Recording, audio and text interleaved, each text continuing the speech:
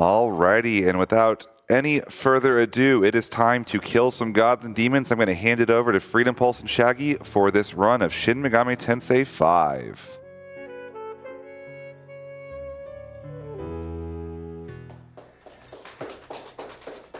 Hello everyone. Hope we're all having an excellent night, day, morning, whatever time it is for you. It's either quite early or quite late here, depending on your definition. Yeah. But I hope we're all ready for to Tensei some Shin Megamis. I'm ready. Yeah. Very ready. All right. Before we get started, though, we do need to close those bid wars on what language we'll be running in and the main character name. So if we can get those real quick. Yep, let me do one last refresh for the official tally. We have for voice language with $75, Japanese. All right. This will be interesting for both Shaggy and myself. We both prefer to play on English, but it doesn't make too much of a difference. I don't think I've ever heard this game in Japanese. It should be a fun experience for me as well. Yeah, that's actually the more popular language for runners, funny enough, is Japanese, and then we're the two weird ones. But if we are good to go, time will start as soon as we confirm our difficulty selection. Give me the main character name before we start the run, because it's basically right at the start. The main character name will be Hehobeno, Hehobeno, and then every other letter is capitalized. Starting with A. Okay. Yeah. All right. Want to count us in? Sure.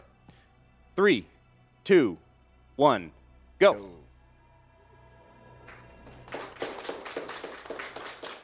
All right. So this is Shin Megami Tensei 5. It was released in November of 2021 globally, which was I believe the first game that Atlas actually did the global release for, which is really cool. Okay. And so capital H, E, capital H, Ho, capital B, E, capital N. Oh, it's capital N. Oh. Hehobeno. Hehobeno. Yeah. That is it. And I guess last name doesn't matter. It's not shown anywhere, so I'll just use a 1. Had to make it as difficult as possible to enter. That was the goal. Yeah. You're testing my skills. I don't normally name MC. Yeah, alacrity test with the Switch keypad. So, at the very beginning of this game, we are your typical high school senior or third year in Japan. And we find out that there's been a number of murders that have been happening in the tunnel system that a lot of students use to get to and from school. So the teacher's like, hey, you should find someone you should walk home in groups so you don't, to potentially get targeted. And we're like, okay, well, let's find people to walk home with. And everyone's like, no, I don't want to hang out with you. You actually have a face texture. That's weird. That's weird. What's going on? Can't have that. So we're like, well, all right, I guess we'll walk home alone. But thankfully, as soon as this game loads the next cutscene, we'll find there are a couple of other people that actually have face textures, and they're more than willing to walk home with us. So here we're introduced to Yuzuru Atsuta, Tao Isunokami, who's the girl in the blue cardigan. I'm blanking on her. Miyazu, who is Yuzuru's younger sister. And we decided to walk home with them. So now the game's just showing us like, hey, this is where your dorm is. This is where your school is. You should go through this tunnel to get to school. We're like, okay.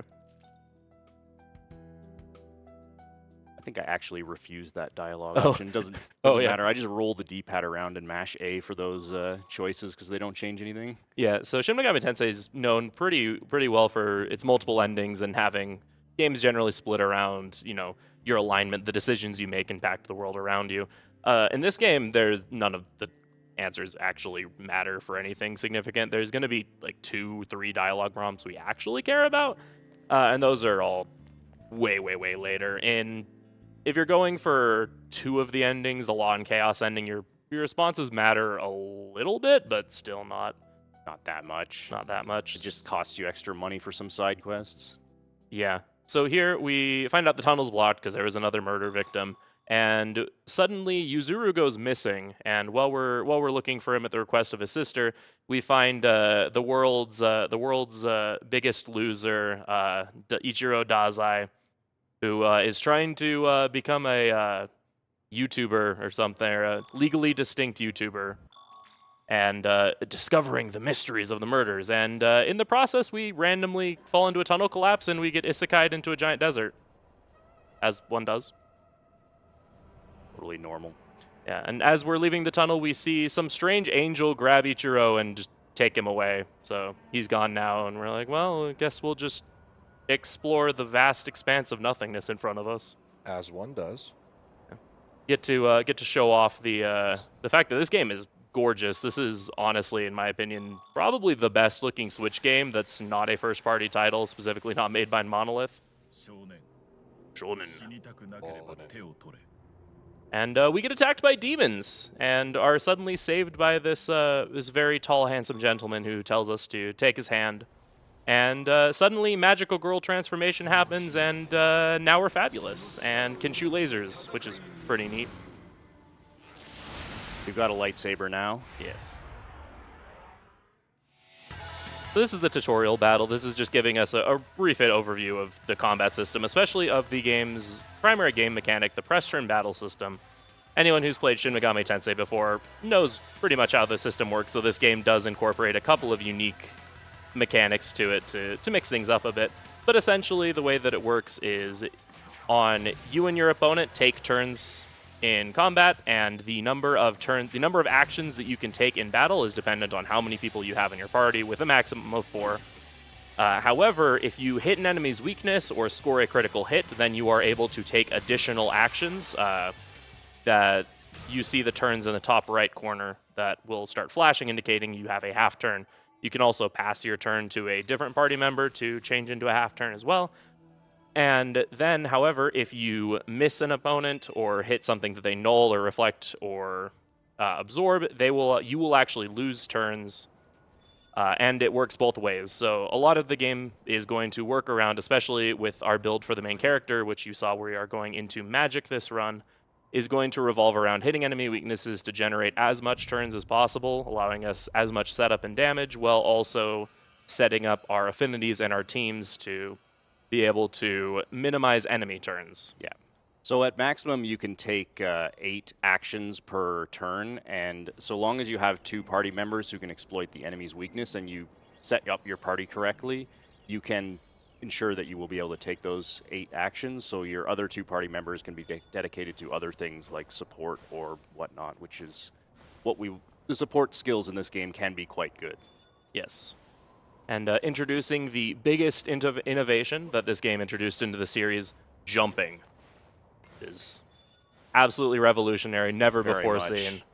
But yeah, there's jumping. There's some rudimentary platforming in this game. You can jump. You can climb on really, really glitchy ledges. Yeah, you'll see some of that later. And you can Naruto run. And who doesn't love Naruto running and seeing your majestic blue hair fly in the wind?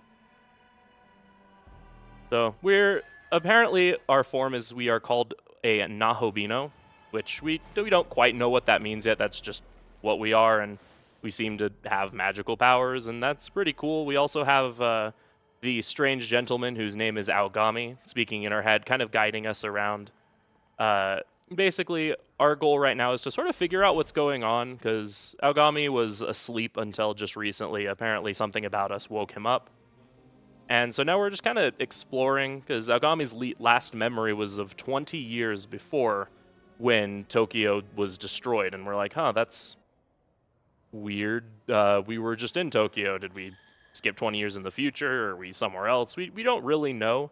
But so as we're just kind of finding a lay in the land, he recommends looking for Tokyo Tower, as that's the highest elevated point in the area, to just kind of figure out what's happening.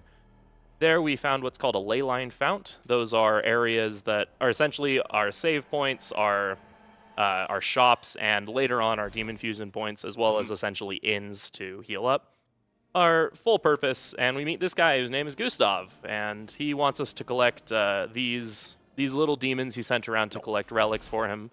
And we really like Gustav, so we're actually going to visit him a second time. Good start. And we actually get rewards for collecting these little demons. They're called Memen, or Memon, or Meme Lords, as I like calling them, because they do funny little dances and they're cute. We will be collecting 10 of them. There's a total of 200 of them in the game, and there's no way we're getting them. The rewards are not that good, and Yeah. they take way too long to get. Each one of them gives you this small little cutscene, which this times 200 would be a lot. Yeah.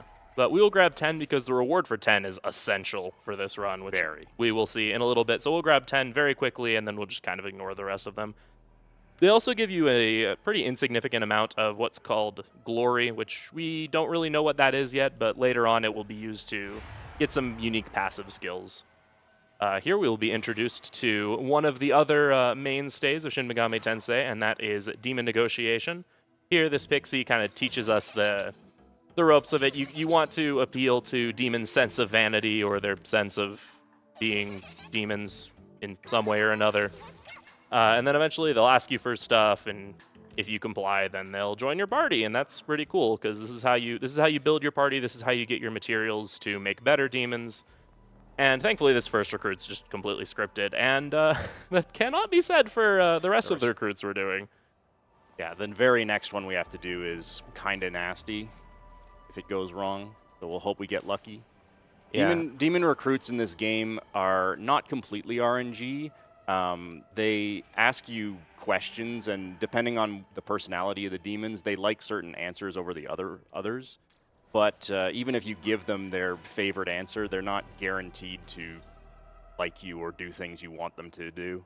Yeah, like I swear I've had runs where I've given a specific answer to a demon 9 times in a row, and they're like, "Oh, that's so cool, I totally agree." And then I pick it one time, like, "What are you talking about? I hate that. I'll kill you now." And you're just like, "What? But what do you mean?" So our first recruit here is going to be this Preda over here. And we're going to see if we can't convince him to join our side. Oh, And- that was not what I meant to do. Whoops. And sometimes they're just like, "No, I don't want to talk to you," and you can just talk to them again. I think that one you say you're right. This one, I think. Yeah, okay. Okay, cool. Unfortunately, I don't have Set that. So once you answer enough questions they will start asking for stuff, and so long as you give them what they want, they will join you. But of course, sometimes they might ask for stuff you don't have, and in that case, they can get mad and start attacking you. But that went quite well. Yes. Didn't ask for much better than that. Yeah, it doesn't happen very often, but there are definitely instances where even that first Praetor recruit, if they just absolutely refuse to join you, or if you get a group of a lot of them, then you just die to the first recruit in the game, and that always feels good. So thankfully, that didn't happen. Here we're going to be encountering another tutorial battle.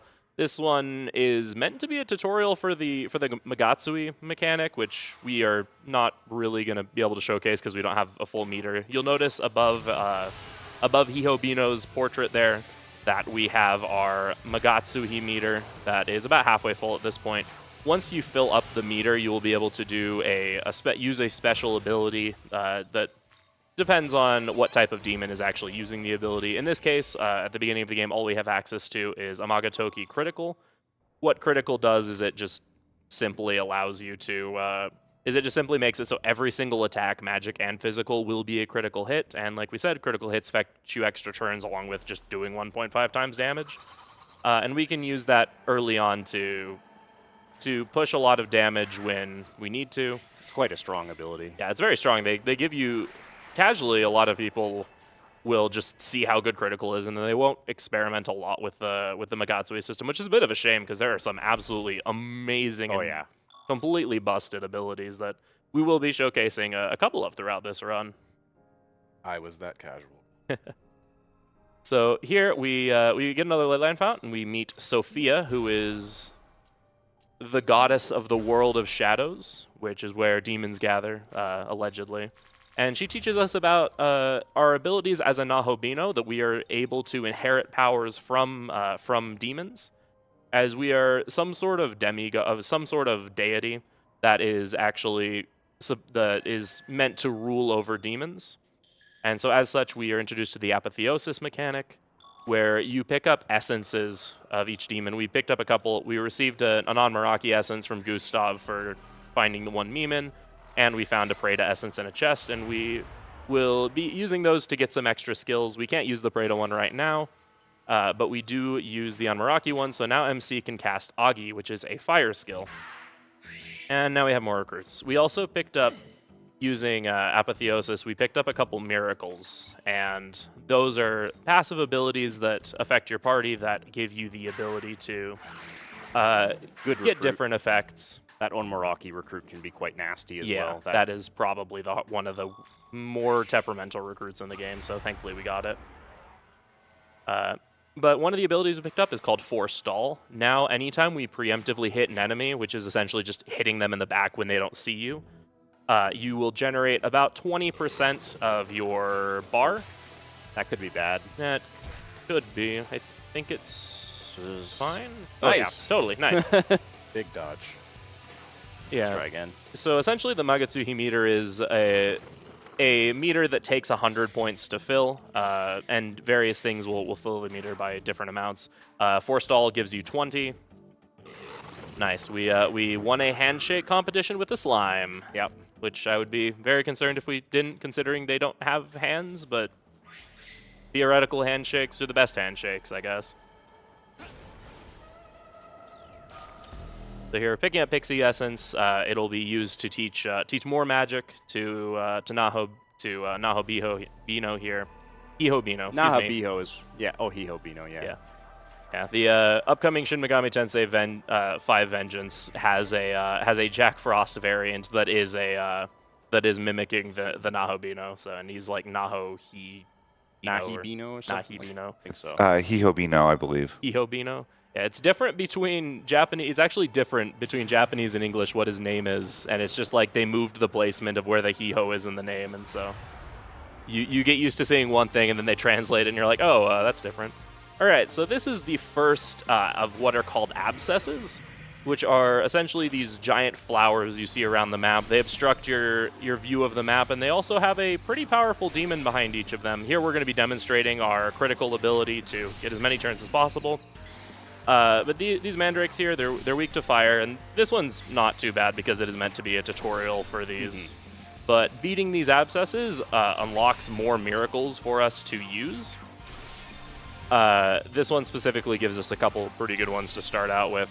And we will be doing a couple of abscesses throughout the run. We'll be getting all of the ones in Area 1 because everything in Area 1 is very nice and will impact the rest of the run after this. After that point, we're really only going to be grabbing like a grand total of 3 more for the rest of the game.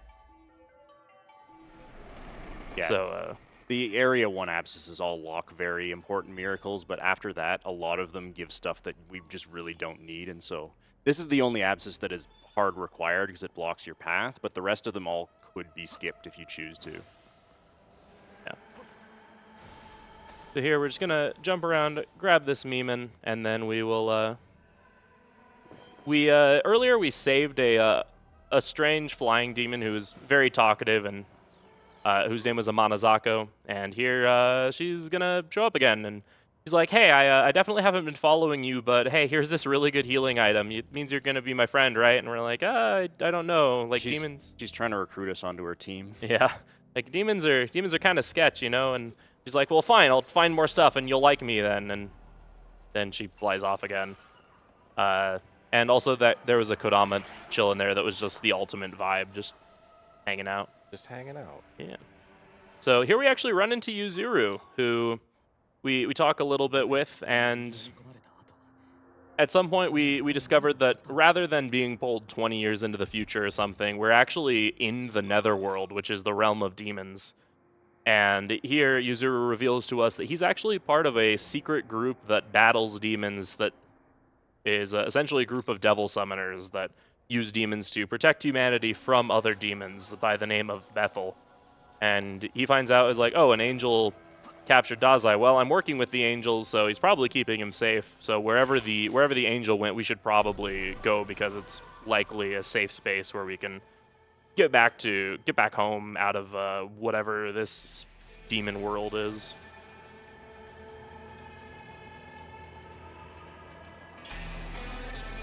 Hey, it looks like we're gonna maybe miss. I'm going to just run out full o'clock, I think, because it should only take like a couple of seconds. Yeah. Oh, Amanazako comes back, by the way, and now she's actually going to join us permanently.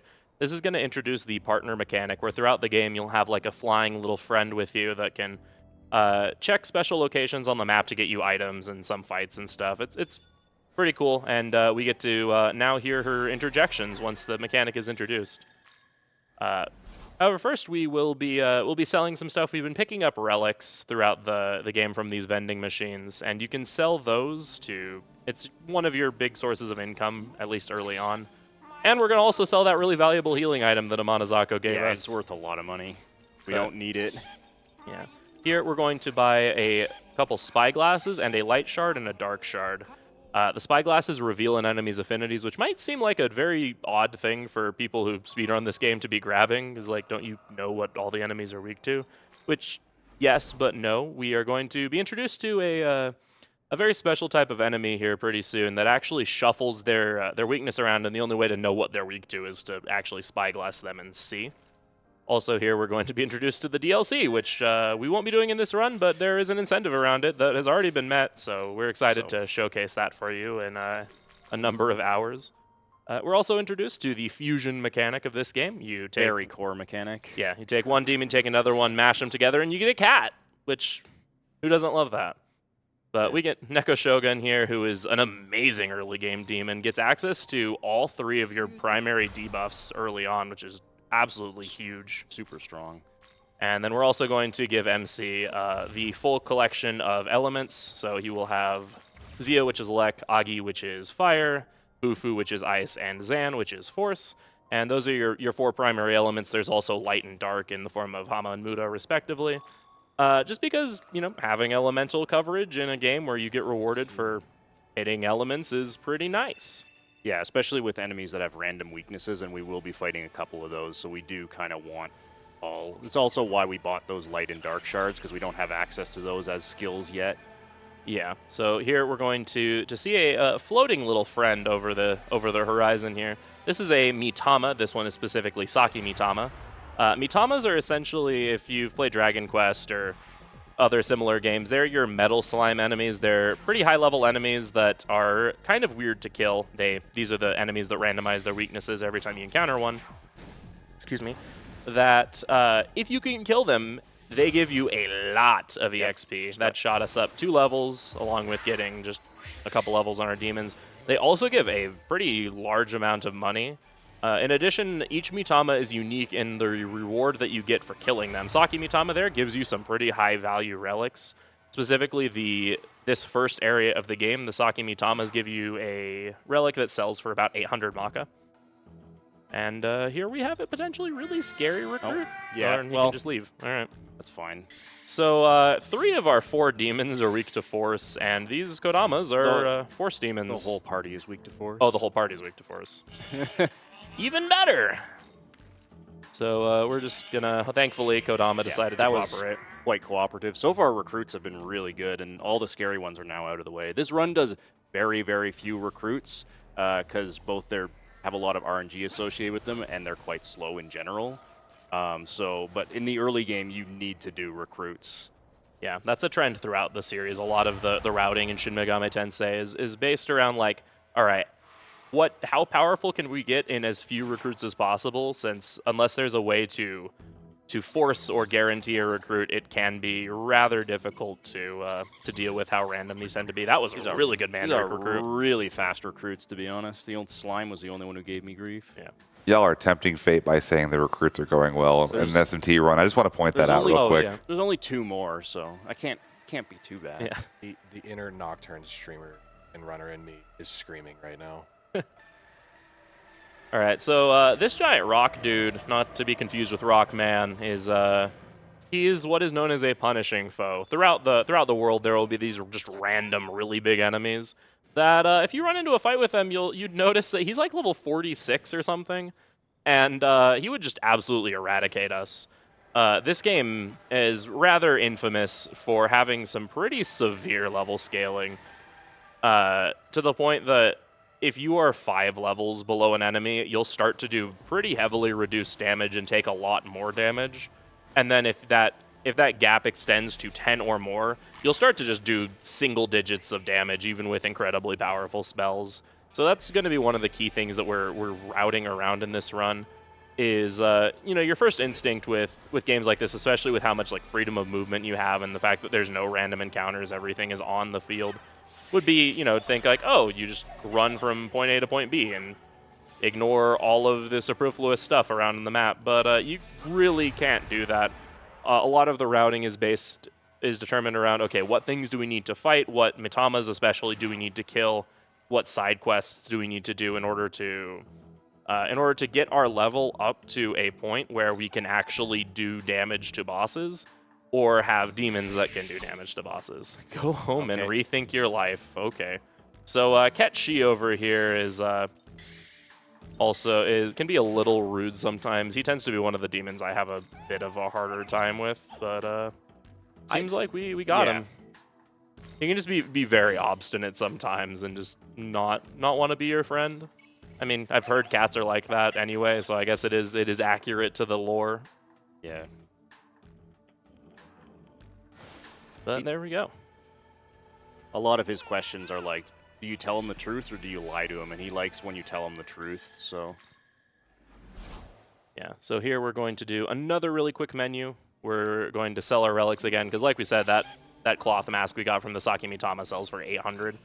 Gonna pick up a few more spyglasses. We're gonna buy these items called force dampeners. Dampeners are a very special kind of item in this game that when you use them, that turn, your entire party becomes immune to one hit of that damage. And like we mentioned, not only is that good for just not taking damage, because having hit points is pretty nice, it also, like we said, whenever you hit something that an enemy nulls or they hit something that you null, you lose 2 press turns instead of just spending the 1.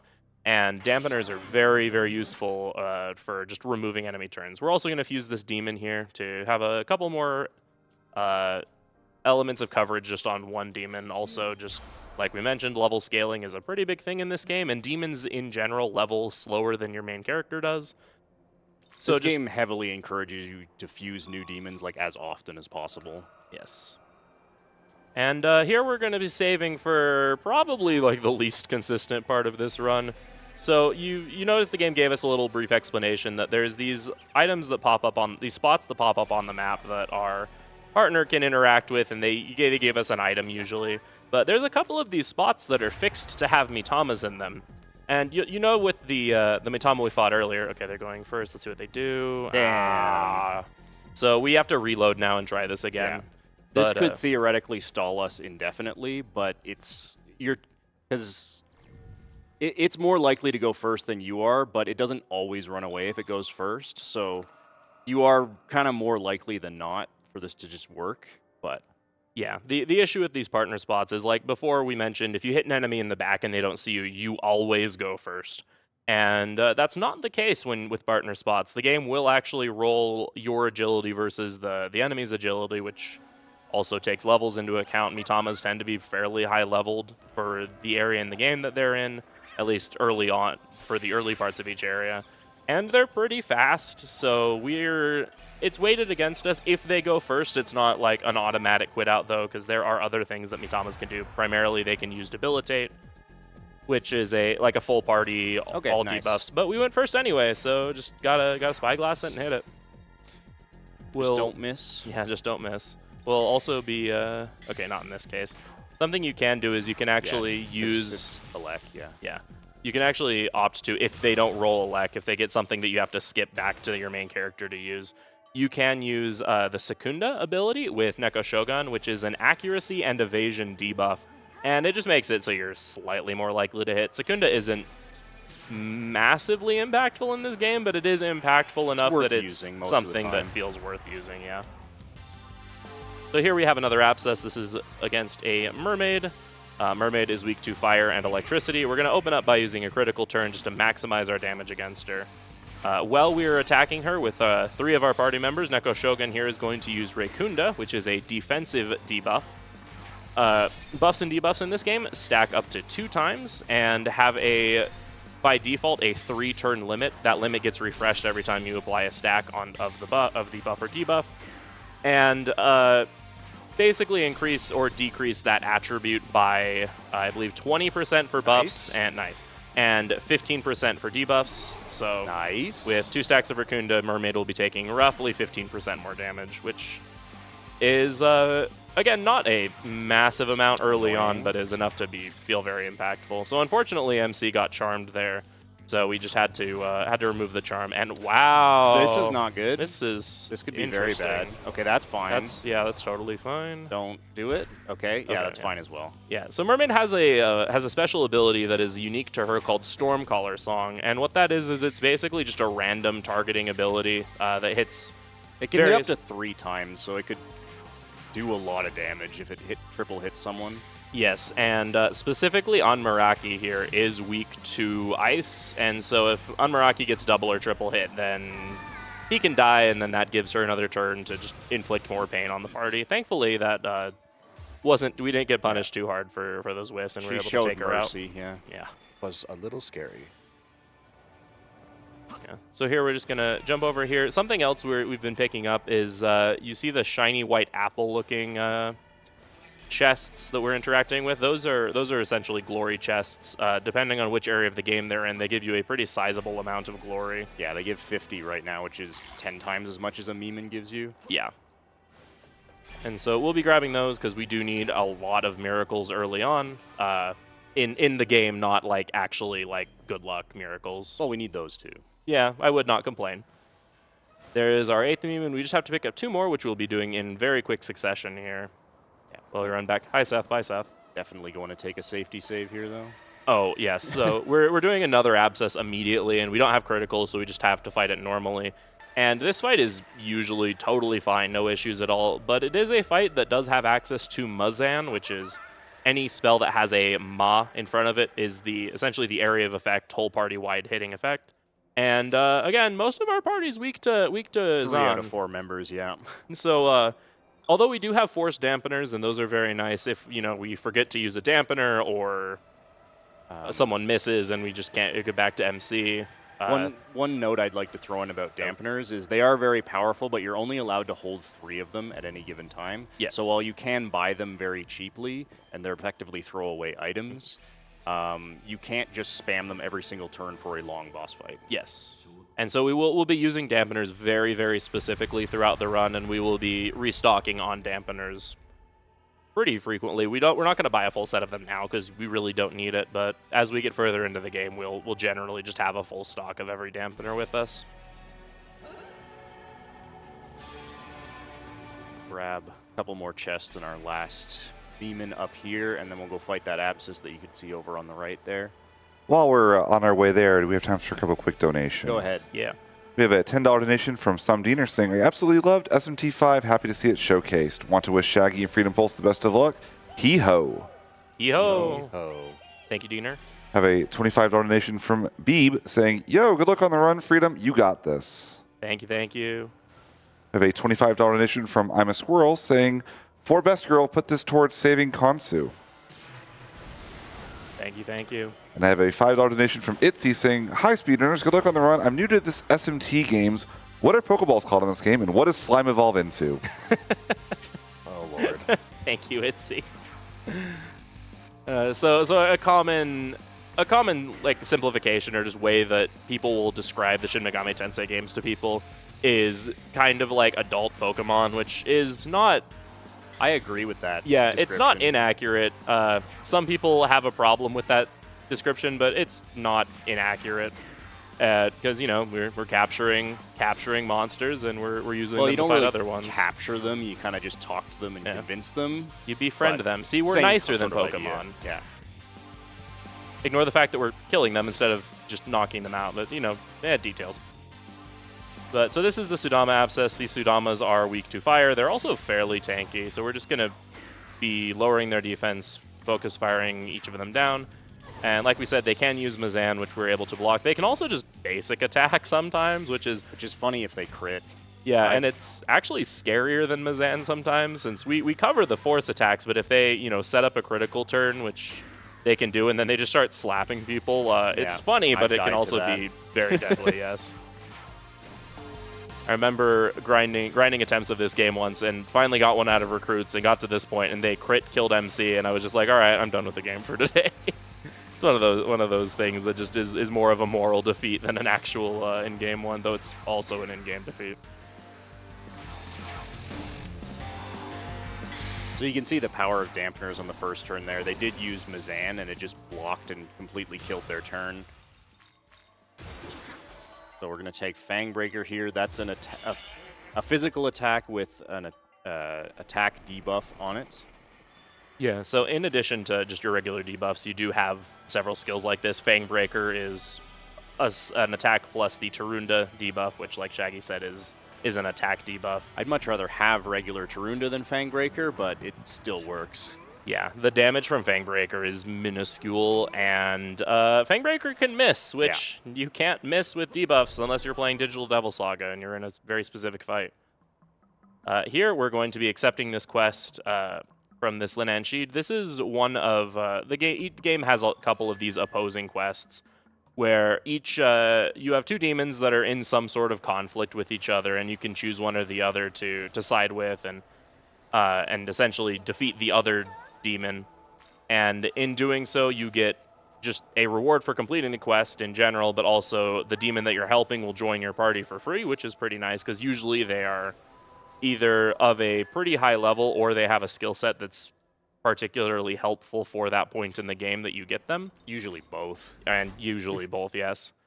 We will only be doing this first one, where you have this Linan Sheed who is essentially granting other demons power, or kind of at the cost of shortening their lives. Whereas there's this Apsaris here that's essentially protecting all these weaker demons, but not allowing them to do anything but worship her.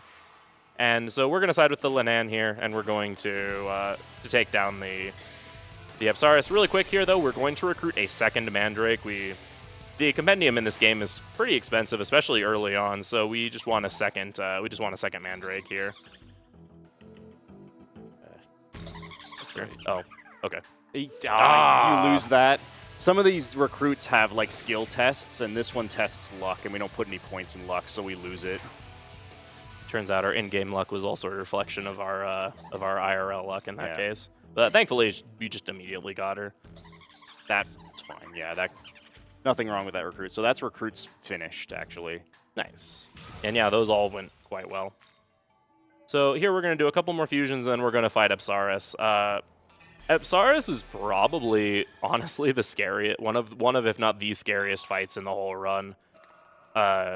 She is quite powerful. She is a fairly high level, and she has a couple of adds that contribute damage to our party and heal her.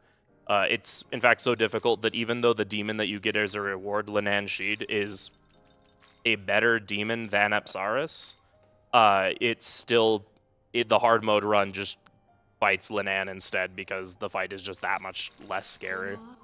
So here we're going to fuse an Angel. You'll notice that there's these plus or minus numbers next to each of the next to these skills on some of these demons. Like Angel has a -4 affinity with Mudo and a plus affinity with Hama. That is affinity. Essentially, the higher your affinity with the skill, like Zeo +2, the more damage that skill will do, and the cheaper it is. In this case, you don't really care about the Mudo affinity. It's just to generate some turns against the adds in the Apsaris fight. Yeah, it's not super important. But later on, affinity is going to be a pretty huge deal. And these mastery miracles that we're picking up on our MC here essentially grant affinity to the main character. I forgot to do my shop stuff first. Do it now.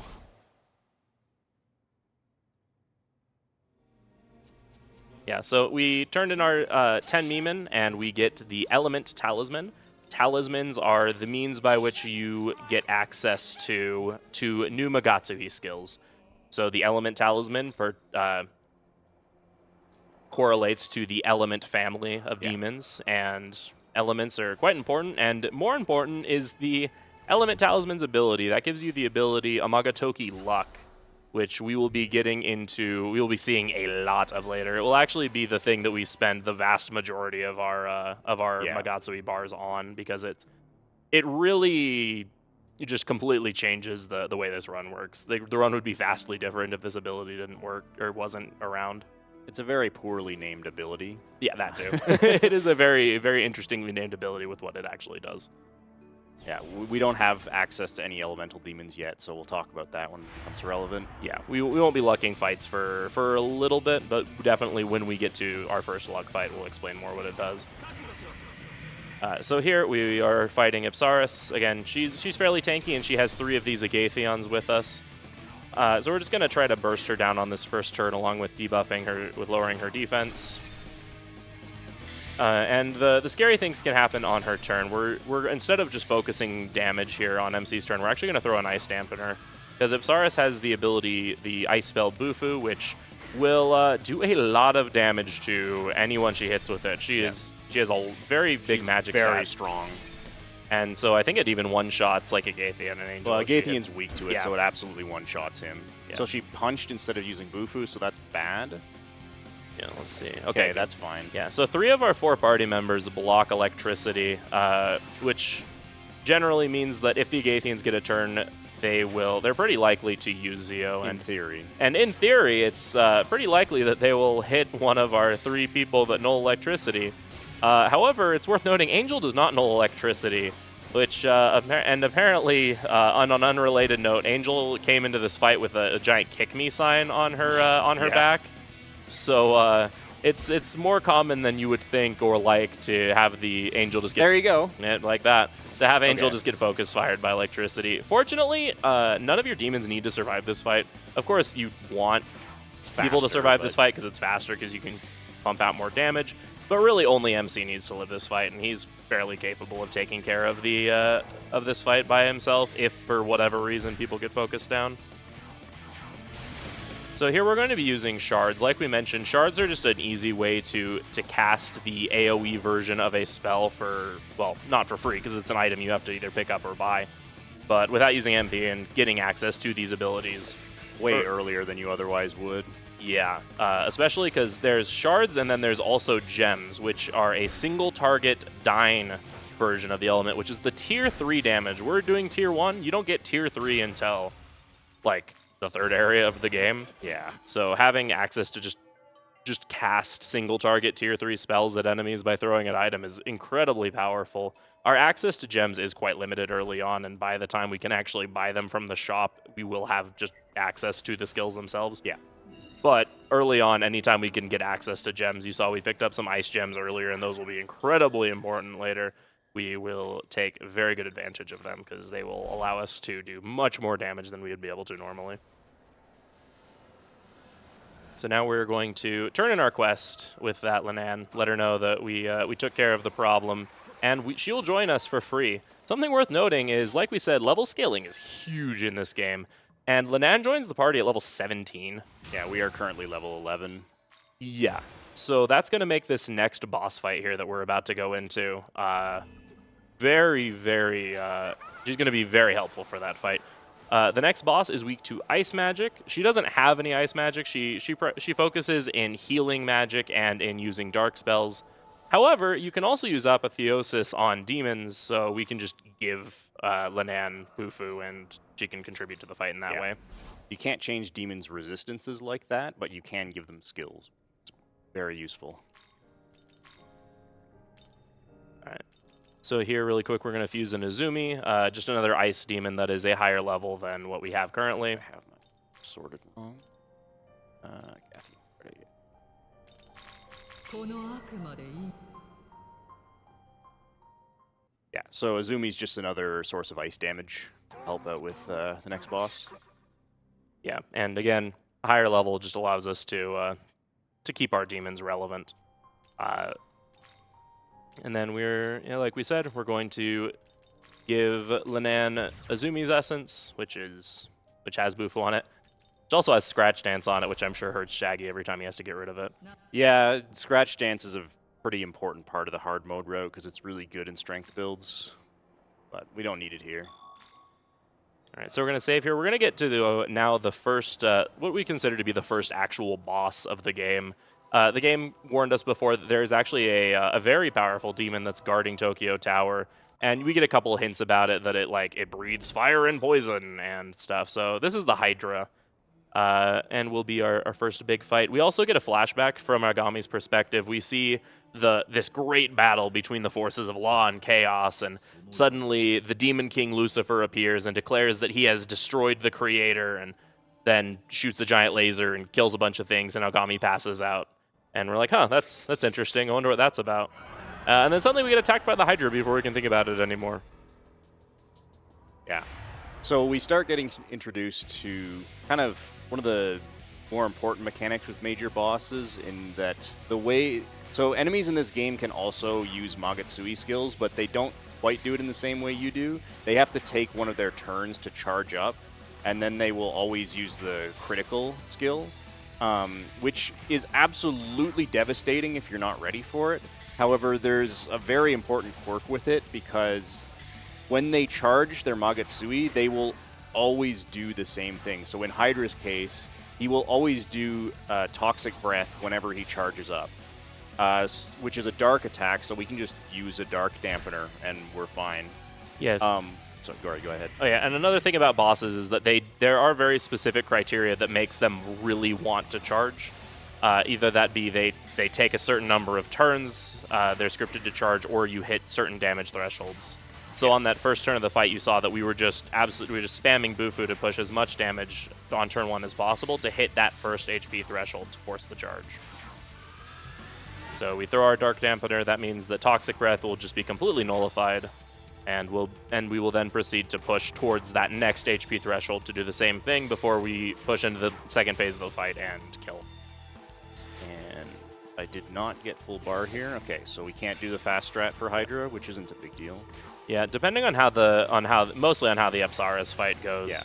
Yeah. If the fight, one of the things is if that fight goes kind of poorly and you have to take a bunch of extra turns, you can get your full meter here a turn early and just push into the second phase to completely skip the second critical altogether. What you really don't want to do is push to the critical turn and then go into phase 2, because then the fight just goes completely off the rails and bad things can happen. If you push him into phase 2 while he's charged up, then he won't do the Toxic Breath. He'll use Frenzy instead and crit you really, really hard. So I'm essentially going to have to sandbag here and stall out a turn because he's right above the HP threshold where he wants to charge. So I'm going to throw a Dark Dampener. Yeah, we have a visual cue, thankfully, on Hydra's health bar to tell where the phase change is. If you look his health bar, next time it pops up, is just slightly at the final question mark for its HP number. Yeah. Once you push past the displayed HP number, that's just question marks in this case, is roughly where the phase change happens. Yeah. So now we're going to pop critical turn and we're going to push deep into phase 2. And this is also where we'll throw some ice gems because they do way more damage. Yeah, see 100 at 8 versus like we were doing like 30, 40 damage prior, so that's more than double. In addition to the critical hits. And so there, we're now in phase 2. Hydra's heads get burned off, even though we're throwing icicles at him. I guess freezer burn, maybe? Something like that. And yeah, so we're into red HP. You can't kill in this turn, unfortunately. Yeah. But you can get really close, so we just have to eat one more turn of attacks, and then we'll be able to finish up next turn. Yeah, I throw a Fang Breaker down there just for a little bit of safety. Yes, because even without Critical Frenzy can do quite a bit of damage. It's another... Yeah. If it misses someone, we're completely fine. Yeah. So we should be able to easily finish this turn, and that was a good Hydra fight. Yeah, unless we... Very good. It would take multiple misses to lose at this point. Yeah. Okay, yeah, we're good. Nice.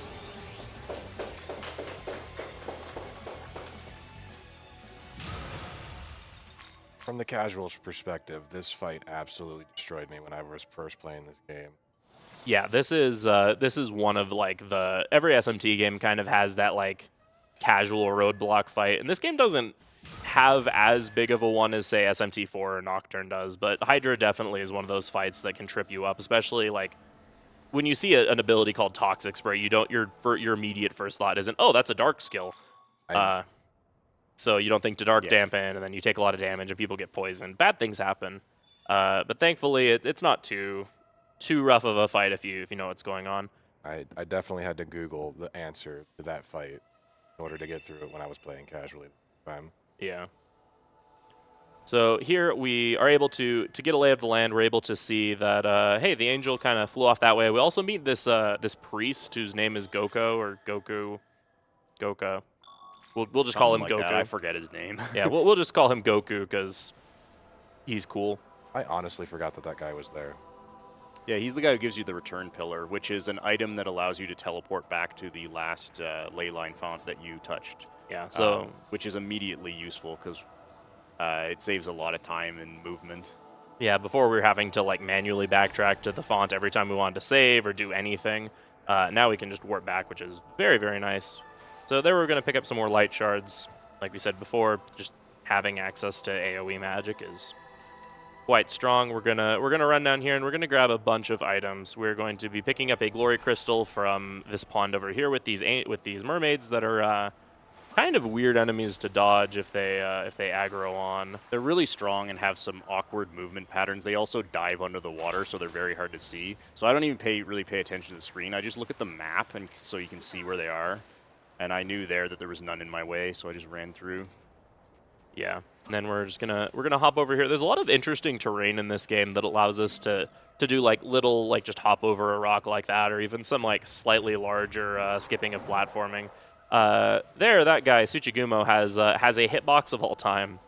It's a good one. I hate that guy so much. It is a very well and accurately displayed hitbox that definitely can't just hit you when you're like, a mile away from him or anything. And he definitely doesn't teleport you to his location either. That's a great clip. Never happened to any runner of this game ever. Shoutouts to John Perry, yeah. Yeah, there's a clip of him just getting teleported into a Tsuchigumo. No one's ever been able to replicate it before or since, but it's happened, and there's proof of it, and it's really funny. Here we're going to be introduced to the statue mechanic.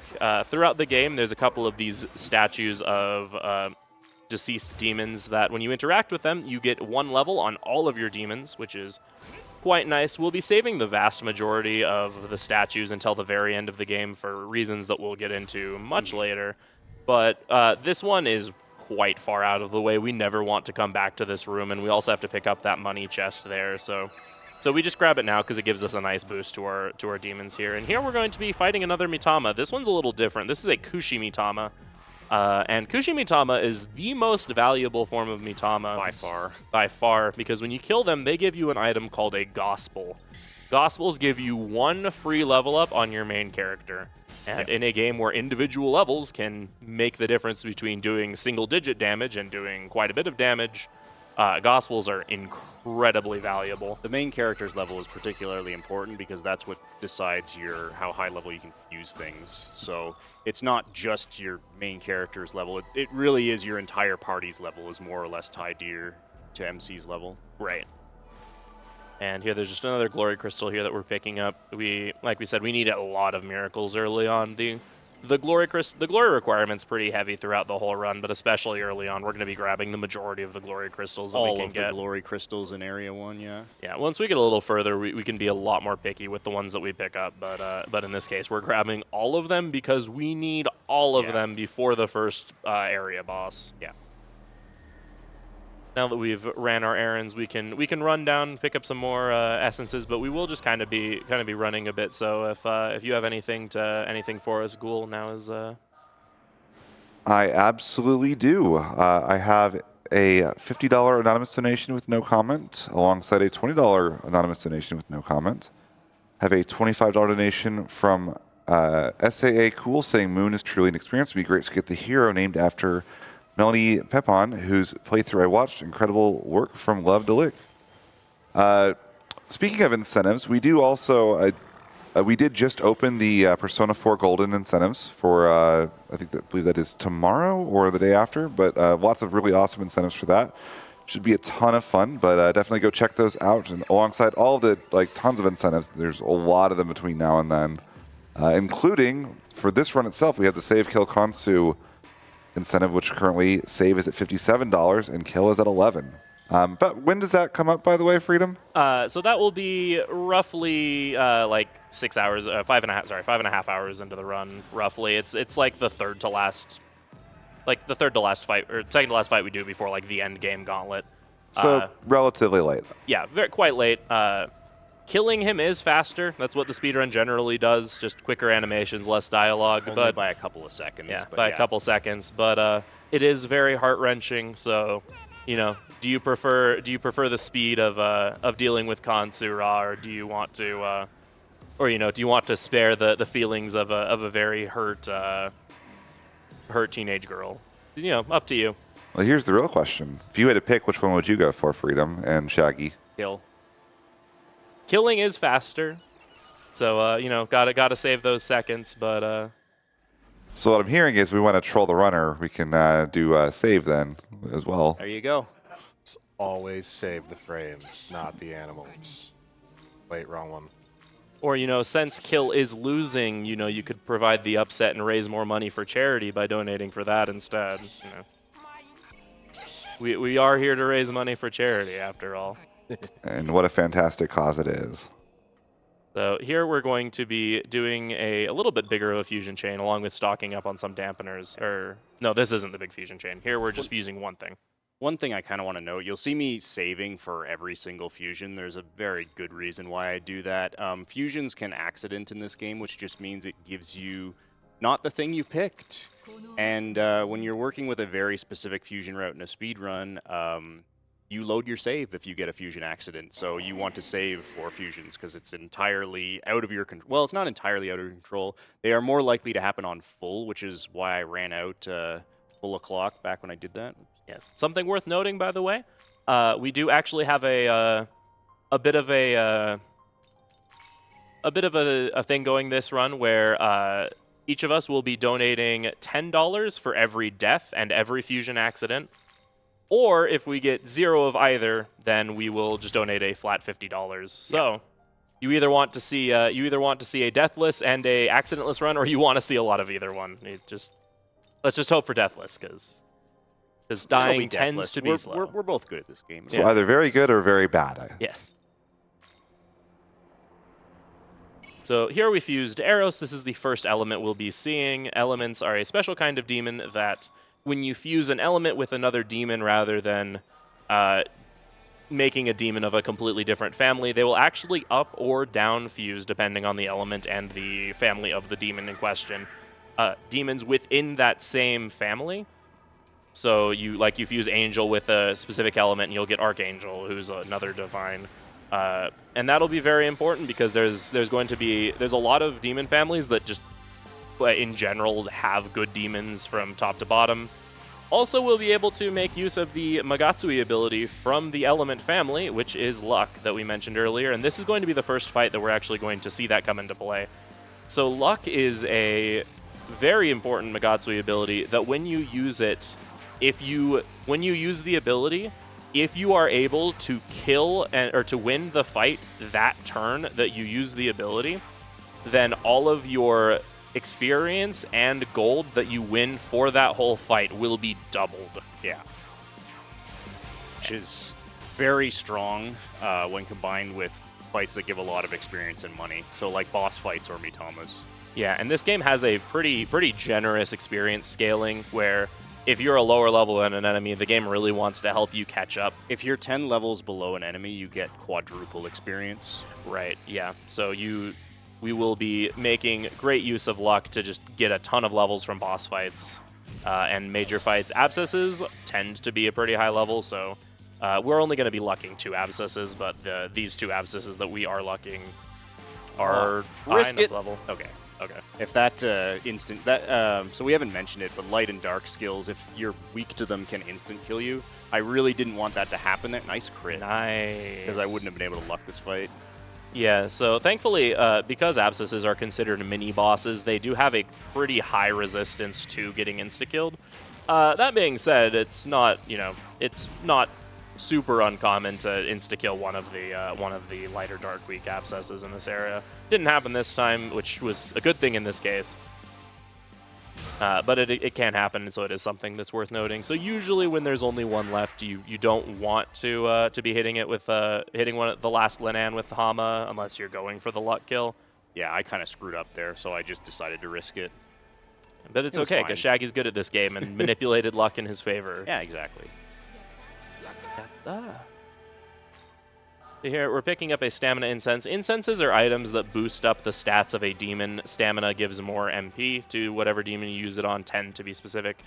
And we're also picking up this item here, which is an electric sutra. Sutras just give extra affinity to demons that already have affinity with that element. So if you have a demon with +1 elect affinity, it boosts it to +2, which again gives more damage and lowers MP costs at certain thresholds of affinity. Here we're going to be fighting an Ara Mitama, which is the third type of Mitamas.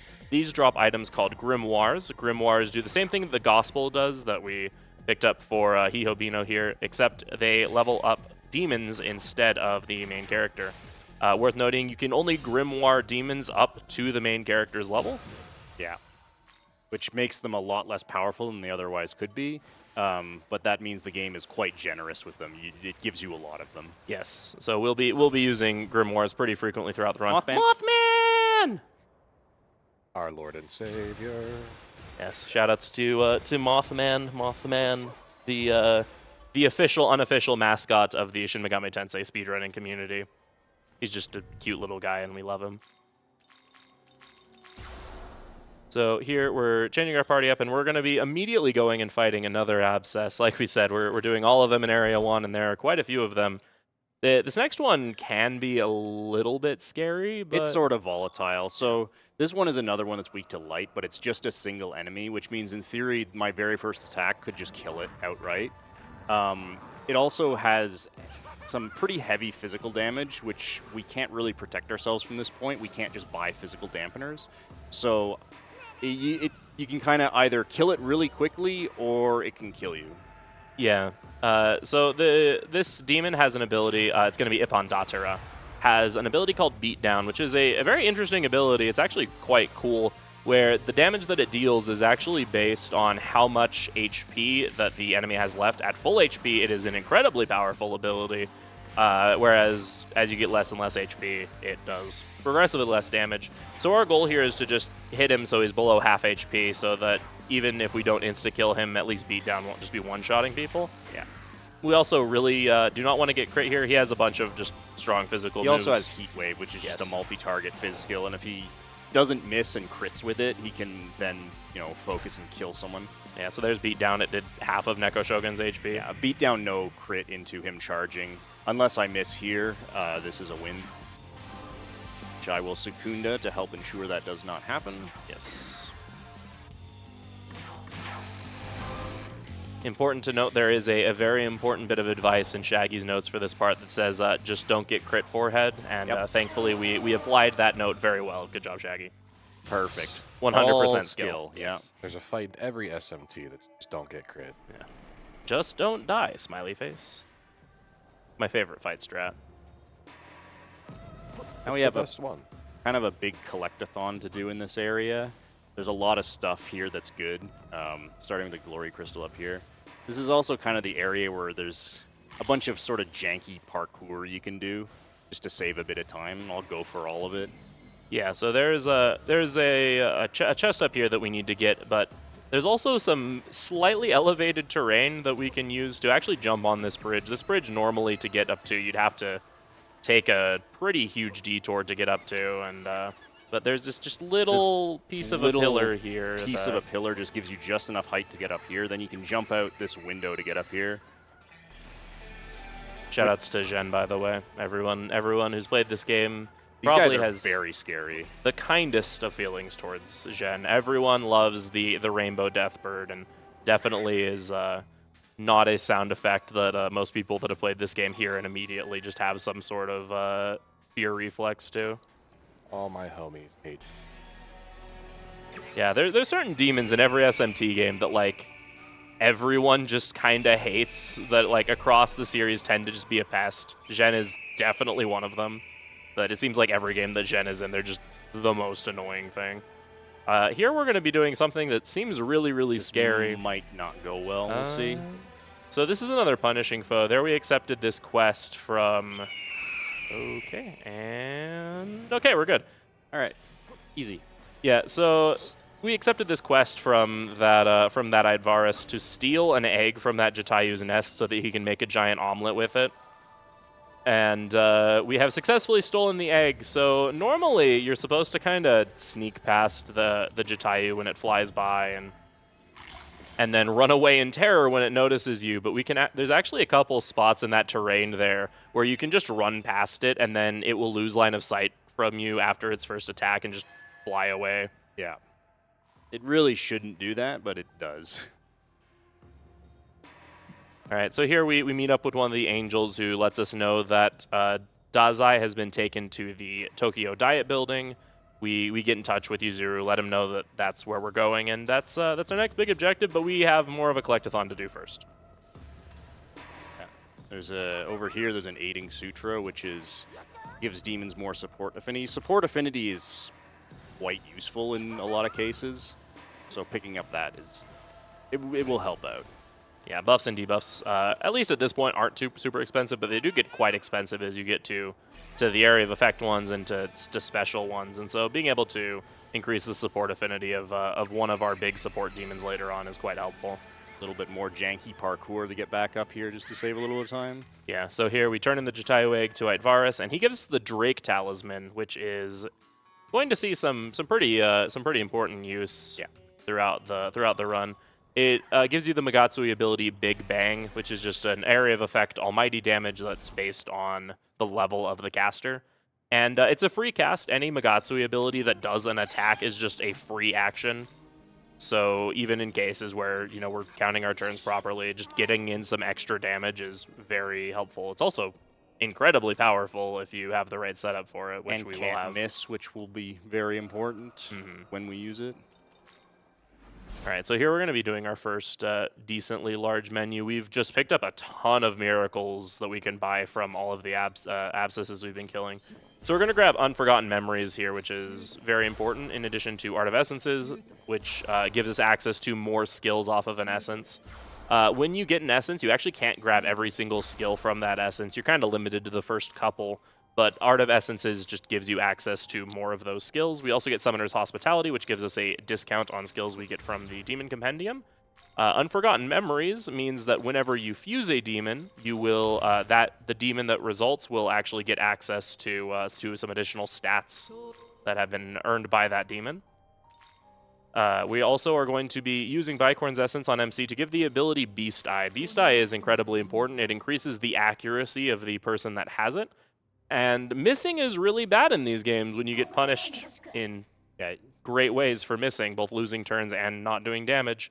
So Beast Eye is going to be one of those skills that pretty much every demon from a little bit onwards to the end of the game that we'll be attacking is going to have. And since MC is our big damage dealer for the first chunk of the run, it's important that we get that on him as quick as possible. We also, while we were doing that, we got our first skill slot upgrade for the main character. You initially are limited to 4 skill slots on your MC and on your demons, but you can get abilities from abscesses that will give you additional skill slots. So now MC has 5 skill slots. We also have the ability to get 5 slots on our demons, but we're going to delay that a little bit just because we don't have the glory for it right now. We don't really need it at this point. And those are going to be the big thing that we're going to be going for from abscesses for once we're out of area 1 and we only take 3 more abscesses. 2 of the 3 abscesses that we fight are 4 skill slots. The late game builds use a lot of passive skills in this game, so you need a lot of skill slots to fit all the passives in. Yeah, for reference, and we won't spoil too much now, but once we get later on, we're going to have a demon with essentially 1 attack skill, 1 support skill, and 5 passives, and we need all of those passives, which you'll see later why that's important. That was a spawn. That scared me. Those Herbarians, they look really cute, but they will punch you in the face and very, very emphatically continue to punch you in the face until you are no longer living. Yeah, at this point in the game, you really don't want to get into unintended encounters because you don't have, for Furry, the guaranteed escape skill yet. So getting stuck in an encounter can result in death pretty easily. And our flee rate, even though we're playing on normal mode, is still pretty low, especially as we get further into the game and are a lower and lower level compared to everything else around us. We never really have a particularly good run rate from unwanted encounters, so it's very important to just avoid fights until we have access to Trifuri. Also, if enemies hit you, then they tend to go first, which means that you can eat a lot of damage and potentially die, which, you don't really want to see. So here we have Shisa. Shisa is weak to fire, and they're quite tanky, actually. Yeah. Fortunately, they almost always use elect skills, so elect dampeners are very strong against them. Yeah, so we're just going to be bursting them down, and this is the second fight that we will be using luck on just to take advantage. They don't give a ton of EXP, but when you... We're pretty starved for experience at this point, so... Yeah, it gives just enough extra so that we can get our... so that we can, with the EXP from here, we can just take like 2 fights to get another level, and then use the gospel we picked up, because we have a very specific level goal in mind that we need for the next boss, and so we want to get to that as quickly as possible, and this is just one of the important steps to getting there. So it's worth noting that since only elements can use luck, you do have to switch one in whenever you want to use it. Yes, and only the demon of the family that has that ability can actually use it, unless you get a very specific miracle later on in the game that we will not be picking up because it's super far out of the way, and from a really annoying fight. So there's a lot of the end of fight strats really revolve around figuring out, like, okay, how do I swap this demon? How do we swap the element in, get to their turn, use luck, and then kill immediately afterwards? Which sometimes can be like have a fail range of like you have to kill in one attack after swapping in the element and using luck. Not to be confused with the elephant. That's different. It's very painful if you miss while trying to luck a fight. Yes, because you lose all of your bar, and I mean, luck wears off after 1 turn, so you would have to build up your entire bar again, or just live with not lucking the fight. Okay, getting 2 Epons here this is actually good, assuming I don't die. So these Epons are regular enemy Epons, making them much more vulnerable to instant kills. There, I got one. Ideally, I can kill both of them. They're considered big enemies, which means they get 2 press turns. So if they were to both get turns, then they would actually have 4 press turns. Very scary, because they still have the strong Fizz moves. So yeah, here we hit level 17. We're going to immediately use a Gospel and just kill another Epon Datura immediately. This will get us to level 18, which is exactly what we need in order to fuse our party for the next couple of fights. Yeah, it's worth using a Gospel here. Generally, you want to save your Gospels to the late game because they're more valuable, but the next boss is kind of strong, and level 18 is a very large power spike, so it's worth using a Gospel to rush it. Yeah, there are a lot of really good demons that are specifically level 18. Yeah. Like, I'm going to fuse a fully level 18 party for this next boss. Yeah, there's a surprisingly high number of instances like that. Level 31 is another instance, which we'll see later, where we route the entire next area around hitting that level. There's a number of instances where it's just like there's just one level that the game, I guess, intends you to hit, and that's where all the strong demons are. Yep. So here, really quickly, we're grabbing Warrior's Conception, which is the other really, really big miracle that's going to make a huge difference through this run. Warrior's Conception, you'll notice we're registering our demons every single time we fuse, which might seem weird considering that makes them more expensive to buy back because they're a higher level, they have more skills, etc.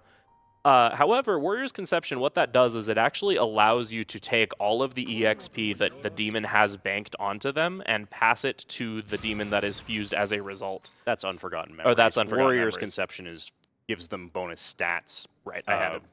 Using that same mechanic, though. Yeah, had it a little backwards, but they're both incredibly important. But yeah, the combination of Warrior's Conception and Unforgotten Memories means that we're able to just continue to build EXP on all of our demons. That just makes every fusion we do make the next demon up just progressively stronger, which is incredibly important. It also means we're able to just get access to skills. Oh yeah, so wasn't sorted correctly. That's why I'm confused. Yeah, so we fuse Archangel, who's just a decent attack demon. Has access to Agilao, which is... well, we never use Agilao on him, right? But we give him Agi, so he's got good fire. He's got fire and light affinity, which are the best elements right now. Right, I was getting him mixed up with other demons. But here we also fuse High Pixie, who has some good skills and is just useful. She's also an ingredient for a special fusion later. High Pixie? No. Is she? Oh, no, I'm, again, thinking of a different game. When you run these games in like interchangeably, there's a lot of things that like are true in one game that aren't true in another, and I have ran almost every single modern SMT game, and so sometimes the brain just is like, oh yeah, this is true, and then it's like, wait. But Andres here, we were able to actually fuse him with all 3 debuffs, which is incredibly important, and he has a decent MP pool to support that. We fuse him with 2 debuffs and then use the Apsaris essence to give him the 3rd, but yes. He's basically our Neko Shogun replacement because Neko Shogun is a bit of a liability at this point because he's very low level and weak to fire. Yes. He's also weak to force as well, and the fire and force are the 2 elements the next 2 bosses use, so we need a replacement for him, and Andros is convenient. And High Pixie is just a fairly strong magic user who's easy to fuse with what we have. Right. Shoutouts to Ipondatra's noises, by the way. They're pretty good. They're quite lovely, and for some reason they're like Really, coming really in way loud. louder than like everything else in the game, which is just how this game is sometimes. And so it's just fun. You're running around and you just have Ipondatra screaming at you, and you're like, oh, great. So here we're going to be, we talked to those angels there that are blocking the way to the diet building, and they're like, hey, you look like a demon. Demons aren't allowed near the diet building. And we're like, oh, well, that's not very nice. Can we go anyway? And they're like, well, fine. There's some followers of chaos over there, and if you take care of them for us, then we'll let you through.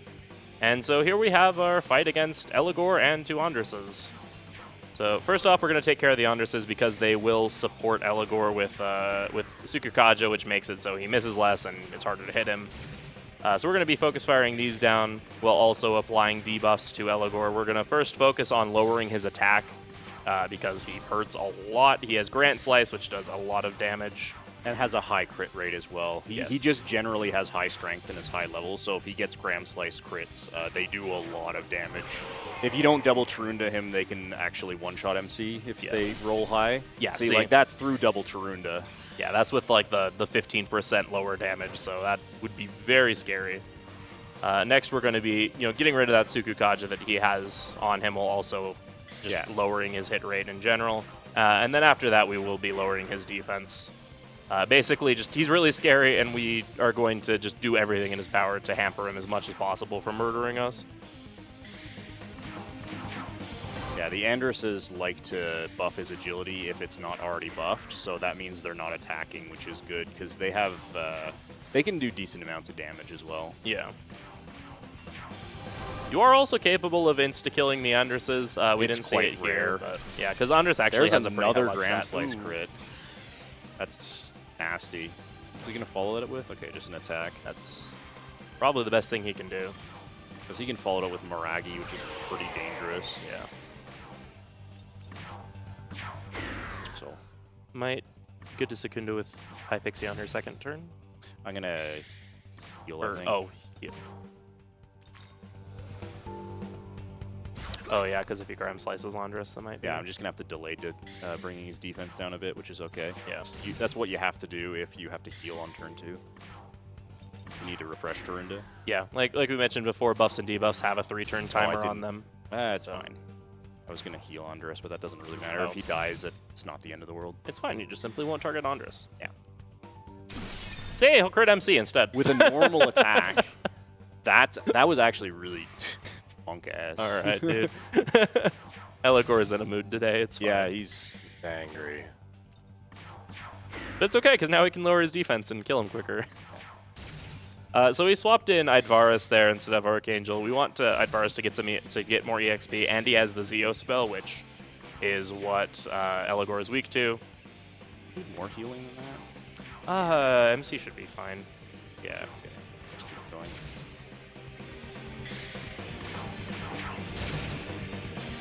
He just won't Gram Slice crit MC again. I love that we have to clarify again, because it's happened so much already.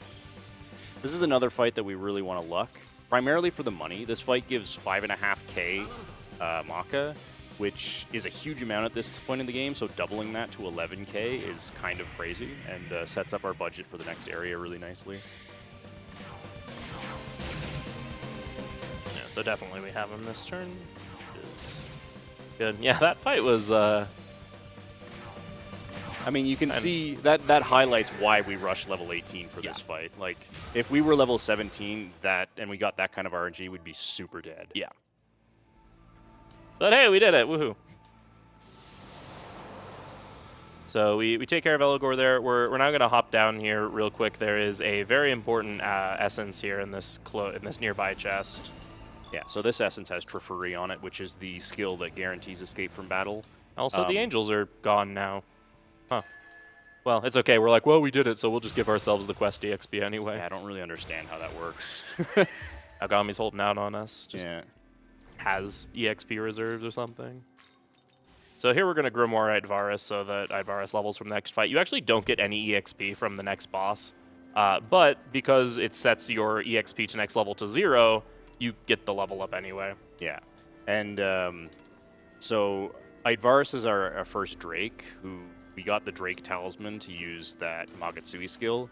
The damage that skill does scales with level, so pumping Drakes up in the level a bit just makes it more useful. Yeah. Some more very important essences around the diet building. We have the essence for Pyrojack, or Jack-o'-lantern in this game. We'll probably just always call him Pyrojack. Pyrojack. He's Pyrojack. Yeah, and now we will be doing some setup for the first area boss. Yeah. So we're going to be buying Ketchi from the Compendium just to soak up some EXP for Unforgotten Memories shenanigans later. We're going to be grabbing Fell Swoop, which is another meter building ability. Every time you hit an enemy's weakness with you gain, I believe it's 2 points of Magatsui meter. I It's don't remember, yeah. not a lot, but it's enough that, like, if you're hitting an enemy's weakness every single turn and you're doing that like 6 to 8 times a turn, it just helps you build up meter just that much faster. We're also going to be giving Trifuri to Eros so that in the next area we can actually start running from fights. And changing MC's affinities. So we also grabbed the ability Divine Amalgamation, which allows MC to actually swap out his affinities. He starts out Nulling Alek being, Nulling Alek resist light and then weak to force and dark. Yes. And this next boss really likes using force damage, so it's important that we throw on that Sudama essence so that we now null force. Yeah. Now null force, weak to fire and ice. All right, so we enter the diet building. We find that there was an army of angels here that are all just dead now. And then we are introduced to a very important character. This is the mother goddess Nua, who definitely makes an impression. Oh, she's also called Joka in the Japanese version. And this is Nua. This is the first major, big boss fight in the game. And you'll see we're going to do damage to her, and it's going to look a little scary. We do 78 damage, and you didn't see her HP meter move at all. Massive HP pool. Thankfully, her HP bar is kind of a lie. We only have to take out half of her HP. That being said, getting through half of her HP is still going to be quite the endeavor. We're going to open the fight. We're going to use an Elect Dampener because she always uses Mazio on her first action. And we're going to be setting up our debuffs in a very specific way. We're going to debuff her defense first because we need to do a lot of damage. But we're also going to cast 1 Secunda on Hypixie's turn. This is going to give us a nice little pattern here where now on Andres' turn, we can actually alternate between just using a Secunda or using a Racunda, just to keep each refreshed. We really don't care about lowering her attack at all. It's kind of helpful, but it's not a big deal. Yeah. So one thing we haven't said yet is that if you auto battle on your last action, the enemy's turn will be a lot faster, but that means doing a normal attack on your last action, which is often not what you want to do. But in this case, we can set it up so we can do that and then just speed up her turn a lot. Yeah, so a lot of the time she'll just she has a tendency to just target the main character with Zanma, which is why we want to null force. But if she does that, if she's able to get a second turn in, she will charge Magatsui for an ability called Sacrifice of Clay, which is just an area of effect force attack. Yeah, so you can block it with a force damper. Yeah, and we'll just continue to pelt her. Eventually our demons will start, some of our demons will start to run low on MP. Specifically, Eidvarus is using this ability called Mirage Shot, which is nice crit. A stronger fire attack that single target and also has the Mirage ailment attached to it. Yeah. Ailment, yeah, sorry. Yeah, ailment. Debuff. that lowers accuracy and makes you sometimes target the wrong enemy, which we kind of don't want to actually land, but Yeah, we don't want to actually Mirage her. We just use the skill because it's stronger. yeah.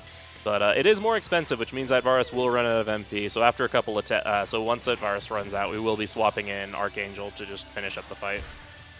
Yeah. If all goes well, I won't even bother to do that because she'll be so close to dead. Nice targeting. That's fine. That wasn't even a Mirage thing. That was just her being weird. But Yeah. thankfully, she targeted Hypixie. If she hits Varus with Zanma, generally we'll just one-shot. Yeah, 'cause- Varus gets one shot. I think Andrus lives with a tiny bit of HP, and Hypixie resists force, so she lives no problem. Yeah, it might be a range on Andrus, but Yeah. either way, the other nice thing about this fight is we are able to build full meter, which will be nice for the first fight of the next little segment.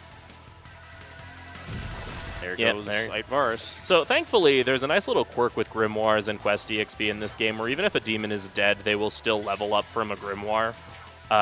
Normally, dead demons don't get any EXP, but just in this case, grimoires are special. go. And there we go, and there's Nuant down. So here, now that we have finished up Area 1, we fight with Nuant, then where our fight is interrupted by this very angry-looking man by the name of Shohei Yakumo, also known as Great Value Raido. If you know, you know. And they basically are like, demon are a plague upon the earth, and they should all be destroyed, or even angels should just be destroyed. And we're like, oh, okay, whatever you say. And then they leave, and they're like, oh yeah, by the way, you can get back to the real world by using And a this terminal. is where we're going to hand off the controller for the first time, which means we use quite slightly different control schemes, so I need to change the button mapping to what Frito uses. There we go. Hand it off. Great. All right. And so now we are swapping to my portion of the run. I just need to, I can't rearrange my party yet, so Yeah, don't worry about it. Just wait for the heal first. yeah. And so at this point, what's going to happen here is we're going to run into Dazai. We'll find him again, and he's kind of cowering in this area. And we decide to move forward, and we will find this strange object that once we interact with it, will actually bring us back to Tokyo.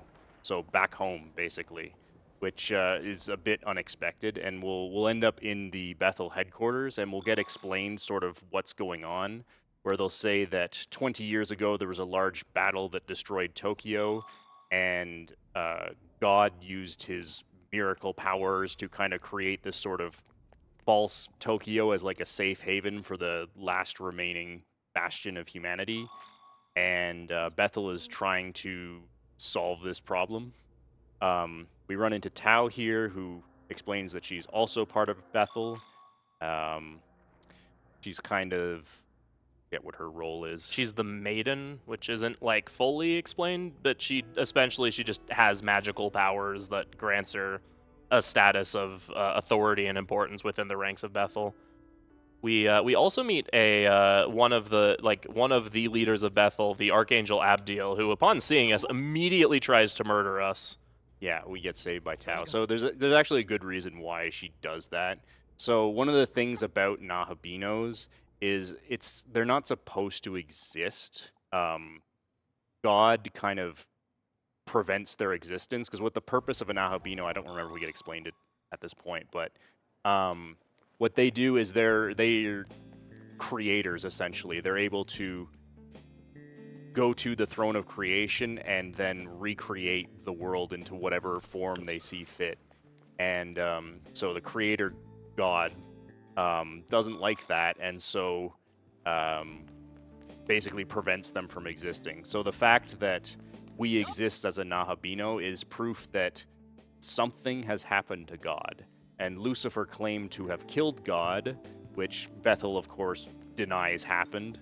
But we are sort of evidence that Lucifer might actually be telling the truth. And Abdiel is very upset about that, and so doesn't like us very much. Yeah. We also the object that we touched to return to Tokyo was definitely not a very obvious Nocturne reference. No, not at all. Nothing in this game is a Nocturne reference. What are you talking about? So here we're going back to school because you discover that the world apparently ended, and you just got to get your education. It's important. Go back to class. Yeah. So here we're introduced to a very interesting story arc. Yeah, sort of subplot, a sort of bullying-related subplot. So there's this girl named I can never Sahori. Sahori, that's her name. Yeah.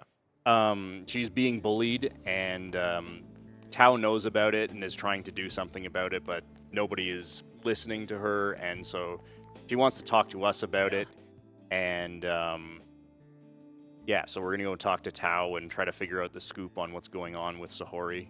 Yeah. Here Yuzuru interrupts us, and he's like, I hate that I've dragged you into this conflict. I wish I was more powerful. I need power or something, which is definitely not a foreshadowing of what Alignment Hill represent. Yeah. But yeah, so now we're going to just head back and meet with Tao, which is where we'll find out about Sahori. If you're wondering how we move so fast on this map, if you hold the control stick and the control pad in the same direction, you move at double speed, specifically on this overworld map for some reason, which is very minor, but it's just, hey. Time save is time save. Yes. I'm like taken by surprise every single time anyone starts talking. Yeah, Wait, it feels really weird. Yeah, both voice casts in this game are absolutely phenomenal. Like, all of the voice work in this game is very good. It's just you get used to hearing one voice cast, and you hear the other one, you're like, whoa, what? Embrace the weak. So here we're skipping like the weirdest cutscene in the game. There's this super ominous cutscene of like of basically Aogami getting healed, with like very foreshadowing music that makes it sound like some weird, sinister stuff is going on. It's just never mentioned again, really. Yeah, so it's at this point, it's no secret that this game had a very troubled development. There was a lot of rewrites to the script, a lot of challenges that came up because this was the first game that Atlas made in the Unreal Engine. This game just had a very troubled development. There's a lot of things that they told us about the game would be about on launch that just didn't end up being the case on release. And so there's a couple plot points or things that happened in this game that just kind of happen and they don't come up again. Yeah. So what's happening right here is demons are attacking Tokyo. So a portal has opened up at this shrine and demons are coming through it. We go there and we try to stop them from popping out. And then we run into the demon who created this portal, whose name is Lamu, who will serve as kind of the antagonist for the next area of the game. He is aware that Nahabinos can now exist, and he wants to become one. So in order to do that, he needs to find the human who has his knowledge, and then fuse together with them to become a Nahabino. So he's come to Tokyo in search of that person. So spoiler alert, the human who has his knowledge is Sahori, the girl who's being bullied. So he's going to go and help her out in dealing with those bullies in a very violent way. So this fight is pretty easy. He's weak to both force and light. We have lots of both of those types of damage. The only thing he can do is use Mudo. So Dark Dampeners make you absolutely invincible. So really this is just throw a Dark Dampener, spam damage in Rakunda, and that's about it. For the last fight, you got to see the first use of Big Bang with Aitvaris. So it's simply a multi-target almighty skill that's its damage scales based on level, and it cannot miss. It's capable of one-shotting that whole encounter. That encounter is kind of rough if you don't use Big Bang, because the Lamias have Mazio, the Anzus have like Damascus Claw. If you miss any of them, they can do a lot of damage. So being able to just nuke that fight is kind of nice. Lamias also have one of the best voice clips in the game when you kill them in English. Yeah. They're just like, guess that's life, as they like melt into a puddle. Yeah. Which you set as your reset sound effect. Yes, whenever I reset a speedrun, it's like, guess that's life. All right, so here we reach the school and find that the demons have kind of demonized the school a little bit. Yeah, they're taking over the school and they're attacking the students, so we are going to go in here and try to help out. This will also be where we will be fulfilling that incentive to save Jack Frost, because not all of the not all of the demons that have made their way into the human world are necessarily evil. Yeah. Anytime game. It's okay.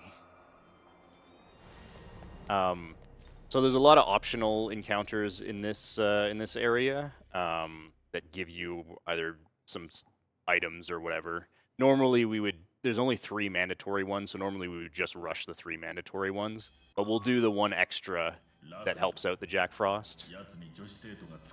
So there's a Sahori. Lamu has found her and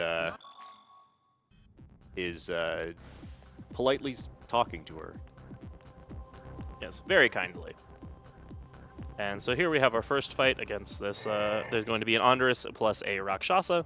Andres is weak to light, so hopefully we can just land an insta-kill on him and burn down the Rakshasa. Even if we don't land the insta-kill, this is still a fairly easy one turn as long as no one whiffs. Yeah, these fights are, I mean, they're basically just regular enemy encounters, so they're not very threatening. There's just a kill.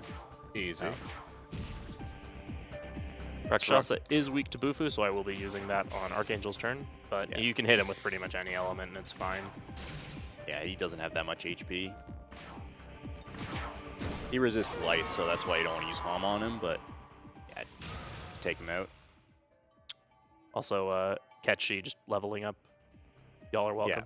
So the reason we buy low-level demons and put them in our back line a lot in this run is because the way Unforgotten Memory works, your demons do gain experience in the back line, and you can pass that experience up to fusion. Yeah, so here is Yuzuru and his companion demon, Hayataro. Hayataro is not relevant to this run at all. He is a fusible demon, however, you need to be on the Chaos ending, and which you can't do until the very end of the game. And he joins you at level 45, which is definitely a lot lower than you would be once you're locked into Chaos ending. He does have some really good skills, though. Yeah, you're Nice typically ammo around level 70 by the time you can actually get Hayataro, so he's very bad. The only time you would really use him is on like a newborn New Game Plus playthrough or something like that. Yeah, unless you really want to invest Grimoires, because I believe his unique Fizz skill is actually like one of the stronger Fizz skills in the game. But yeah, on crit it has the highest damage, but I mean at that point that's still really not that good. Yeah, and it's just so much investment that even then. But again, Enduring Soul's pretty cool. Yeah, you'll have like 5 sources of that by that point, but it's still, hey, he gets good skills. Hey, I want to hype up the good boy, okay? Yeah. If you could actually get him at level 40, he would be incredibly strong. Oh, yeah. All right, so here we will be rescuing our friend. So normally we would, after this little dialogue plays, we would just run up this staircase that's up here to the left and continue on our way. But we have a very, very important job to do. Save me, He! I'm being chased by some weird hole! There's the good boy. Hey, Ho! Mind taking care of this creep hole? Where are you going, little boy? What? Who are you? If you plan on getting in my way, then I'll just have to take your blood first. They just attacked me out of nowhere, I didn't even do anything, Ho! Look out, Ho! He's coming this way, Ho!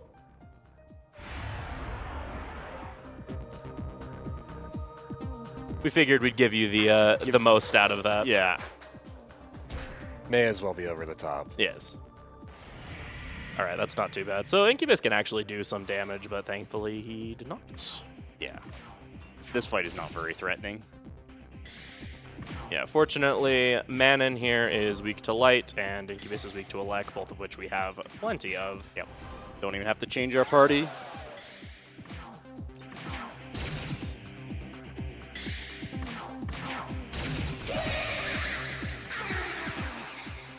And as a reward, the He-Ho will full heal us, which we don't need, but hey. Strong. Ah!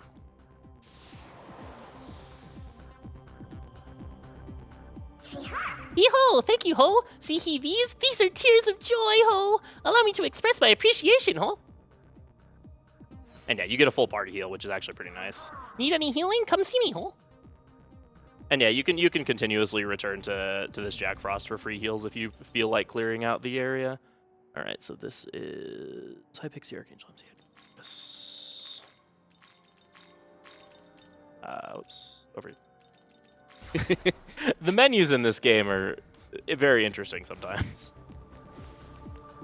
All right, so here, so Dazai asked to join Bethel because he wanted to help out with fighting the demons, and he immediately chickened out on his first mission. So he is doing a great job. Great job, yeah.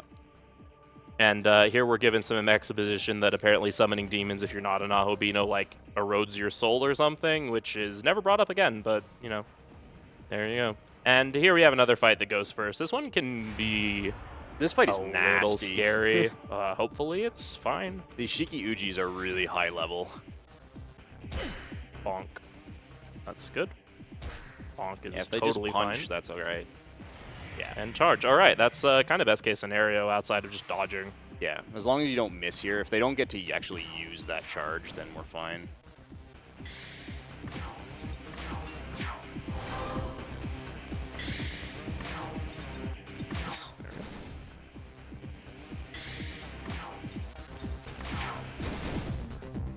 And Advaris learned Miragi, which is helpful here, along with Concentrate, which is completely useless. Yeah, Concentrate, Charge and Concentrate are really bad in this game. They don't even double the damage that you do, so you're better off just using a skill twice. The only time you would really use them is if you wanted to either save MP or if you were like setting up to combo them with something else. Yeah. Which is never really relevant. Yeah, they'll see no use at all in this yeah. run. And that's the school fight's done. All right, so here we're gonna find out from this student that apparently Sohori has cornered her bullies in a classroom over here. Yeah, we're gonna go and try to stop anything from happening. And as it turns out, we fail horribly. Yeah, she brutally murders both of them, and then Lamu pulls her into the vortex world. So we're going back in to try to find her. Yeah. Also, the demons in attacking the school kidnapped a bunch of students and brought them into the vortex world, so we need to find them too. Yes, and this starts the second major area of the game, Shinagawa. And this area, you saw, Area 1 we played out pretty normally, like doing a lot of things you would see happen in a casual playthrough, just much faster and with a greater purpose. That is not at all true. The next 45-50 minutes that will consist of Area 2 is going to look nothing like you will ever see in a casual playthrough of this game. Yeah, so this game does have really just one glitch. It's very easy to do. We'll explain how to do it, and if you want to try it at home, go ahead. So what we're supposed to be doing here is a bunch of students are kidnapped, like I said, and they're in this area. We're supposed to go and find all of them. And we're not able to move on from this area until we find all of them. If we try to do so, Aogami will stop us and say, hey, I can detect more humans in this area. Go back and find them. Now, we will be saving one here for important reasons. Important reasons later. The trigger that stops you from leaving this area is very, very thin. So it's actually not that hard to get through it. All you need to do is sprint at it and spam the home button, which generates lag, and you can generate just enough lag to create kind of like this sliding effect and then pass through the trigger. So the reason I saved one student there is because after you save one student, you get a little bit of a dialogue with Tao where she's like, yeah, I have special powers as the maiden. So now after every single fight for the rest of Area 2, we will get a heal, which is just nice to cut back on some of the... There we go. Yeah, there we go. So there's the slide. So he's already gone through the trigger. So now you would think what this does is it saves time because it means you don't have to save the rest of the students. That's actually wrong. We still have to save the students. We will have to go back and do it later. What this does do is break the quest triggers in the rest of this area. So the way it works is nice. This is the same thing that happened in the practice run. This is the exact same thing that happened in the practice run. Yeah, that fight would probably be winnable, but I don't know if it's worth going for. Nah, at all. I couldn't even kill the Saki. I just don't have the damage. Yeah. So the way that quest triggers work in this game is once you complete one, the next one spawns. So because we didn't complete the student's quest trigger, the next one won't spawn, and neither will the next one or the next one. So that means when we go through this area, we're not going to get stopped by anything. Bosses will not spawn. Yeehaw. No cutscenes will spawn. Really, no quest triggers will spawn at all. So we can just skip past bosses. Now there are some limitations here. Like while we can run all the way to the end of the area, Lamu, the final boss of this area, won't spawn. So we can't just go and fight him. However, there is a quest, a mandatory quest later in this area that we activate by talking to an NPC instead of walking into a quest trigger. So that we can start, and therefore we can basically fix the plot triggers, and then Lamu will spawn. So the general idea here is we do this glitch, then we run past 2 of the area's bosses, and tag leyline fonts in the later area, then do that quest to spawn Lamu, and then we've effectively skipped 2 bosses, as well as a bunch of smaller cutscenes. So this glitch saves probably 15 minutes or so, somewhere between 10 and 15 minutes. Something like that, yeah. It's quite considerable. So what it does mean is that we're going to have a lot of movement and just collecting stuff. So if there's anything you want to say, Ghoul, you've got plenty of time to do so. And I'm going to run and take a bathroom break. Absolutely. We do have a couple of donations. We have a $5 donation from Itzy saying, hey, did you know Minotaur's Labrador Strike does mega damage? That's really cool. I better fuse that guy when I play through SMT4. Also, behold my demons. Behold my demons. Shoutouts to the Shin Megami Tensei wiki, which is definitely a reliable source of information with 0 blatant lies located within its pages. Definitely not. We have a $25 donation from Xcodes saying, whatever you call him, Pyrojack will always be one of our little hooligans. Love it. We also have a $25 donation with no comment by Vengeful Blade upon thee. Again, thank you all so much for all of your generous donations going towards an incredible cause in NAMI, the National Alliance on Mental Illness.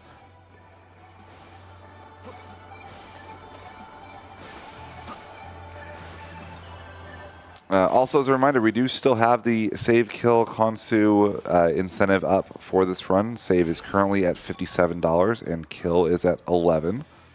So still plenty of time to get those in, but would love to see that start to kind of fluctuate. Let's see Kill. Let's save some frames by getting Kill Konsu. Yeah, so here's where the first of those bosses that we're skipping would spawn, Lugaru, who is another one of those casual block fights. He is very scary when you fight him. He actually is the strongest magic skill in the game, just as a skill that he can use, which is also really funny because he's a physical demon, so even when you confuse him way later in the game, he can't even take full advantage of his unique, really powerful magic skill. Also, it's a Lek element, which isn't super great at the end game, but yeah, as a boss fight, he's really scary, though, because he's got a lot of strong physical moves, and you've got some resources at this point to handle Fizz, but not that many. yeah, fortunately there are 2 Fizz dampeners right in front of his boss fight, which are quite useful against him and the next fight. But because we don't have to fight them, we'll be making use of them later. Here I am actually going to take a break from my running about and do a quick little menu. I'm going to save because my game has actually crashed doing this menu. We are playing on Shaggy's Switch, which has had far less prone to crashing in our experience. Yes, I have had multiple crashes while Shaggy's had like 1, so Yeah. all right, so whoops. Let's do this in this order. So here we're going to grab Electric Mastery 1 and Dark Mastery 1. Yeah. We need both of those masteries in the long term, and they're useful right now because for Mitamas. MC is going to be getting Shikioji's affinities because it makes him resistant to Fizz. Yeah, we're going to be grinding on some enemies later that have some fairly strong physical skills, so resist Fizz is helpful. And then we're also going to give him Zanma, which is the tier 2 force spell, as well as Mudo, the tier 1, kind of 1.5 dark spell, I guess. The light and dark have sort of different tiering than the other elements. Yeah. And that is to help kill Mitamas. So, once you reach a new area, all of the Mitamas are significantly higher level than the ones that were in the previous area. So I forget exactly what they are. I want to say they're like 35 or something in this area. They're really high level. So therefore, they give a ton of experience if we can kill them, especially if we can lock them. But they're tough to kill. So what we're going to do here is we're going to use Terukaja with Damon learns, and we're going to give MC just enough strength that or just enough attack that he can one-shot them. So ice is fine. We have lots of ice gems. So gems in this game, the game doesn't give you equal amounts of all the different types of gems. Certain gems, particularly force gems, are extremely rare, and then fire and ice gems are very common. So we kind of set up our skills so that we have the skills that correspond to the gems that we do not have. Nice Ox Bezoar. Getting an Ox Bezoar this early is kind of nice. It's a much... healing items are kind of hard to come by at this point in the game. And Ox Bezoar is a fairly strong healing item. Guys, gals, and non-binary pals, I present to you Mothman. Mothman. Also, legions. Somewhere Shady is really happy. So what Frito's going to do here looks a bit strange. He's going to intentionally get into encounter, run away, and then get into another encounter again. I just really like Mothman. Yeah. He's not just wasting time. What he's doing is building up the Magatsuki gauge. So the Miracle Forestall, whenever you start an encounter with advantage, you gain meter. Specifically, you gain about a 20%. fifth. Yeah, 20% of the bar. So if you just get into encounter, then Trifuri out of that encounter, then immediately hit it again, you will start with advantage, and therefore you can repeatedally do it to build up. Oh yeah, I nice. turned around. Right. Yeah, it's There we over. go. Thank you. There you go. Sometimes the camera like moves and you're just like, where am I? That's what happened there. When you Trifuri from a fight, the enemy will move out of the way slightly, so sometimes you have to find them to hit it again. Yeah. So, yeah, that's a fast and safe way to build up Magatsuki gauge, which we do need because it takes the full bar to use luck, which is very important. Tag this font here. Yeah, take a safety save. And we'll keep going with our collectathon. Yes, here at the end of this bridge here is where you would be fighting the second fight that we're skipping, Fion McCool, who is who's also a really, really annoying and difficult fight that we just get to not deal with. Yeah. Yeah, the game, it throws kind of two bosses that have really strong physical attacks back to back, which is pretty hard to deal with. The hard mode run I play it glitchlessly, so I do have to fight both of them, and there are things you can do to help you out. You're effectively forced into doing a particular side quest to recruit a demon who's really strong against both of them, but we get to skip that in this because we don't need to fight them. So any DDS2 fans will be familiar with that demon right there. Yes. Who, Our good friend George. yeah. In that game, he chases you around a prison. In this game, he doesn't chase you very far, but he does chase you. All right, we gonna have any friend? Oh, there was one over there. So Poltergeist is an interesting enemy. They fly, and flying enemies are a little interesting, or a little buggy in this game, and so Poltergeist especially. Sometimes his head just sticks out through the floor above him, and that head has an active hitbox. Yeah. And so there was actually like a tiny instance of that. It was like way out of the way, so I wasn't in danger of it. But it can happen if you're not paying super close attention. I mean, he is a ghost, so I'm sure that's intentional. It's a feature. So here's another Mitama. We're going to use the same strategy that we used for the last one. We're 3 levels higher than we were last time. so it's not quite as risky. But yeah, it's still a lot higher level than us. It's also worth noting that at this point in the game, MC is the only one who can use items. So he's the only one who can use spyglasses. Is that a guaranteed one-shot? You could use yes. light gems. Okay. Oh, yeah. Either way, whatever. It worked out. I never get to use Hama there, so I was really excited to make use of it. That vending machine there is actually a special kind. Most of the time when you grab vending machines, their content's just kind of random generic stuff. Yeah. But there's a couple vending machines in this game that have fixed drops that are essentially the same drops that you get from the Sakimitamas from each area. Yeah, that one has a drop worth 3k, which is a decent amount of money. So yeah, normally there would be a cutscene that would block you from going this way, but all of the plot triggers are broken, so there is none. So this is the end of Shinagawa. So Lamu is just right over there, but of course he hasn't spawned. So, but we're gonna tag this font here. So once we're done doing the other stuff we need to do, we can just warp back here and immediately go fight him. Yeah, I'm gonna save here because there's a dodge coming up soon here that's actually probably one of the harder dodges in the game. Yeah. And if they catch you, you are more than likely to die. Yeah. We're very underleveled compared to a lot of these enemies in the area because we're just running through. So getting caught in an encounter here. Well, we do have Trifuri at this point. If you get caught and they go first, they can either kill Eros and you lose Trifuri or just kill MC. In this game, if MC dies, you lose immediately. That's fine. And Yeah, that was good. this guy's turned around. Oh, hitboxes. Yeah, That's fine. that's not a scary encounter. You should be fine. yeah. Yeah, sometimes if demon... Sure. You should be I fine. wouldn't have paid that. Hey, he only paid it okay. once, so we're good. All right. Yeah, sometimes if demons get the initiative on you, they will kind of say, pay me this money and I'll leave you alone. Typically, if you decide to pay them, they'll be like, I think I want a little more, and then they'll kind of fleece you for a bunch of money. So typically we don't do that. We just take the risk, but sometimes you just get lucky. Yeah. Extortion is a thing. Yeah, they extort you pretty hard.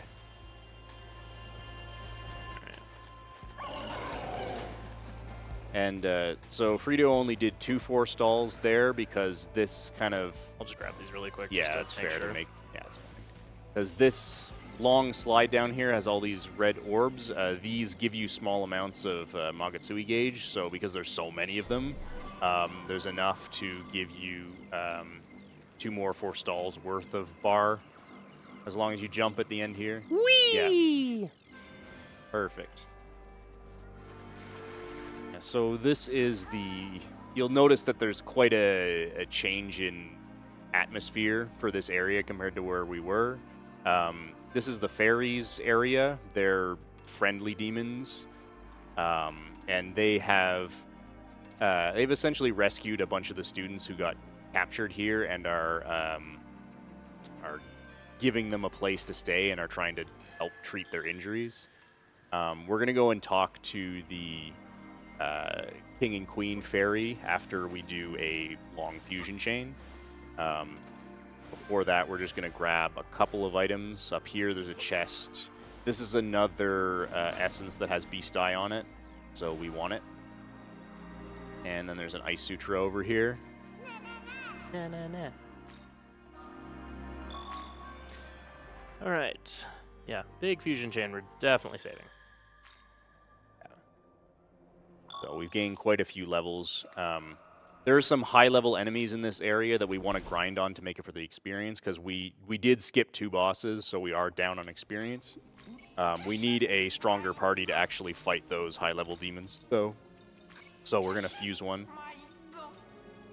And at this point, just buy all of the dampeners to make sure we have them. Still no deaths or fusion accidents, correct? None yet. That's what we're Not hoping yet. for. All right.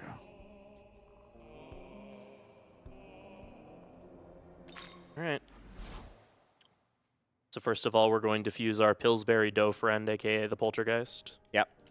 So Poltergeist starts with the skill Shockbound, which is a random target skill. So the way random target skills work in this game is they'll hit, in this case, in Shockbound's case, they hit between 2 and 5 times. However, if there's only a single enemy, they will always hit their minimum number of times, so 2. So only in multi-target scenarios can they hit more than 2 times. So if there's 2 enemies, they can hit up to 4 times because they can only hit any individual enemy twice. If there's more than 2 enemies, then they can hit up to 5 times. So in the case where we're fighting random encounters that have lots of enemies, Shockbound is statistically a good skill. The only real disadvantage with it is you can't control where it's hitting, so if you're trying to, focus a single enemy, it doesn't work that way. So we're going to go ahead and get Demon Proficiency now to get the 5th skill slot for our demons, and we're going to fuse Inagami. Inagami is a really great demon because he learns a skill called Inspiring Leader, and what that does is if you put it on a demon that is lower level than MC, they will gain just 50% bonus experience, which is a lot. So what you can kind of do is try to spread Inspiring Leader around sort of as much as you can, especially onto low-level demons that you're keeping in your backline, so they can just soak up that much more experience, and therefore you can take advantage of Unforgotten Memories just that much more. And we're also going to fuse Earthus here, who's another element, so he can also cast Luck. Earthus will be sticking around with us for a long time. We're going to fuse away Eros kind of at the end of this area, and then Earthus will take over his role. Earthus is by far the most useful of the elements. He's able to upfuse some really important demon families, and so we can use him in a lot of fusions in the late game. Rock solid. We're also fusing bugs here. I don't think we mentioned it yet, but most fusions, the way fusions work is the 2 different demon families will go together to make a certain other type of demon family, and it will, depending on what levels they are, it will result in, depends on the level of the outcome demon. There are also so-called special fusions, which certain demons can only be fused through special fusions, and they take, instead of just like certain demon families, they take certain specific demons, and some special fusions are really good. So we fuse Bugs here, not because he's all that useful, but because he's required in a special fusion that we will do later. Poltergeist is also required in that same fusion, but he's actually useful. Also, our Amanazako just got turned into a Hiho. Yeah. So, Amanazako isn't supposed to be with you at this point, but we skipped over the plot trigger that causes Amanazako to leave. But when you start this quest, Pyro Jack joins you, and so he just replaces her. And yeah, that was a nice dodge on this Aura.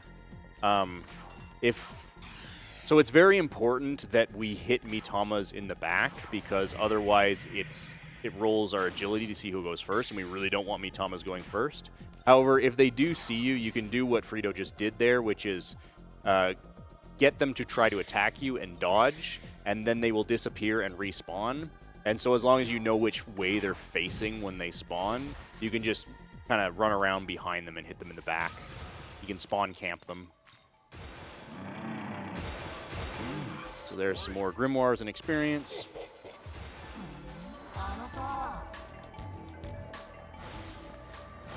All right.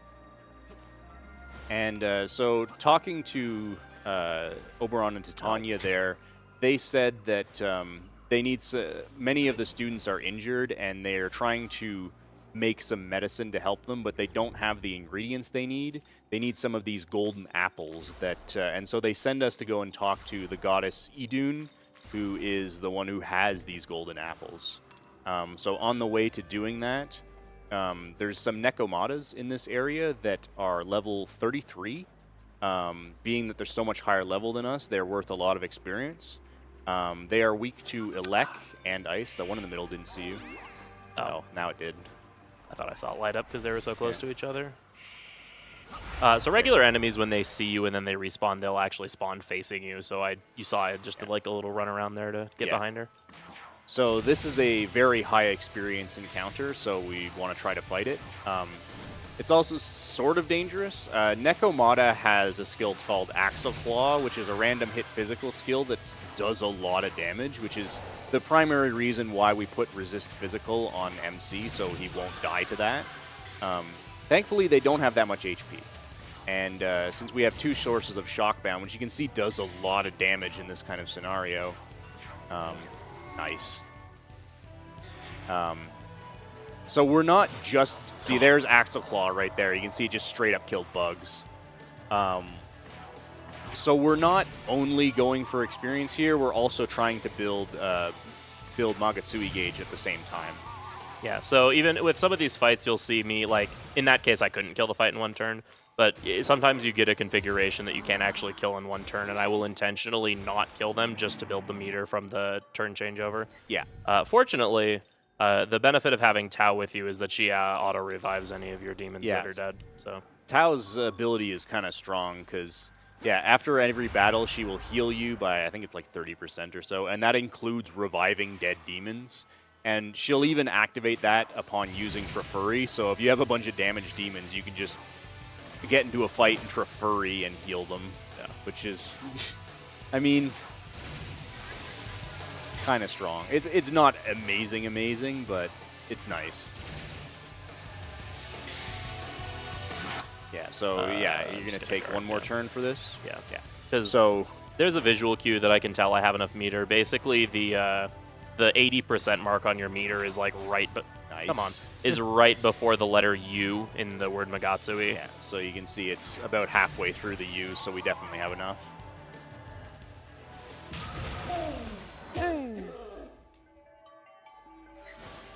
Oh. And here's Idun. Idun is a demon you can use if you do a certain side quest. We won't be doing that because it's incredibly slow, and Idun is not even that good. The greatest tragedy of the speedrun. Hey. Idun is like every casual player's favorite demon because she gets a passive or a unique ability that's the Luster Candy ability way earlier than you'd actually get access to Luster Candy, in addition to healing the party. Yeah, and it's so expensive. She can't even cast it twice with her base MP. Yeah. Sometimes the truth hurts. Ah, okay. That was interesting spot. Oh, okay, this is fine. Maybe it's not fine. We'll see. No, Yeah, I wouldn't pay that. it's fine. Yeah, I mean, I think you're fine. You resist Fizz, unless they spam Shockbound, which usually they don't. Yeah. You have a Null Elec in your party, too. Oh, yeah. That's totally fine, and I can just talk this away because I have a Poltergeist in my party. There you go. We don't even need to Trifuri.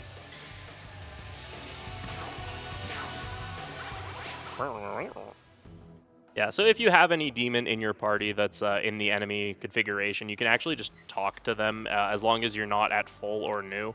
Yeah. And the enemy will just go away. Really? You saw me? That's nice. Huh.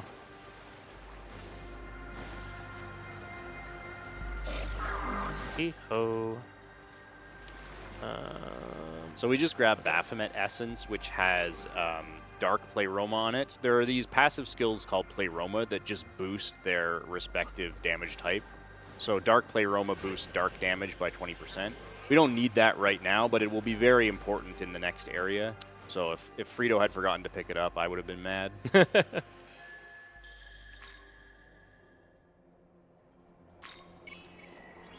I definitely had a PB/world record. Whoops.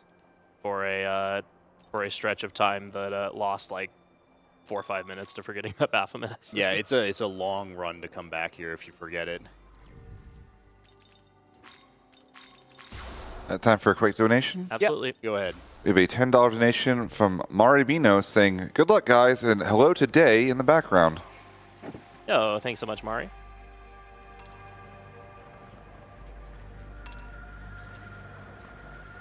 So here again, we're reaching the end of our collectathon. We just have a couple more items we need to pick up and 2 more Mitamas to kill, and then we will we'll actually go back and save the students. It's very important that we do that first part of the Save the Students quest, because there's actually a...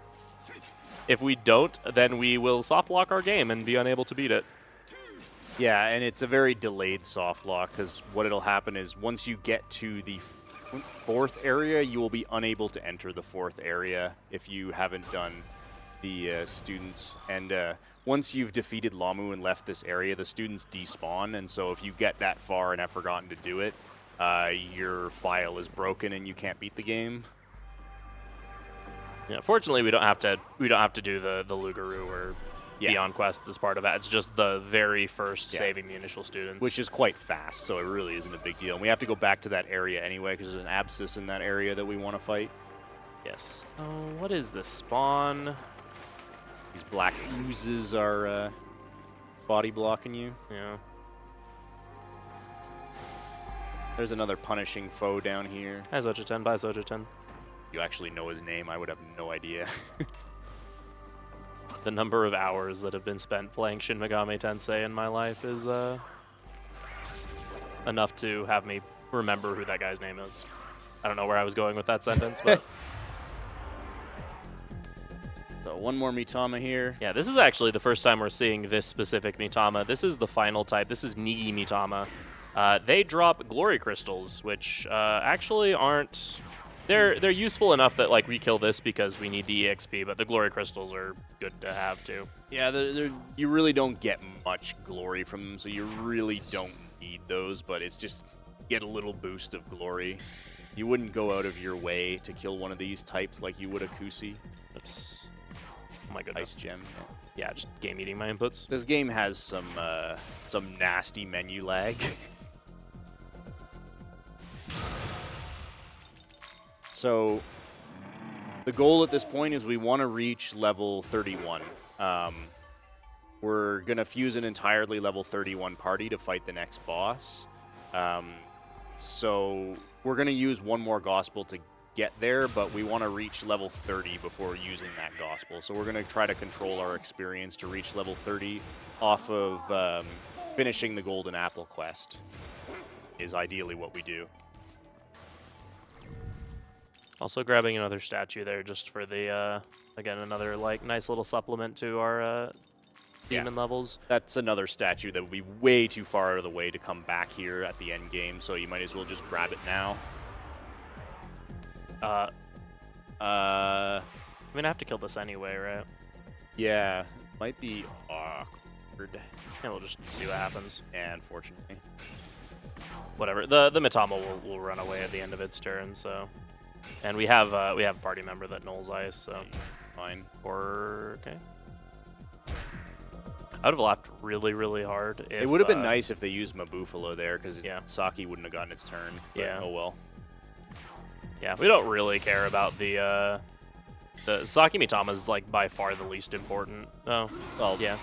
I would say Nigi is less important, but Yeah. Saki is not that important either. Yeah, if that had been a Kushi Mitama or an Ara Mitama, I would have taken the time to like Would've- actually scan it and figure out its affinities and kill it. But since it was just like one of those things, it's like, well, if I guess correctly, then we get the money. Then Satanta is kind of well, he's not.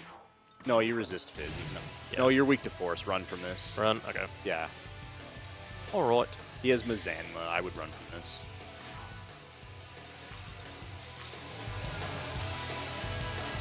You not killing Satanta has made Day sad. Fair enough. Oh, thank you.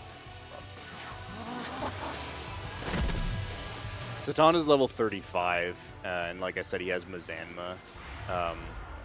We've got 2 exposed force weaknesses in this party. It just Yeah, I'm just gonna run, talk it away. Yeah. Yeah. I have the meter I need. It does Yeah. mean I'm going to need to do another fight later, but that's fine. That's fine. Fighting Nekomatas on the way to the Golden Apples is really kind of better anyway. Yeah.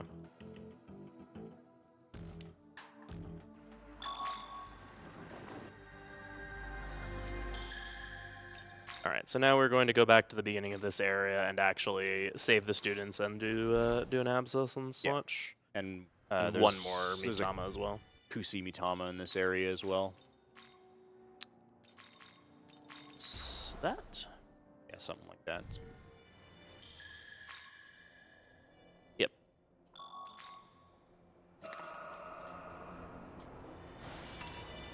Mm.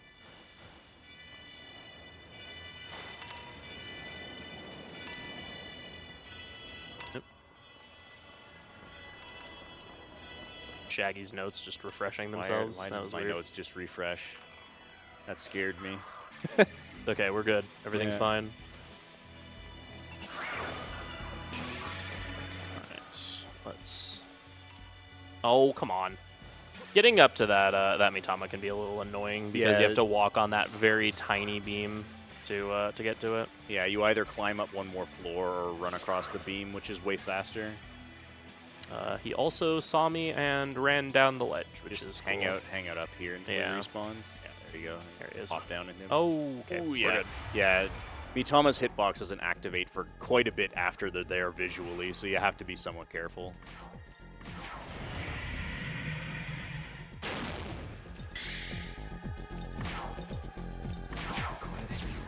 Something worth noting, it wasn't relevant at all in the first area, but it can start coming into play now, is that whenever the drops you get from Mitamas are somewhat variable. Didn't get it. One gospel. Yeah, so as you get further and further into the game, the items that you can get from Mitamas get better and better, specifically in quantity.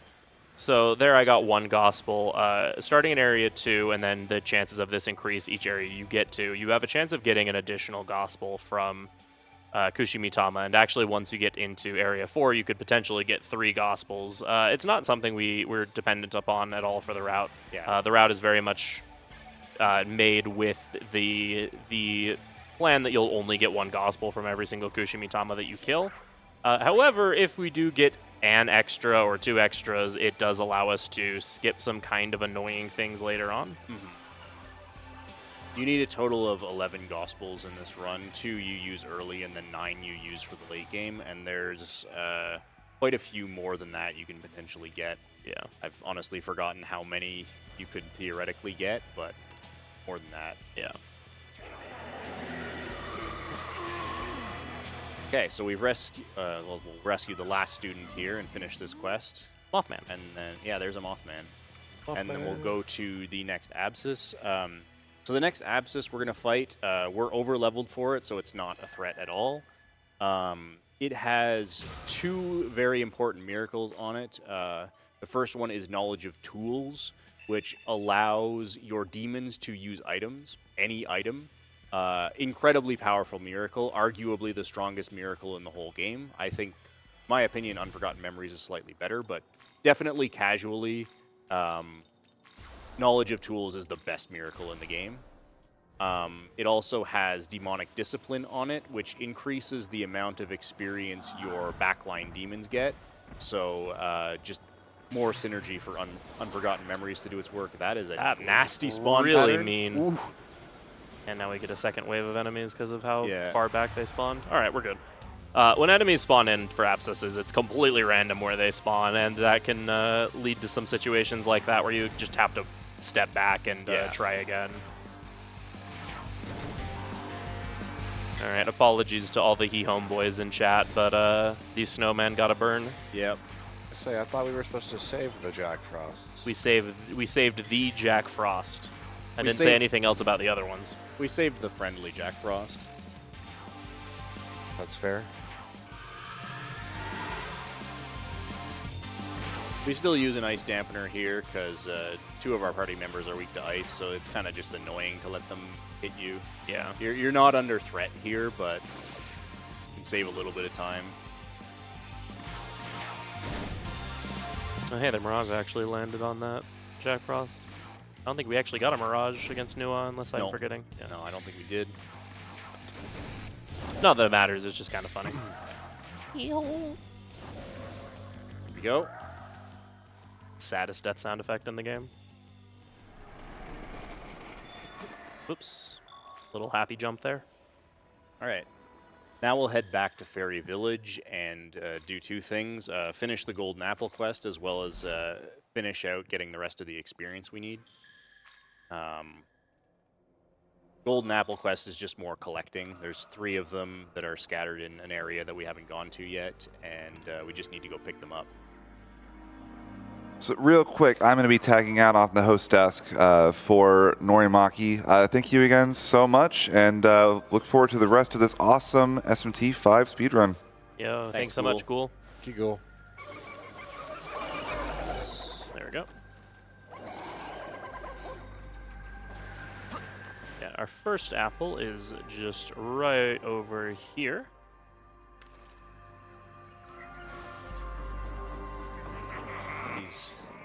These Barretts are kind of aggressive and fast, but thankfully they have a hard time getting through trees, so we can just use those trees to block them from getting to us. Yeah, it didn't happen this time, but in the practice run, one of the Barretts, there's like a little triangle of trees in that area, and one of the Barretts actually got stuck and started just like kind of pinballing around inside of the trees. It was really, really funny. Sadly, didn't end up repeating that this time. But the physics in this game are just an absolute treat sometimes. Oh yeah, there's some great stuff. For some reason, your partners just have active collision with the environment, and so sometimes when they zoom forward to tag partner spots, they'll just start pinballing around. There's an instance where like there's a partner spot we need from Amanazako, and sometimes because there's a building right next to it, we can just be standing there for like 10-15 seconds waiting for it to get unstuck on a building. It's really truly annoying. yeah. Here's another statue. This is another statue that would be stupid far out of the way to come back to in the late game, so we just grab it now to give us a bit of extra strength for Lamu. That is the third Oxbees or the Hypixie's given me. It doesn't matter. Like the one is the one that we need, but it's just kind of funny. They're nice to have for Lamu, but yeah, you really only need one. Lamu is actually a pretty dangerous fight. Casually, Lamu is probably one of the hardest fights in the game, outside of like the optional bosses at the end. We will show you how to deal with Lamu in an efficient way. Yeah.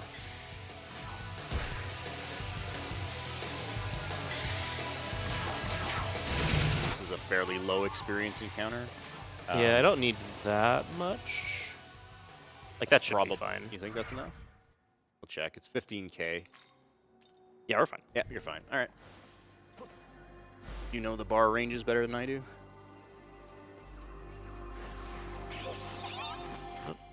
So, finishing this apple quest gives you 15k experience, so that will put us at level 30, at which point we can pop a gospel to get to 31, and that's what the level we want to be on to fight Lamu. Almost like we planned it that way. There's another guaranteed vending machine spawn here. This mouse mummy is worth 4k, so it's very much worth grabbing.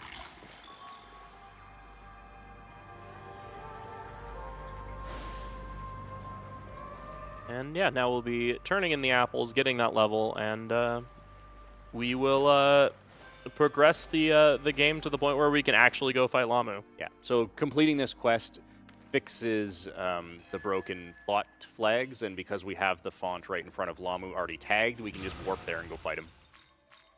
We do have to do a very large fusion chain before doing that, because while we're getting the level we want, we still have to actually fuse the demons that we want. The fusion chain we will do is the largest fusion chain in the run. It is 8 fusions, so getting a fusion accident at the end of this chain is very unfortunate and hopefully won't happen. We'll also be accepting this quest here. You'll notice the category we're going for is true neutral ending, which is like the game's sort of secret ending, which in addition to just picking the right alignment also requires us to fulfill a bunch of a couple other little things. Yeah, you have to do three specific side quests, as well as all of the requirements to complete those side quests, the prerequisite quest. Yes. So that quest that we just picked up there is one of the prerequisites for true neutral ending. We won't be completing that run and that quest until very late in the game, though, because it's just more convenient to do it then. That was a little sketchy because that bug turned like right as I was about to hit it. You've got full bar, so you're good. Yep. Yeah, we also need to make sure that we have by the time we get to the second turn of the Lamu fight, that we have a full Magatsui bar. We need to be at least one turn away from full. Right, and now we fuse our little heart out. So talking away a demon there. So if you talk away a demon, it's a way to proc Gospels and Grimoires. So we just, rather than actually killing that encounter, we can just talk away them to proc it much faster. All right, so more registered demons. So the first thing we're going to fuse here is a Koro. We need this Koro for a couple of fusions. There's one special fusion later that requires Koro, and we're also going to immediately upfuse him with Eros to get a Huapo. He also innately learns Trafuri, so we just grab it so we have another source of Trafuri, because we're gonna fuse away our Eros. Shaggy uses a slightly different sorting method than I do for Oh yeah, so I'm throwing off your fusions, muscle memory. so I had to look a little bit. Most of them are actually in the same place, but that one specifically is just in a different spot. Yoraskaha. So Pyrojack is required for a special fusion we're going to do later, so we're fusing him now so we can start getting some experience. With Inspiring Leader, because he is a very inspiring Hiho. So we'll throw Trafuri on Huapo so we still have a source of it, because we're losing our arrows with this fusion.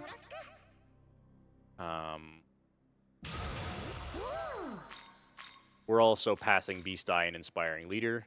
Like Frito said before, any demon that we use that actually attacks, we want to have Beast Eye on, because extra accuracy is really good.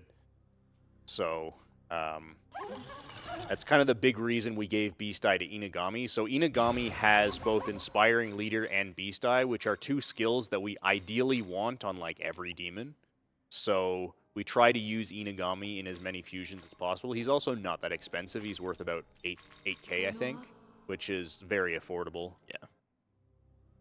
So we fused Basilisk. Basilisk is a Drake, so he will serve the same purpose that Itebaris did, in that he gets to use Big Bang. Fornius is an incredibly strong demon for Lamu defensively. So Lamu primarily attacks with 3 elements, which are Ice, Dark, and Elec. Fornius drains Ice and nulls Dark. He's unfortunately weak to Elec, but we can mitigate that. So we're going to give Fornius a skill called Taunt. What Taunt does is it drastically increases the likelihood that the enemy will target the user of Taunt. So the basic strategy that we're going to use for Lamu, taunt with Fornius and throw up an Elec Dampener, because Fornius drains Ice, nulls Dark. If you put an Elec Dampener on, he also nulls Elec. So he's immune to everything Lamu can do, and he's taunted, so Lamu will greatly prefer attacking him. So that will be our defensive strategy. Shoutouts to Auto-Tune-chan. Kea is another demon that we need for a special fusion later. Oh, dude. You fused Earthus, right? Yep. Okay. Thank you for checking, though. That would be very bad to forget. Yeah. So yeah, we'll buy back Huapo now because we need her. Lamu's a pretty difficult fight. So the first phase of Lamu is weak to Force and Light. And the second phase is weak to Fire. Huapo is a good Fire demon, so we're going to want her for around for phase 2. And we're going to give MC Aguilau for phase 2. We'll also put Life Spring on him, which gives him a bit more HP. Not super important, but we have the skill slots, so we might as well. We're going to give Basilisk Terukaja and Sukunda. Single target Terukaja, for the most part, is really useless. However, for this specific strategy that we're going to use, it's actually pretty good. And there's giving Fornius Taunt, like I was explaining earlier. Fornius also starts with Marakunda, which is a multi-target defense debuff, which is it's also very useful. It's another reason Fornius is super good. So that's the party. So the party setup will be Huapo, Basilisk, and Fornius, all of which are level 31, which is why we rushed level 31 really hard. We're also going to grab this statue over here for even more levels on these demons, especially for Basilisk for Big Bang, which is why we need full meter going into this fight. Yeah. Or close to full meter. Big Bang scales really strongly with level, so giving one more level to Basilisk. Basilisk is kind of the first instance of Unforgotten Memories being really strong. So we fused Basilisk with Earthis and Itvarus, and we deliberately fed as much experience into those two as possible. So, while his base level is 31, he actually fused at level 34, and then we give him a statue, so he's level 35. So he's 4 levels higher than MC. And like we said, level scaling is super important in this game, which is kind of why Unforgotten Memories is so good, because you can do stuff like this. So let's go fight Lamu. Yeah. Shonen. Sure. Routing around this fight was, this is one of my favorite fights to route around. It's very complex and intricate, and getting it to work is really satisfying. Yeah, so here Lamu absorbs Sohori to power up a little bit, and we can't have that, so we need to take him out. So Lamu goes first, which is always nasty. Thankfully, there's a lot of quirks with Lamu's AI. The first one, on this turn 0, he doesn't use Ice. He only uses Elec and Dark. I just saw that they have Mothman listed as a commentator for this run. Nice. I love that. Thank you to the tech team for doing that. So Lamu can do some nasty things there. That wasn't too bad. Basilisk is very tanky. He's primarily a vitality-based demon, actually, and he's really high level, so he can take 2 hits. So there's the taunt on Fornius. So the next quirk of Lamu's AI is that on turn 2, he always uses Bufala first. So we don't even have to throw up the Elect Dampener here. He's just going to Bufala. He should Bufala Fornius, just like that. And that kills his turn. So now this turn we're going to set up to kill the tentacles. So we've double Terukaja'd Basilisk to give, because Big Bang also scales with buffs. So we're going to do 2 Marakundas, 2 Terukajas, and then we just need 1 Light Shard, if this doesn't miss, which it didn't. So this phase of Lamu is super annoying because on turn 3 he will use a skill called Babylon's Curse, which does a few things. First of all, it full heals all of his tentacles, so if you've done any damage, it was just wasted. And secondly, it will apply this really annoying debuff called, I think it's like Mud or something like that. Yeah. Which every time whoever has it gets a turn, it will cost an extra press turn for them to do any action. And you can't remove it. It's an unremovable. You have to just wait for it to wear off. So we really want to kill the tentacles on turn 2, which is why Big Bang is so good and why this specific setup works so well. So now once the tentacles are gone, he can't really do that much. He still has all of his attacks, but again, we can just taunt Fornius, Elect Dampener, and we're more or less invincible. And this phase doesn't have very much health, so we can pretty comfortably beat him just like that. So, Lamu is the first boss you run into that has 2 phases that are kind of separated by, like, you leave the battle and then you think you've won, and then he shoots this thing out of his eye. This is actually the only fight in the game that has multiple phases like this. Oh yeah, I guess Lucifer doesn't count, eh? Okay, so this phase. It's extremely important that we do a lot of damage on turn 1. So what Lamu wants to do here is he wants to use his unique skill, Slit of Ruin, which is a multi-hit, almighty attack that's pretty strong and also reduces agility. And then he wants to follow that up with Tentarafu, which is a full party confuse that could potentially confuse like your whole party. Well, MC's Null's confused, but it could be really nasty. So if we do enough damage, he's not going to do that. So the reason why he used Bufala there instead of Slit of Ruin is because we did enough damage to push him past the point where now he's trying to charge his Magatsui. So you see, he didn't charge his Magatsui there because what he was trying to do is Bufala, then charge. But he hit Fornius and lost his turn. So he didn't get to charge. So what his scripting says now is, well, I guess I'm just going to try it again. So he's going to do the exact same thing again. But Fornius is still taunting, so he's going to hit Fornius again and lose his turn again. He's scripted to use Bufala specifically and then charge, so he won't use any of his other spells. Now, you can't get him stuck in this loop indefinitely.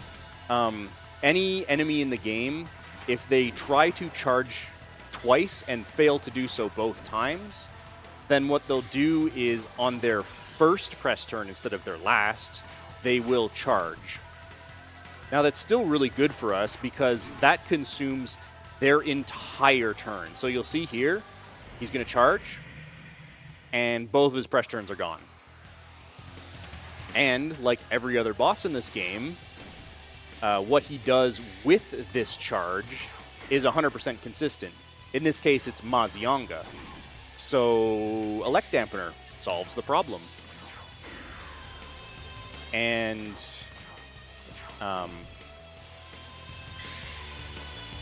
yeah, so Frito's going to throw an Elect Dampener here. And then I'm just going to pass with Uopo because there's he's a really chance close that to I dead, kill. eh? Yeah. So we want to luck this fight because it's worth a lot of experience. So we've got him sitting just above dead. So we're just going to switch in Earthus and finish out the fight. And if all goes to plan, this fight is really clean. Like, if you've played this game casually, you know how much of a nightmare this fight is, and you probably are. Yeah, that was a super clean llama. Yeah, that was about as clean as you can ask for. Watching that live and remembering me fighting it casually has made me angry. Yeah. Just a little bit. All right, and so here we defeat Lamu. Unfortunately, we don't quite get to rescue Sahori. He still is sort of in control of her, which basically results in both Sahori and Tao dying. Yeah. So here we report we did kill Lamu. We did technically accomplish our mission, but it came at a great cost. And with that great cost, I will be passing the controller back to Shaggy for his next leg of the run. Oh yeah, and he's I gonna. have to switch back to the correct control scheme. He which- even named his controller preset. Oops. That's not the Button right mapping. one. Even Button changed his controller preset to Change, correct controls. let's load set mapping, correct control. And there we So- go. Yeah, Now it's my turn again. yeah. So I'm going to step out for a second. So if you can. No problem. Mind if I pop in just for a second here? Go ahead. All right, just want to introduce myself. My name is Norimaki SR. I've relieved Mr. Ghoul02. So thank you very much for the job that he did getting in there. I'm just going to quickly read off really quick that we have a couple of donation incentives that we are trying to hit before the next upcoming run. So keep in mind that the Trails in the Sky, the third, does have an arena fights incentive that is 1/5 of the way there. So you definitely want anything to put to see some extra content. Definitely look to do that. And then we also have in Legend of Heroes as well, the Who Wants to Be a Marionaire. I think I said that right. And that's about almost halfway. So we're making some really good progress on those incentives. If you'd rather get into the bid war side of things, we also have the Save or Kill Konsu in this particular run that currently has save ahead at $57. And then the next run, Moon Remix RPG Adventure, as a naming incentive for the hero. Currently, Pepon, it looks like, is ahead with $25. Thank you very much. All right. And so we've got a section of cutscenes here. Kind of what's going on here is we're just reporting what happened. We're reporting that Tao and Sahori are both dead, and so we're starting to plan our next move. So Bethel has decided they've had enough of dealing with the agents of chaos, and they are going to mount an all-out assault on them. So they've identified the Chaos Demon stronghold, and they are going to send in all of their forces to attack them. Yes, in fact, you could say that we have decided that we are going to kill Chaos. Yes. So the leaders of Bethel specifically tell us to stay behind and not to participate in this, mainly because, well, Abdiel doesn't like us very much. We decide to ignore that order, and we're going in. So this marks the start of the third area of the game, Chiyoda. Yes, and Chiyoda is going to be done a little more as intended. The no real application for Excuse me, no real application for any glitches or anything here, Yeah. but we're still going to be. Chiyoda is actually kind of cool because the entire area is a lot more open than previous areas were. Like normally, like Area 1 was fairly linear, but it would drop you in these like little chunks of like, hey, explore this little area, and then Area 2 was very much similar in that regard. Area 3 basically consists of really only like 3 sections, and all of them are fairly wide open, which leaves a lot of really interesting routing and decision making for us to pick up all the items that we need and figure out like a good way to get to those. Also in this area, we are going to see us do a decent bit of fighting encounters here. Normally in Area 2, for example, we would just be running. We just ran to where we built meter, killed a Mitama, built meter again. Here we're going to be building meter while we're fighting encounters, because the Matamas we have access to in this area. We don't have that many. Yeah. So we need to get to level 40 before we fight the next boss. And so we will be, and so we'll actually be fighting some encounters here. Specifically, Mushu Wu is weak to fire, and we're gonna have we went pretty far into getting a lot of fire skills for Lamu, and so we're just gonna take advantage of that. And in general, if you want to grind on stuff, you want to find something that's weak to what you were just using for a boss. So conveniently, Mushuus are not that strong, and they're weak to fire. Yeah. Here, we're going to run into a friendly Huapo, who is, she's a little lost. She's from the this shrine by, I believe in Kanda no Yashiro. That is where she's from, and she flew out to run an errand or something, and she's gotten lost, and so she asked if we can help her out, and we accept, and so now Huapo's going to be our partner for the for this area. yeah, for the first like 2/3 of this area. Here we're going to pick up a Battle Sutra, which we'll see play much later into the run, but is very important. Yeah, Battle Sutras are the most useful type of sutra. They give physical affinity, and the end game relies heavily on physical. Yeah, we are going magic protagonist because magic is incredibly powerful in the early and mid game. Like each this game doesn't really have a wrong way to build your main character. Pretty much every option you go for has a level of viability, and we're I mean, I've played the game with a Luck MC, and it was actually pretty okay. I unironically considered using a Luck MC in the speedrun. It just didn't end up panning out. Yeah, one of the earlier versions of the route, even before Shaggy started running the game, actually went Luck MC for hard mode. So again, you can really go any build in this game and it's viable, but specifically, especially in terms of normal mode, where you do a little more damage than in hard mode and take a little less damage, it is very nice to have a build like Magic that is just so versatile and can just take the most advantage of the game mechanics. That especially when Magic is so strong early on. Fizz does just completely surpass Magic in terms of power later on in the game, especially with some tools we'll get access to. But by that point, MC is not going to be particularly useful as an attacker anyway, so we just have our demons be our physical attackers. And there's a number of reasons for that, which we'll get into as that becomes closer and more apparent. But just know we will be pivoting to physical for our demons, so stuff like that Battle Sutra is very valuable. Yeah. Be pivoting very hard after the end of Area 3. Yes.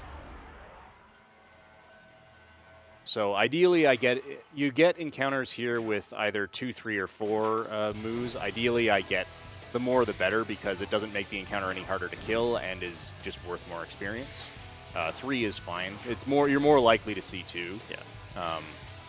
But you can sometimes see up to 4. You can also sometimes see Lamia's spawn here, which are also not that threatening. Yeah, they're weak to ice, and Fornius has Mabufula, and Yeah. there's no ice protection in any of these configurations, so you can just use that instead. Yeah. You can see that we get pretty decent experience from these encounters. Yeah, Mu is, I believe, level 38, and Yeah. so so since she's still a decent number of levels ahead of us, we still get a pretty generous EXP bonus for beating her. Nice miss. Good whiff. Very nice. You can typically still finish this fight in 1 turn even with a miss. Yeah, you're fine. Mu does do a lot of damage if she gets turned. She has Zanma and Bazanma. So if you miss multiple times, she can wreck your face, but usually that's not an issue.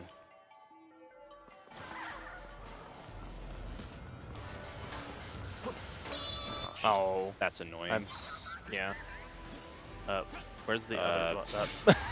Okay, I'm good. I'm lucky I didn't hit the other one. Yeah, when enemies spawn and then start moving, they can sometimes spin around in some kind of erratic ways, and that can cause them to see you when you don't really expect them to. So fortunately, our first Mitama is like directly below where we are right now. So I have enough bar now, but I'm still going to take this other fight just because they're easy to kill, and we need quite a lot of experience in this area. We need to be level 40 for the next boss, and we're not that close to level 40.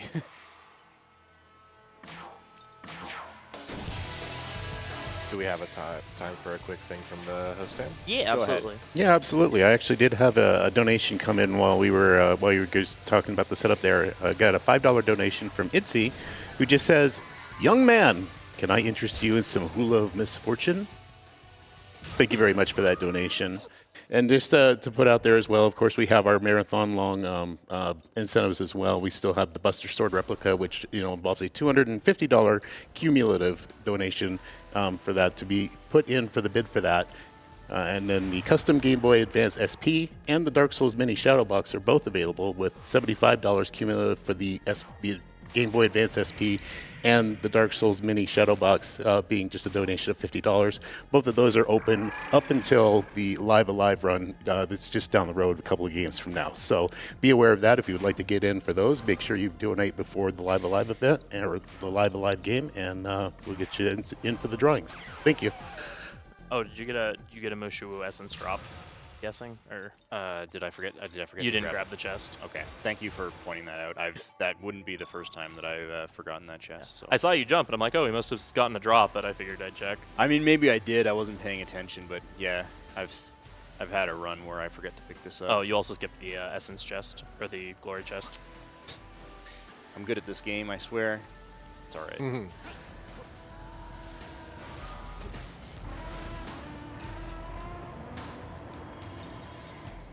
Okay, you run this game so much that you just kind of go into autopilot, and then suddenly, when you're not in autopilot anymore, you're just like, wait, what am I doing? All right. So over here, we'll run into Abdiel, who's not happy to see us here, and kind of questions why we're here. Yeah, so in Area 2, where we skipped all of the cutscenes, Dazai and Abdiel have actually kind of started to form what could very loosely be called a friendship. He kind of talks to her about the fact, like, hey, I'm kind of a loser and no one likes me and I can't summon demons because I'm too scared. And she's like, well, I trust the Lord and you should do that. And he's like, oh, that's a good idea. And so from that now, he just really likes hanging out with her. And she gives him, like, some really powerful demons to bodyguard him. She gives him a throne, which is like level 60-something. Yeah. Like, Mans is definitely hitting above his weight class with that demon, but whatever. Here we avoid that abscess entirely. Like we said, we're not going to be bothering with the vast majority of abscesses anymore. Yeah, we're actually going to only do 2 more. Yeah, here we pick up Anubis's essence, which is an amazing essence, by the way. Like, almost every skill on the essence is really good. Specifically, in this case, it has Makarakarn on it, which we'll be seeing quite a bit of use for some boss fights later. You thought taunt strats were good before. Oh yeah, they're going to get even better.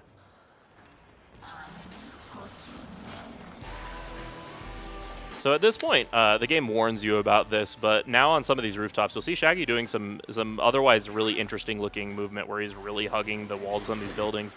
And that's because of those macabre enemies will just kind of teleport on top of you and attack you, and if they hit you, they will go first. Yeah. And they're very scary. They have incredibly strong physical skills, and just you don't want to... They're level 43, and I'm level 36, so Yeah. they can, wreck your face. Yeah, so it's very important that we just stay as far away from them as possible, not even give them any opportunity to hit us. So we're gonna tag this font here. We're gonna save, and we're actually gonna backtrack a little bit. There's a little hidden passage here that takes us to another Mitama, along with some more moves that we can take out. But we want to tag that font first, both so that we can warp back and be in the direction we need to be going, and also because this area can have some really scary encounters in it while we're fighting. Yeah, there's some dangerous encounters that can definitely kill you in that I'm going to be fighting here, so you want to be sort of careful. Yeah, specifically what we want to be looking out for is Valkyries. Valkyries are only weak to Force, and Mushoku is immune to Force, so... Yes, them spawning together is gross. Yeah. Valkyries are also incredibly strong. tanky. Yeah, they're They got a incredibly lot of tanky, HP. do a lot of damage. Just if we see Valkyries in groups larger than one, then we're just going to Truffery out of the fight.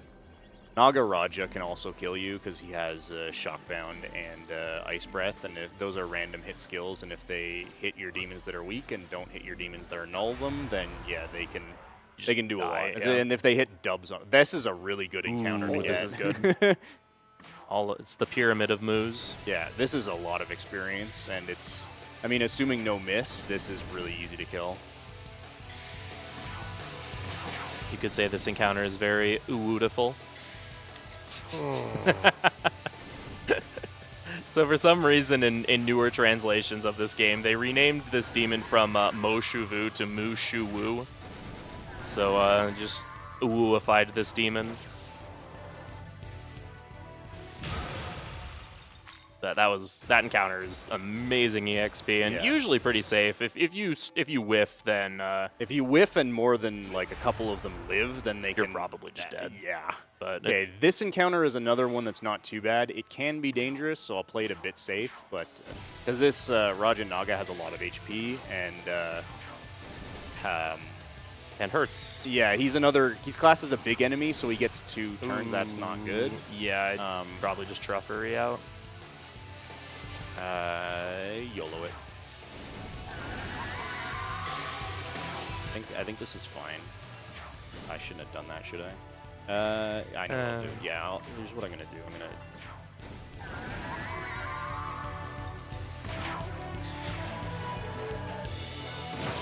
That's fine. Okay, that's. Well, yeah, if he's gonna do that. If he's then- gonna do that. yeah. Yeah, I mean, really, as long as I'm guarding with MC, I probably live. Yeah. And then worst comes to worst, I can. I didn't buy a smoke ball. Yeah. I should have done that. I intended to do that, but I didn't. But yeah, we're fine.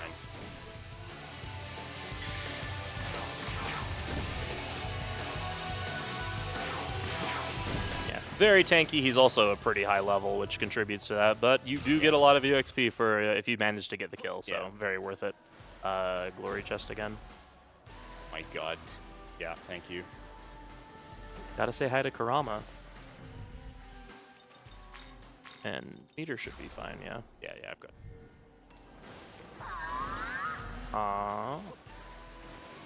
This Mitama is very rudely placed. It's Yeah. put in just the exact position that it's very, very difficult to ambush. Thankfully, it was turning in a good direction, but also its spawn point is like right in that corner, and if you're pretty much on top of a enemy spawn point, they can't respawn. So sometimes it can be a little annoying to like finagle actually being in a spot where you can be behind the Mitama when it spawns.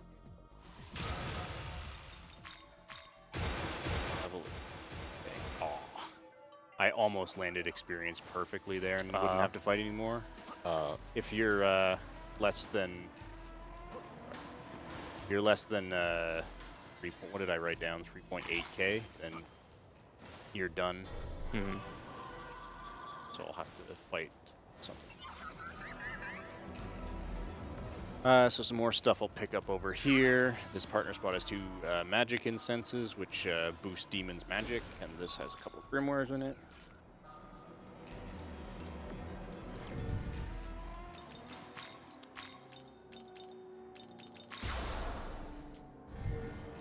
Yeah, so just one succubus definitely will be. Yeah.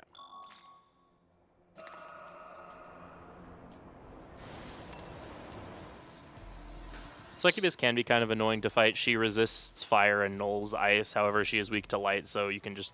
We have Mahamon on Basilisk, and you can just kind of chuck light, whatever remaining light shards you have to to insta-kill her, thankfully. We don't have a lot of light damage, but we do have light shards, which are generally good enough. Yeah, and I usually buy a number of extra Yeah. before Lamu, so you definitely have enough. Yeah. So the demon cert here has created this giant firewall that we can't get past. Those angels tell us that they sent off one of theirs to try to find a way to get past that firewall, and so we're gonna go and look for him. Nice. Really? It's just taunting you at this point. It is. It's like actively making this more difficult, though. Yeah, it's actually ice. annoying. Oh, of course. So I should have money on these gems. Yeah. Well, we're definitely good on EXP now. Yeah. Fortunately, I do still have to kill the encounter. Yeah. Really? Or you just do that. All right. It's that easy. Get lucky, forehead. Yeah. Just get lucky. Yeah, I have. Okay, yeah, I've got like over 25k more experience than I need. Yeah, you could probably just even skip lucking the Saki Yeah, I think I entirely. can. I'll save just in case I can't. But Yeah. You should. Yeah, you should be fine. I'm pretty to just sure avoid they. lucking it. Yeah. Just win, forehead. Exactly. Simply refuse to lose, and you will always win, or something. So yeah. So here, this power tells us like, oh, I was attacked by some human, but this is where I was going. By the way, maybe you can convince the demons there aren't necessarily friendly to Bethel, but they're not hostile either. So maybe you can convince them to give the item that we need to actually get through Cert's barrier. But you know, human that's going around killing both angels and demons. That sounds vaguely familiar. But yeah, here we're gonna save. We're gonna go grab one more Saki Mitama and another chest. Another chest with Rajanaga's essence in it, which will be quite important for later. Oh, and good facing. Nice. That Saki Mitama can be a little annoying sometimes. You have to... If it's facing forward, you can still jump down. You just have to jump down on the right side in kind of a specific way. Yeah. Dark. That's good, yeah. That one. Go. So they should give me level 40. Yep, easy. Did no problem.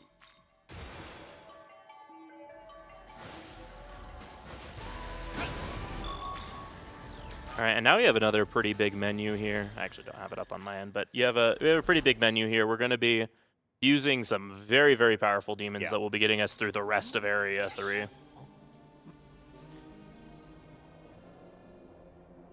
No, not that one. This one. Yeah, and again, saving because fusion accidents are Yeah. a thing. Your odds of getting an accident in this game, I believe, at base are roughly 1 in 64. At least that's what it is in other games in the series. Yeah, they're pretty uncommon, but yeah, they're really devastating if they happen, so you do have to save for them. Yeah. So we'll start by fusing our own Mushavu with Corneus and Basilisk. This is the final demon required for a special fusion that we really want to do. It's funny, in English, she's like, here's to being best friends, and then we like immediately fuse her away. Yeah. My question is, how is she a raptor? That is a good question. Yeah, I guess because she flies. In some of the demon family names are interestingly translated. I believe raptor in like the word that they translate as raptor in Japanese means just like something like evil bird. Like a lot of demons that are raptors are just like evil birds, at least from some translations. So here we fuse a succubus, and she has a very important ability that we're going to be seeing quite a bit in this area, and then we'll be seeing a different version of it later. She has Dona Magisi. What Dona Magisi is it's similar to the Concentrate ability, where it is a buff to your next magic attack. It's slightly weaker than Concentrate. I believe it's only a 1.4 buff. Something like that, yeah. The 1.4 or 1.6. However, the unique thing about the Dona Magisi is that you can actually use it to give that buff to another party member. Yeah, Concentrate you can only use on yourself, Yes. but Dona Magisi you can use on Yeah. others. And so when you have a party order where you have, 2 people attacking and 2 people on support that aren't doing any damage, it's just nice that you can use that half press turn to just buff up the attack of one of your primary attackers. Yeah. There is a physical equivalent to this ability called Donum Gladi, which we will also be seeing quite a bit of later on. Yeah. And so here we're going to special fuse Alice. Alice is just an absolute beast in this game, which is why we're giving her Beast Eye, of course. Yeah, Alice is a monster. Yeah, so she has the unique ability Die For Me, which is a very, very strong random targeting dark ability that in itself is very strong. She also just naturally learns Dark Pleroma. Pleroma's up the power of attacks of that element by 20%, and she learns Resist Light, which covers her own weakness. Yeah. She is just has it all. She also And- is incredibly min-max towards magic. Yes, and coincidentally, 3 of the next 5 major bosses in the game are all weak to dark. So Alice is just perfectly timed to just obliterate everything, while very nicely asking if you'll die for her. I missed the part where I could say boat dude. Oh yeah, we also fuse Boat Dude. Boat Dude is also really good in this game. He's the lowest level source of Materu Kaja, which is your multi-target attack buff. His unique skill. He also has a unique skill, Eternal Hail, Eternal Blizzard, which is a really strong ice skill and therefore really good for Cert, who's weak to ice.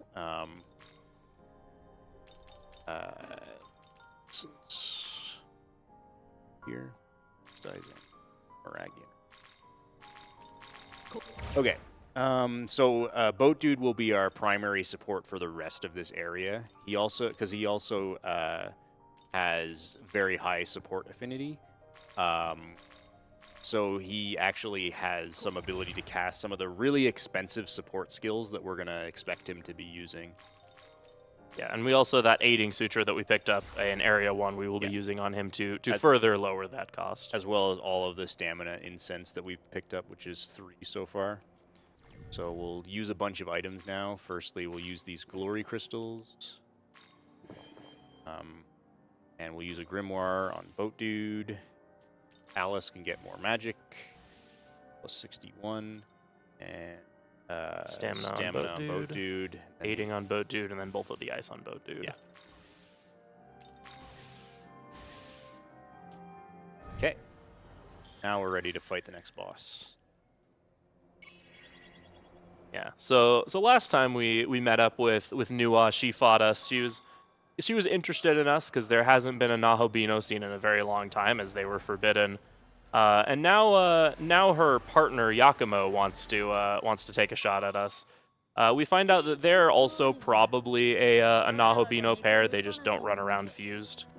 But she thinks that we show promise for something that they're doing, and Yakumo doesn't believe her. So now he wants to kill us to test that out. Yeah, we're kind of participating in a couple's argument, more or less. Yeah, pretty much. And so here Yakumo's weak to dark, and coincidentally we happen to just use the demon who the best dark demon in the game. So here's some damage. Yeah, damage, yes. And so here Yakumo really primarily focuses on powerful physical attacks, and so we're pushing a bunch of damage here on him to basically make his AI ideally buff himself with Tarukaja and then charge his Magatsui. When he charges his Magatsui, he will use Mazianga, and so we can just block that with an Elect Sutra, or Elect Dampener rather, excuse me. Yep.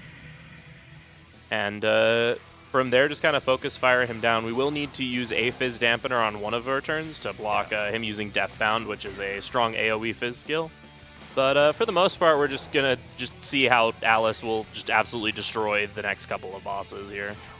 Yeah, this guy absolutely destroys you if he gets to actually damage you, but it's not really that hard to just prevent him from being able to damage you, as long as you have enough dark damage. Yeah.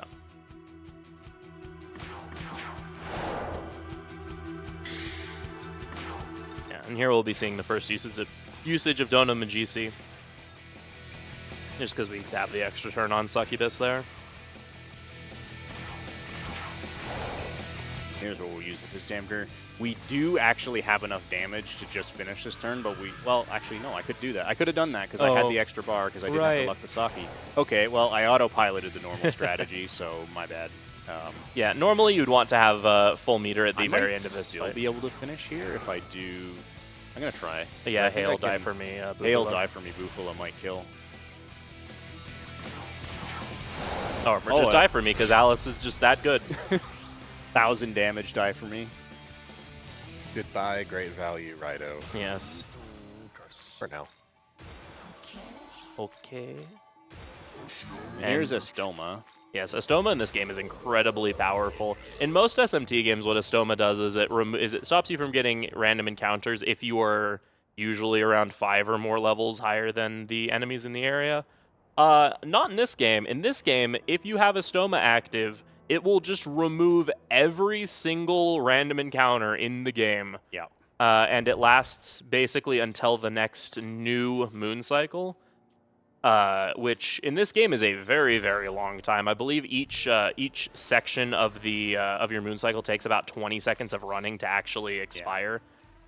It still lasts for an incredibly long time and just removes encounters. We won't be using it a ton right now because we do still want to be building meter, fighting enemies. It removes Matamas, which is kind of bad in this case. The big disadvantage that Astoma has is you cannot turn it off. You have to wait for it to wear off. So if you do want to get encounters, which Matamas count as encounters, you can't use it. Imagine if in a upcoming enhanced version of this game, they gave you the ability to turn on and off Astoma at will. That would sure be convenient. Kind of hope there's some restrictions on that because it would be really overpowered if you could do that. Oh, here we see Amanazako. This entire time she's been looking for someone that she's described as her soulmate. We're not quite sure what she means by that. But she runs into us. She's like, hey, so there's this giant crater and I need you to check it out for me. But then this Copa shows up and she runs away in fear. And we will never find out what she means by that, because that's the hook for a quest line that we don't have to do, despite how important Amanazako is to the story. We never actually have to do her quest line. Here we talk to this Kelpie and get a quest that is required, which is to kill a Garamakala and bring his head to the Kelpie, because apparently if you have a Garamakala head, it makes for a really good flower watering thing. Yeah, Kelpie is from Fairy Village, and we need to do some of the Fairy Village quests to impress Fion, so he will join us, because that's a true neutral requirement. That was the sound of all time. Oh, I have 3 Force Gems. I've never had that many.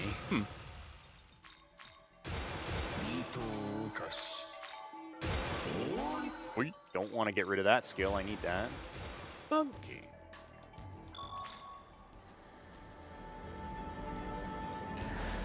Just head over here and pick up a couple more things. Anyone who's played this game has PTSD from these Anzus. Yeah, Anzu is awful, and their sound effect is...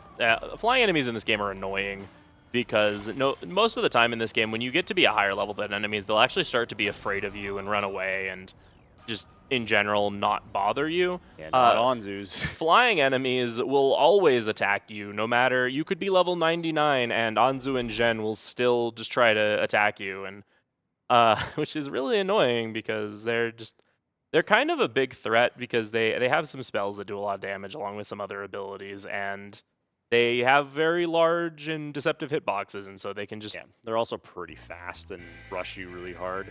Yeah, and so everyone that's played this game has learned to fear the sounds of the Anzu. Here we're going back to Area 2 for a couple things.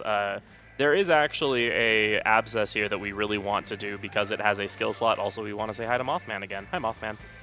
But we have this abscess here against this Basilisk, which we could have done before fighting Lamu, but it just works out better to come back here once we are a high enough level to just obliterate him levels-wise. We don't need the skill slots at that point, and fighting stuff on level is slower than fighting stuff over level. Yep. So here we're just running back. We also have to come back here anyway, because once you beat Yakumo, the goddess Isis will actually show up in the fairy village and have a quest for us. And that quest is part of the Egypt line of quests. Nice trip, Curry. I forgot to build bar off the Anzu there, so I'm going to actually do it now. Okay, gotcha. This is a bit slower because the startup animation is slower, but it's not a big deal. Right. What was I? Oh, yeah. So it's part of the Egypt quest line, which is another set of quests that's required for the true neutral ending. And Isis basically requests that you kill the punishing foe Horus, because he's basically kind of lost his mind and has just sort of been aimlessly patrolling a chunk of Chiyoda, just attacking whatever he sees. And so she asks us to defeat Horus for her. And so we will oblige. And since we're heading to the area where Horus is anyway, it just works out to come and grab this quest now while we're back here to pick up or to bully this basilisk. I mean, we're coming back here mainly for the Horus quest, not Yeah. for the basilisk. We're Well, kind of the other way around. But Oh, yeah, right. it's the same, basically what you said. Mhm.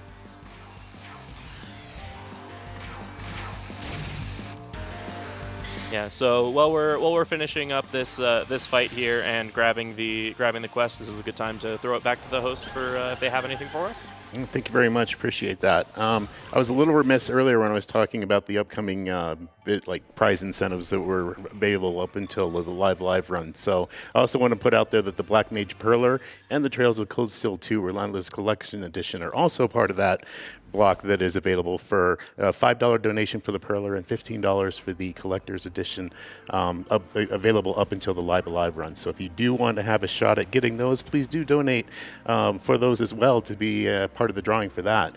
Beyond that, currently, I'll just give as a quick sponsor that RPG Limit Break 2024 is coming to you live from Salt Lake City, Utah, where we're raising money for NAMI, the National Alliance of Mental Illness. NAMI was formed in 1979 as a grassroots advocacy organization by a group of parents whose children suffered with serious mental illness, and they have maintained that focus to this day. So that is our main cause today, and any donations that you make to this marathon directly go to NAMI. Really appreciate that. So I'll turn it back to the runners. Yes, absolutely. Thank you. So, yeah, now because Horus happens to be weak to dark, we know what that means is in his future. So we're actually just gonna go take care of that right now. In addition, we're going to go grab another Kushimitama for some more Gospels and EXP, which is why Shaggy had to build meter there. Normally he would have built meter on the Anzus that are flying around, but it not a works big to deal. just farm it off the Abscess as well. Yeah, so Horus flies around in a pattern, and he's only actually reachable in one fairly short segment of his flight pattern. So what I'm going to try to do here is arrange it so I get to him when he's at that point. So the movement here is relatively tight, so I need to be careful. These dodges are also these a little... Orthuses are scary. Oh. No. Let's see if I die here. These guys can absolutely kill you. Alice is in my party. Please use Mamadoon. All right, let's see. That's fine. That's fine, yeah. Not a big deal. Okay, Yeah, we're good. We're good. Didn't die. Yeah, so these Orthuses are pretty quick and have some really weird hitboxes. They also, there's a lot of really awkward terrain here. Lots of, the guardrails and the this cars just and stuff. And sucks. they're really good at just, hopping over the cars and kind of just going through them. And that can make dodging these enemies really, really awkward. So Shaggy getting caught there is not an unusual thing to happen while trying to run through there. But thankfully, we needed to put Earthus in the party anyway to luck this Kushi. So having to swap in. Saw me. That sucks. That wastes time. I might miss Horus. Oh yeah. Ooh, okay. Yeah, like we said, they're not hittable for a lot longer than you would think. 'Cause most other enemies they spawn in, and pretty much once they finish their "Hi, I'm here" animation, then you can hit them. There's an extra two seconds where Mitamas just are still invincible. And nope, no extra.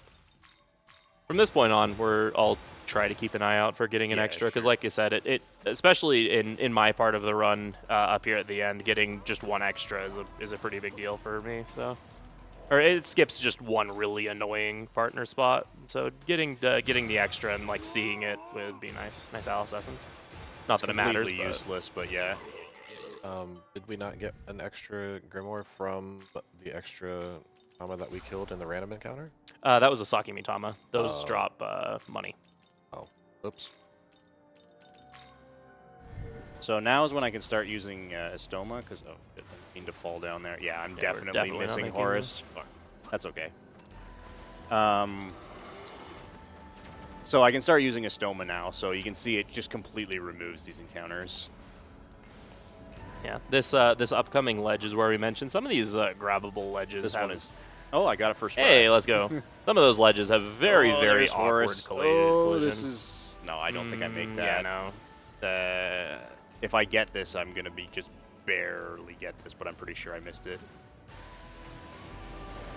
Oh, no.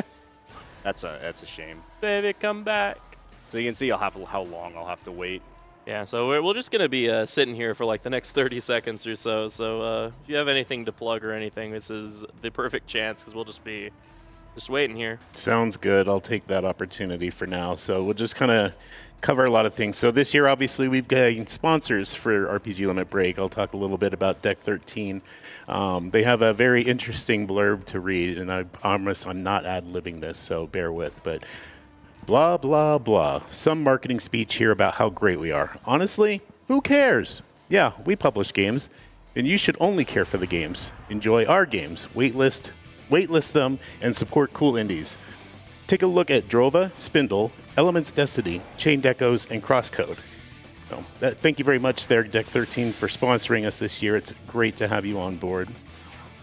Also, RPG Limit Break is excited to announce that we have launched our own merchandise store, from hoodies to coffee mugs and even fanny packs. You're sure to find our new RPG Limit Break branded gear, and the best part is, all proceeds from our merchandise sales goes directly towards funding RPG Limit Break, so we can continue to bring you these awesome live events every year.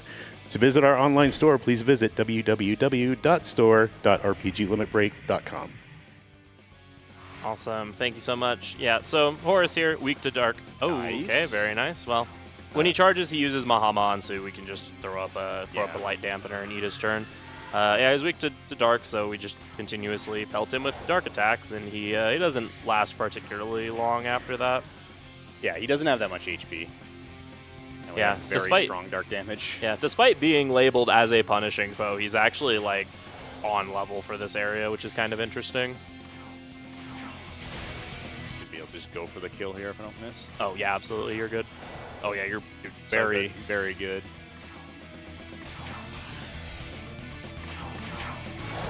Oh, that didn't kill. Oh, that's okay. Yeah, you can already see just how good Alice is. Like that, the difference in like Alice didn't even have Dona Magisi, and she did more damage than MC did with that. So, oh no, you grabbed it. I already grabbed it. Yeah, I grabbed it first. Still need to turn in the quests.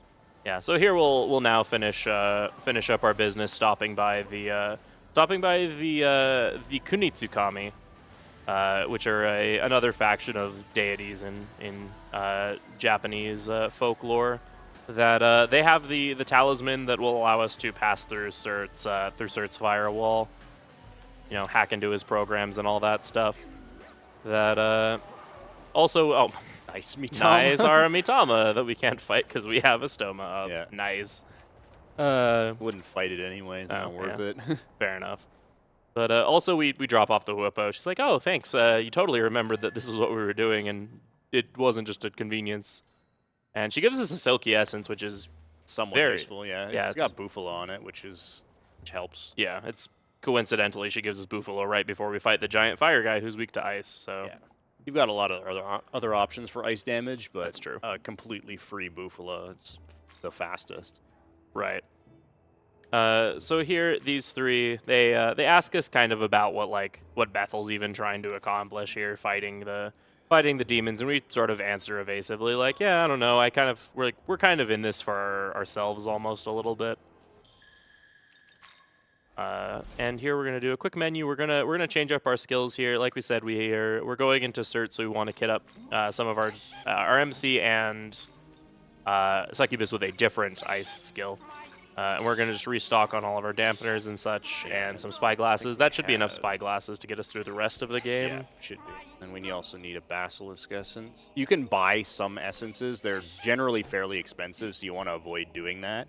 But sometimes it's just convenient to just buy one. In this case, Basilisk Essence just has pretty good resistances for the next section of the game. Yeah, you can get one for free from Basilisk, and doing so saves you like 16k, but it's not a big deal at all if you don't get it, and we don't plan on getting it. It's just nice if it happens.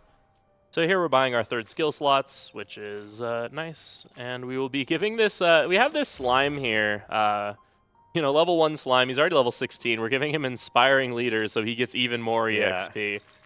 So we are going to have the highest level slime that any player of this game has probably ever made. Not quite as ridiculous as the level 99 meme slime and an abscess later on, but still definitely up there. We're going to be giving Sukona Hakona resist fire, which is kind of nice for cert, but also is for a fight later on. We're going to be, like I said, giving MC Silky's essence for Bufula. We're also going to drop Madoon, but not Yeah. Dark Pleroma, which seems kind of weird, but we're going to get a stronger Dark skill afterwards. Yes, we're also grabbing Hamon for a boss later on. As well as Mana Spring, Yes. because we kind of need more MP. Yeah. Switch these two. We also put Elec Pleroma on Succubus, even though she doesn't have any electric skills, which seems really odd. We are going to be fusing Succubus into a demon that will have electric skills, and that's the purpose for it. It's just at the moment we just That's the wrong one. have Elec Pleroma that's not going to be doing anything. But it's just Yeah. convenient to put on now since we want Ice Breath from Yeah, Rajanaga's exactly. essence anyway. Ice Breath is stronger than Bufala, so you can just grab both the Elect Pleroma we need for a later fusion as well as the slightly stronger Ice attack right now. Yeah.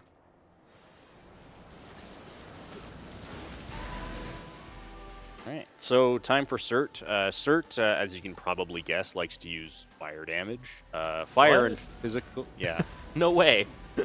Never would have guessed that one. He does also have quite strong physical skills, though. They can be kind of threatening.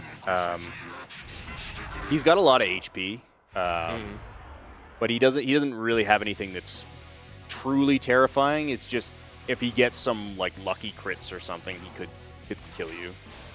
But, we have quite a bit of ice damage. That was not what I should have done.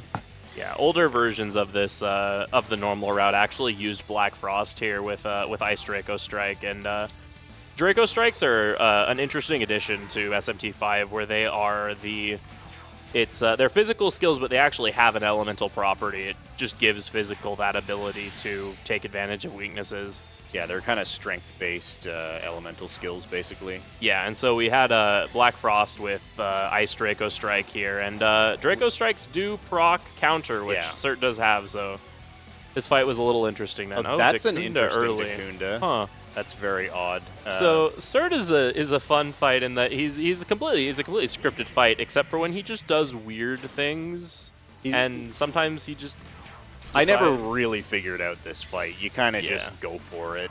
Yeah, like this fight isn't difficult, and like we have our charge really early due to when we fought Horus, and so Yeah. we can still like push good damage on him. It's just he just does weird things and decides, yeah, I'm just gonna Dacunda now, because why not? Because I feel like it. That was level 1. That was Nocturne levels of luck on this cert. Oh, I mean, at least he didn't Dacunda. Yeah, turn 0 Dacunda. You can see how much his normal attack did. Like, that literally did half of Alice's HP. Yeah, which Alice He's- doesn't have great defense as Yeah. is, but he's also just very strong. Yeah. So when Cert charges, he will always do Miragi Dine, so we just know we can put up a fire dampener Yeah. here and we'll be fine. Get Alice to do that. Yeah, Alice doesn't have any ice skills, but Die For Me is just so good that she can just dish out really really powerful damage against him anyway, regardless. Throw a Secunda down. Just for a little bit of safety. Yeah, like, you know, casual 5, like she's out damaging people that are using weaknesses, and she's not, you know, Alice is just good. Yeah, we should have. I'll see if I have enough damage to finish this turn. Should be fine. Not, I'll throw a fire dampener with Alice, just in case. Yeah, I think I should have you're enough. good. Yeah. Not if that happens. Not if that happens. All no. right, let's see the Ragnarok dubs. Or just... Or not. And Sure, that... All right. just dodge. That's Hold that on. easy. Secunda was a good skill in this game? Sometimes. Since when? Occasionally it does things. All right, that was definitely the most scripted out cert fight that we've ever had, completely according to plan. That's how that fight goes all the time. Seems to be how it works for Cert. Like, I can set up a script and it'll work sometimes, but he just so often goes off script that I just end up freestyling the fight. Right. Which, like, thankfully, he's a guy not- has like one thing he does, and so it's pretty easy. Yeah, to he's not very prevent that. complicated. All right, so here now that we've defeated Cert, Dazai shows up and continues to refuse to roll up his pant leg, and asks like, "Hey, how do you feel about our leader Koshimitsu?" And we're like, "Yeah, he's cool." They're like, "Oh, how do you feel about the fact that he just like asked us if we wanted to fight?" And we're like, "Well, that's cool, I guess." He's like, "Oh, well, I think he should instill more order." And we're like, "All right, whatever, dude. You didn't." We just killed Cert and you stood there, and he's like, okay. Didn't even use your level 60-something throne. Yeah. So here we're in the last little bit of Area 3 here, with which introduces a section that's supposed to go on for a lot longer, but we're just kind of gonna ignore an entire chunk of this area. First, we're gonna go over here, grab this font, and pick up an Aogami essence that has the ability Profaned Land on it.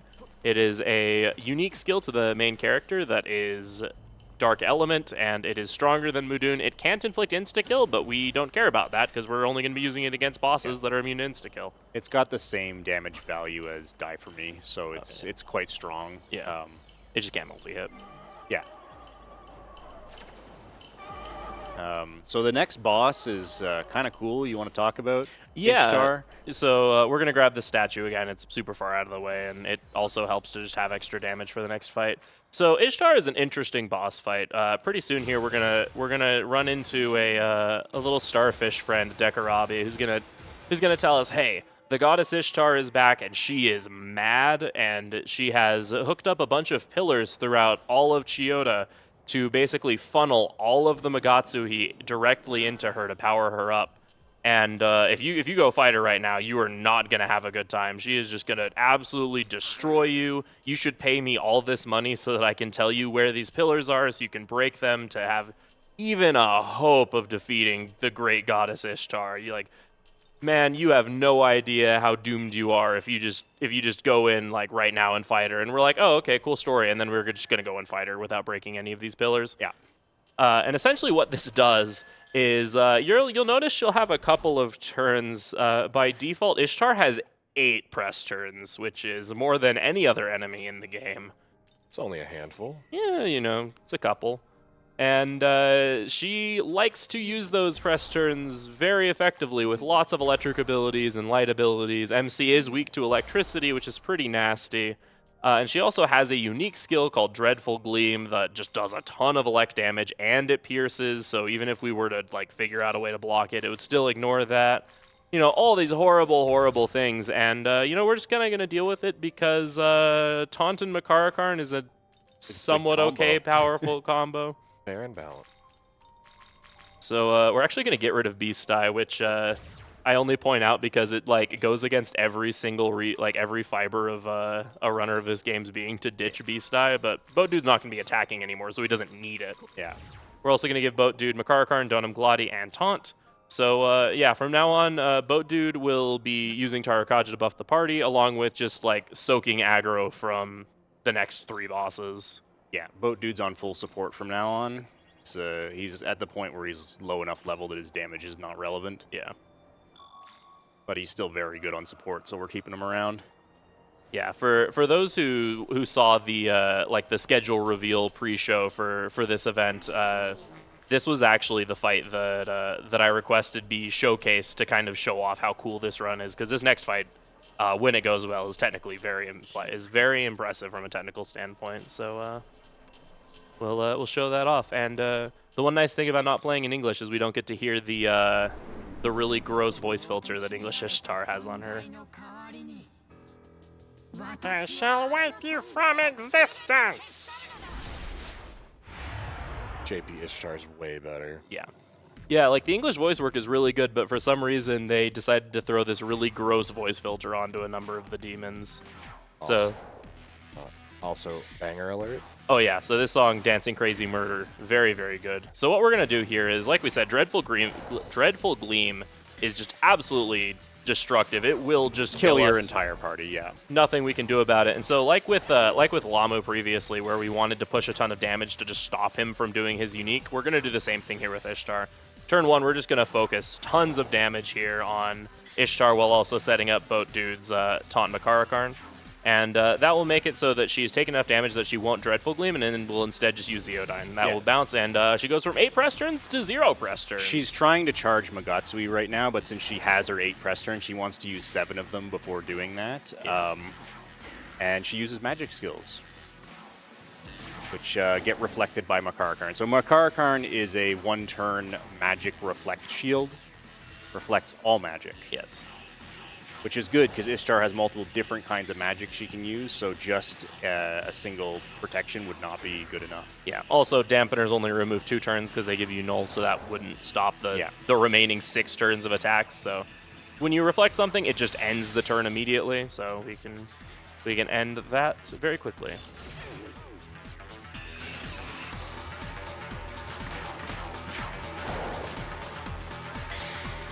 And so, like Shaggy said before, the boss will take 2 turns to try to attack. So after this next turn, she will just charge, and all 8 of her turns will just go away. She will spend all 8 of her turns charging Magatsui.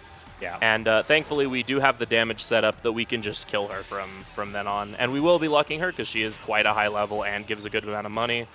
And a ton of experience. Yeah, tons of EXP. We need to hit level 46 from this fight and the EXP reward for completing the quest to kill her. And this fight and that EXP, if you luck her, will give you enough. Will give you enough that will hit level 46. So yeah, just I'll change Earth is here. yeah. So I think a Donum die for me would kill. That might. Ooh, that's really close. Yeah, that was probably riskier than I should have played, but we're all right. Yeah, we're good. Yeah, if you kill it before activating luck, then, well, you don't get the luck. So Yeah, that would be a load your save, because this fight, you need to luck it. It's worth way too much experience. You can't just move on. Yeah, there's 2 bosses coming up here that we go for the luck for, and if we miss it, then it's not the end of the world, but we really want it. But that fight, you absolutely have to luck. Like, we got 46 just from that fight. Yeah, three full levels from that fight, so, like, it's way too much. And there's not really any other good ways to get experience around here. Like, Mitamas are not worth very much anymore because we're far into the area. And we fighting can't spend stuff, the Gospels. Yeah, we can't spend the Gospels, and fighting stuff is annoying because there's nothing that's really that good to fight. Let's throw a Grimoire on Alice. So we're going to pop a couple of Grimoires on Alice. We want to use her for 1 more boss fight, so we're just going to give her a few levels to keep her relevant for that boss fight. Yeah. And now we're going to head into, like, the first of 2, like, actual dungeons in this game. The school is kind of like half of a dungeon. But this is DKC, Demon King's Castle, or Donkey Kong Country. And just like Donkey Kong Country, you have a barrel of laughs with, objects that shoot you in various directions and lots of platforming. This is very much the same thing. I mean, like, we're basically just Donkey Kong right now. We're gonna be having some platforming puzzles and some cool fans and horses just kind of running laps in circles because that's fun. This dungeon aggravated me so much as a casual. A lot of people really don't like this dungeon. I like it. It's too long. It's real issues that it really overstays its welcome. Yeah. So this next dungeon is going to be about 15 minutes of running. There will be a mini boss in the middle of it and then a boss at the very end. but it is just going to be a nice platforming section, which in the speedrun is actually quite nice. That Ishtar fight, if you couldn't tell from my overly elaborate explanation of the fight, is very stressful for runners, because if you whiff at least even once in that entire fight, you just die. Yeah. Taunt isn't a guarantee to actually draw aggro, and She's also not guaranteed to use magic, so she can just bonk you as well. yeah. So if she just decides to ignore taunt, she one-shots MC because he's weak to electricity, and just anything else, anything she can does. If that fight does not go completely according to script, you just die 99% of the time, and it's a really stressful part of the run. And so this is just actually a very nice section. Because this area gets memorized pretty quickly by most runners. It's just a nice opportunity for the runner to just kind of take a breath, relax, kind of let their muscle memory get them through this area, and sort of prepare for the for Area 4 and everything afterwards. Because the next couple bosses aren't particularly bad either. They're kind of interesting, but they're not that hard, really. And because you don't need the luck, it's just a nice bonus. If you fail it, then you can make it up. yeah. So yeah, this is a nice little refreshing bit. See, here we have the introduction of the fans. Basically, if the fan is on and you run in front of it, you'll get launched about 3 squares forward or in the direction the fan is blowing, which in this instance will just like knock you off the ledge and make you restart the running segment. In the next couple of rooms, they'll start introducing timing mechanics to it, where you actually have to wait for some of the fans to go away and just sort of walk through them as they're going around you. Even further in, we'll start actually needing to use the fans to send us to different platforms that we can't jump to either way. It's actually like, although it's pretty simplistic, and some of the puzzles can definitely get a little frustrating, to the point that there was actually even a patch for this game shortly after it came out to make one of the puzzles a little easier, which we won't even see because there's actually a platforming skip that completely ignores the fan that they removed. Yeah, there's 3 small skips in this dungeon to skip small sections, and we'll point them out as we get to them. Yeah.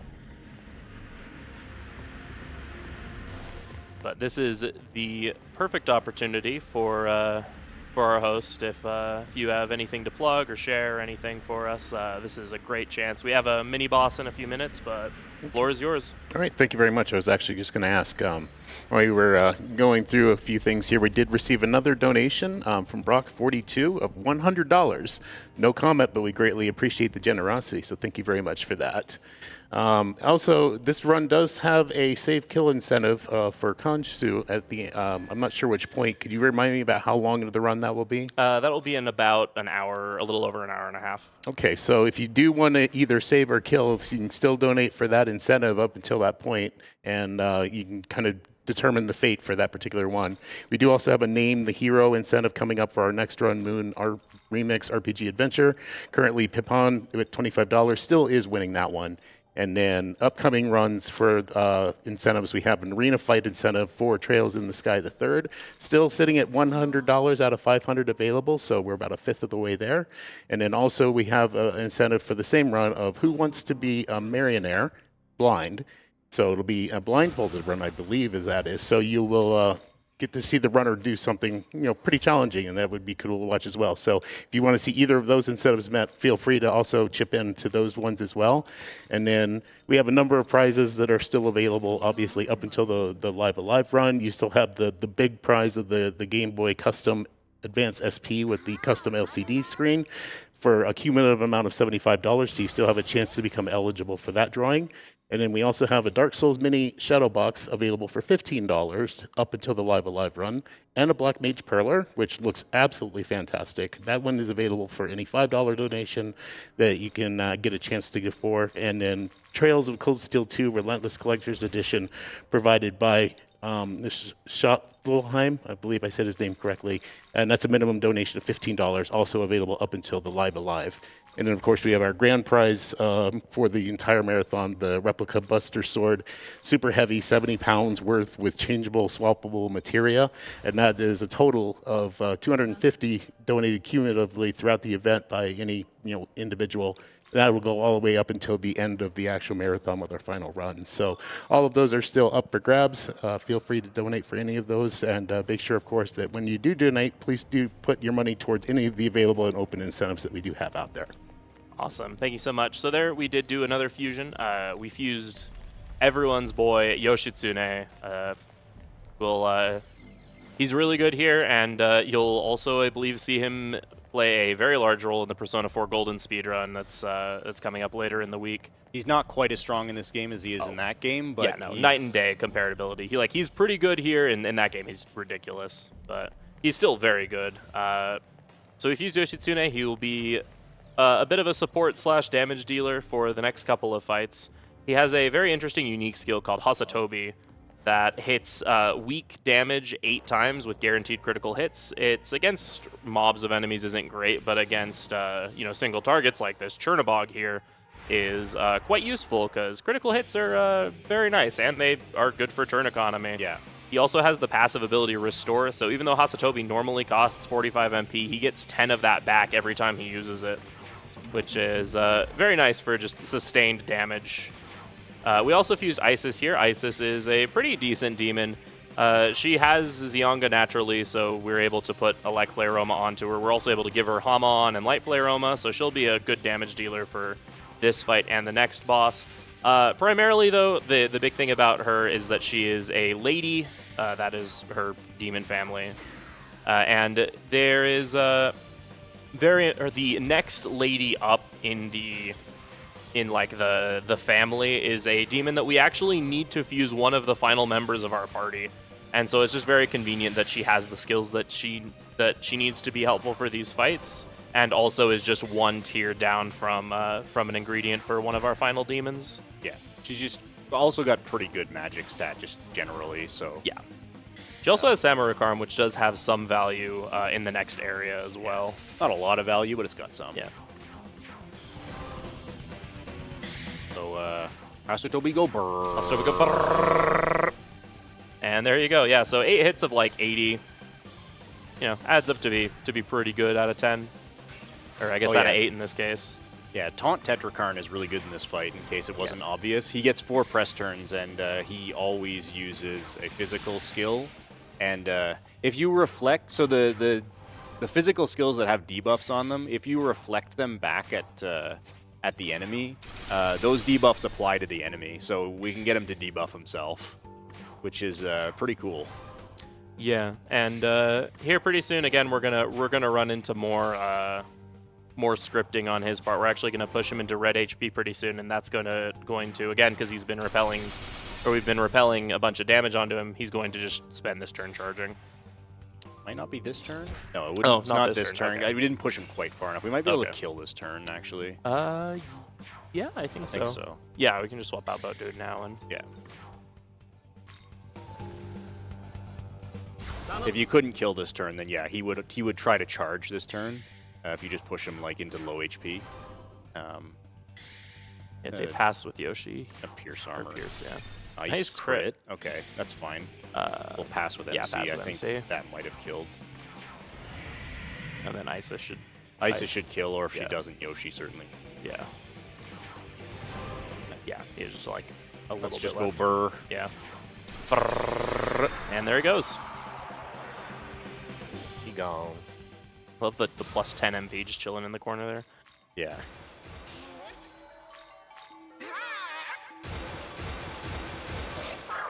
Hee-ho. Yeah, cool. Nice. There's life spring on it, but it's not really useful at the Yeah. point. Okay, so we'll pop. So that guy drops a large glory crystal, which is worth 100 glory. So we might as well just use it, and then we'll also Grimoire Alice again, because again we want her to be relevant for not the next boss, but the boss after that. Yeah, the 100 glory is nice, but also just nice to get the crystal out of our inventory. Yeah. It would cut out like 1 glory crystal spot in the next area, which, is nice to just not have to worry Saves about. a bit of time. Yeah. But that boss is kind of like a third of the way through the dungeon, so we have some more platforming. This bit is where we start to introduce the fact that we now, instead of completely avoiding the fans, we will now be using them to our advantage. As this power observes, which is kind of funny considering he can just fly, but it's fine. Too much of a law demon to recognize that he has wings and can break the rules. They literally show him flying in some of the earlier cutscenes, Yeah. and then here he's just like, I don't know how to get through this area. It's too complicated. Ignore the fact that the door is like almost right above me. It's too much. I don't know. There's a clearly marked path here, and I can't figure it out.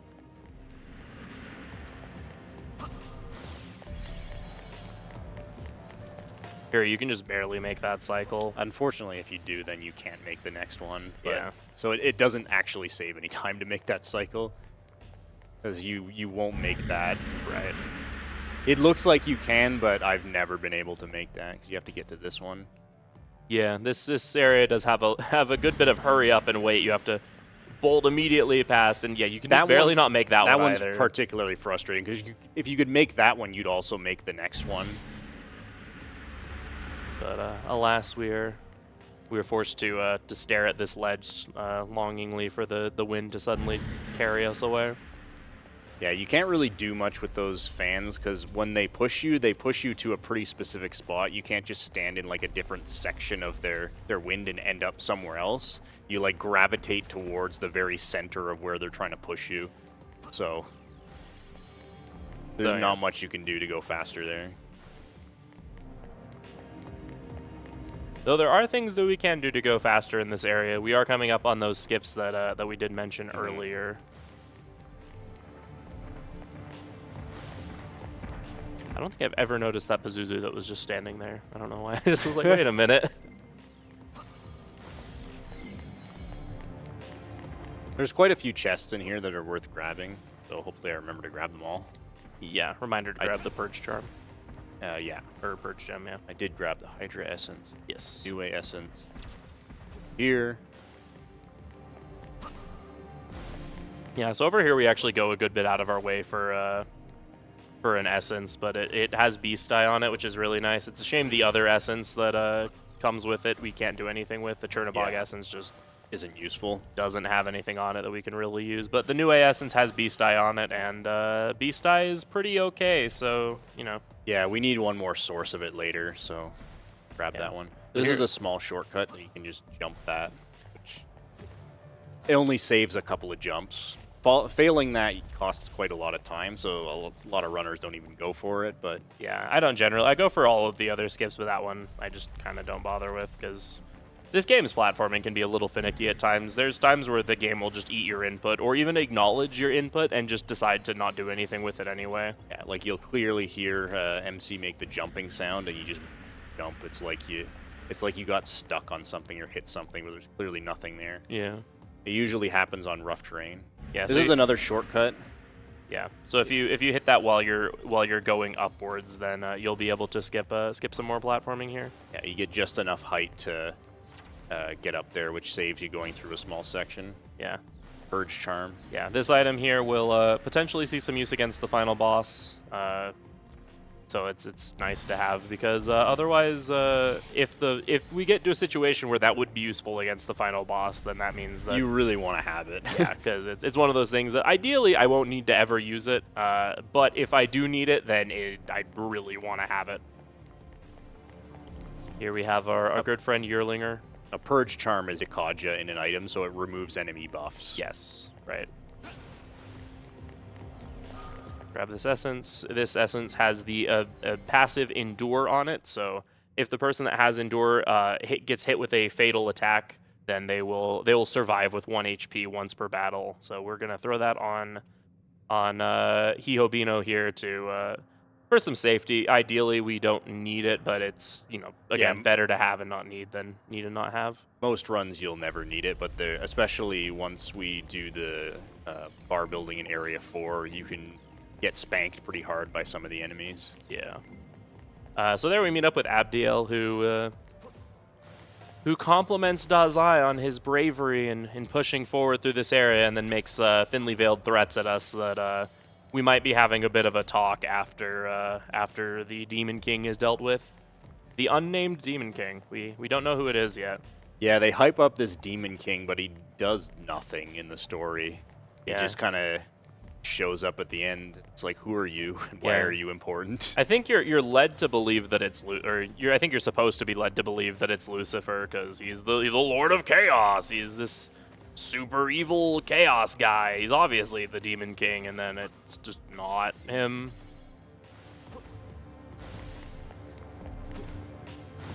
Here, we're gonna jump over here for some money. There's actually a lot of money in this area, which is nice because we're gonna have to do some very expensive fusing once we get into Area 4. The way this game kind of balances around how powerful elements are for upfusing demons within the same family and for like just basically being huge EXP funnels is that they are very, very expensive to buy from the compendium. Specifically this Earthus is going to get to the point where it's going to cost 90,000 Maka to buy him from the compendium, which is just an absolutely absurd amount, but it's very much worth it. And so the money we get here will help fuel that Earthus bill. That hunk of rocks might as well just be made of gold for how much we're paying for it. Yeah, exactly. But we are getting close. We're in like the final area of this before we get to the boss. And this is the room that has the skip that we talked about. This little platform here juts out just enough that we can actually do this jump and completely skip the platforming puzzle. Yeah, that doesn't look like a skip, but you're not actually supposed to be able to take that path, and you have to really awkwardly jump the corner like that in order to be able to make the fan cycles. Yeah, there's like, you're supposed to do like a bunch, like very strict timing jump around each of the platforms to eventually end up on that platform we jumped to. And the timing on it can be a little annoying, so to like fix it, Atlas just removed one of the fans in that path, but like we can't even see the fan that got removed because you can just jump over it, which is really nice.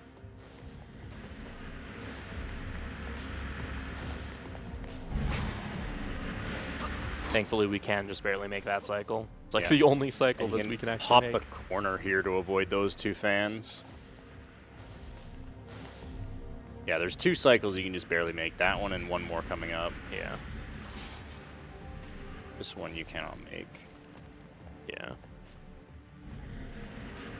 But if I do this right, you just barely make this. There we go. Yeah, the positioning on that is so awkward, and if you delay for like even half a second, you don't get it. Yeah. But that is the final fan in this area. We can now wave goodbye to the Donkey Kong country. And we go fight Donkey Kong himself. Yes. Or would it be King K. Rool? I don't know. He's the Demon King, so he's DK, so he's Donkey Kong. Ah, there you go, yeah. I like it. So here we're going to max out on our smoke balls for later. We're good on spyglasses, and we can actually buy gems now. Beating Cert was the plot requirement to allow us to just purchase gems. Since now at this point we just have... Yeah, we have a lot of money, so I'll just buy lots of them. Yeah, we can also just get Dines now, which is good. Anything yeah, else? No, we're I good. didn't. Yeah. Good. Yeah. Chance to bring more Maka next time. Oh, I save here. I'm just using essences. Yes. Yeah, so here, the next boss is weak to electricity. Thankfully, we picked up that Yearlinger essence, which has Zeodyne on it, which is the tier 3 electric ability.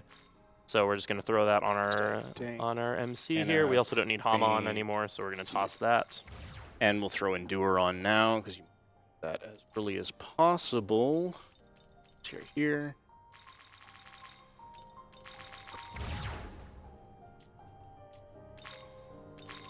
Yep, and same party we used for Chernobog, and now we're good to go fight the Demon King. I'm sure he's a very, very threatening presence, truly worthy of the title of the Lord of Chaos. I'm sure he looks very intimidating. Yes. I mean, Naogami even warns us, very powerful demon. And look, there's a dead angel. So this is Areok. He is everyone's favorite giant demonic blueberry. Sure is.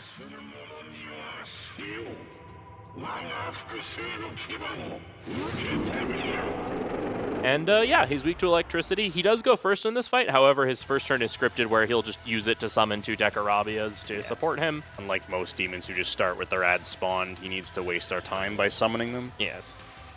So now that he has his starfish friends, we're just going to be blasting him with Zeodyne, lowering his parameters as normal. This is fairly typical of what you've seen. Ariok has he has access to ice attacks and very powerful physical attacks. Thankfully, Boat Dude can deal with both of those. He naturally nulls ice, so that's totally fine, and we're going to be using Tetrakarn on Boat Dude to just repel. Specifically, Mighty Cleave. Mighty Cleave is a very interesting ability that is... the first we'll see. There was another ability that was like it that we never saw earlier. Yeah, Critical Slash. Yeah, Critical Slash and I believe Fatal There's Sword. Mighty Cleave right there. Yeah, right there. and Fatal that's- Sword is not. Oh, it's not, close, okay. No. Yeah, so Mighty Cleave there is a heavy physical attack that has incredibly low accuracy, but does a lot of damage and is always a crit. It's quite a powerful skill, and so reflecting that back at him just repels a lot of damage. We want to see at least one of those repels just to help make the damage ranges a little more favorable for this fight. Also, something worth noting is that we do want him to be using physical attacks because we don't really want these Dekarabias to be getting any turns in. They will prioritize using Masuku Kaja on Ariok if they detect that his agility is lowered. Because again, he's using Mighty Cleave. It's an attack with very low accuracy, so they want to have him buffed up. However, if we just counter Secundo with Yoshitsune and we don't have to worry about it.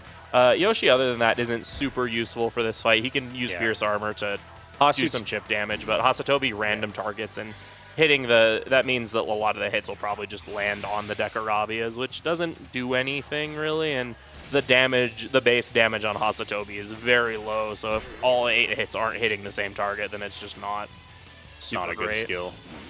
Wow, he is being very cooperative. He is indeed.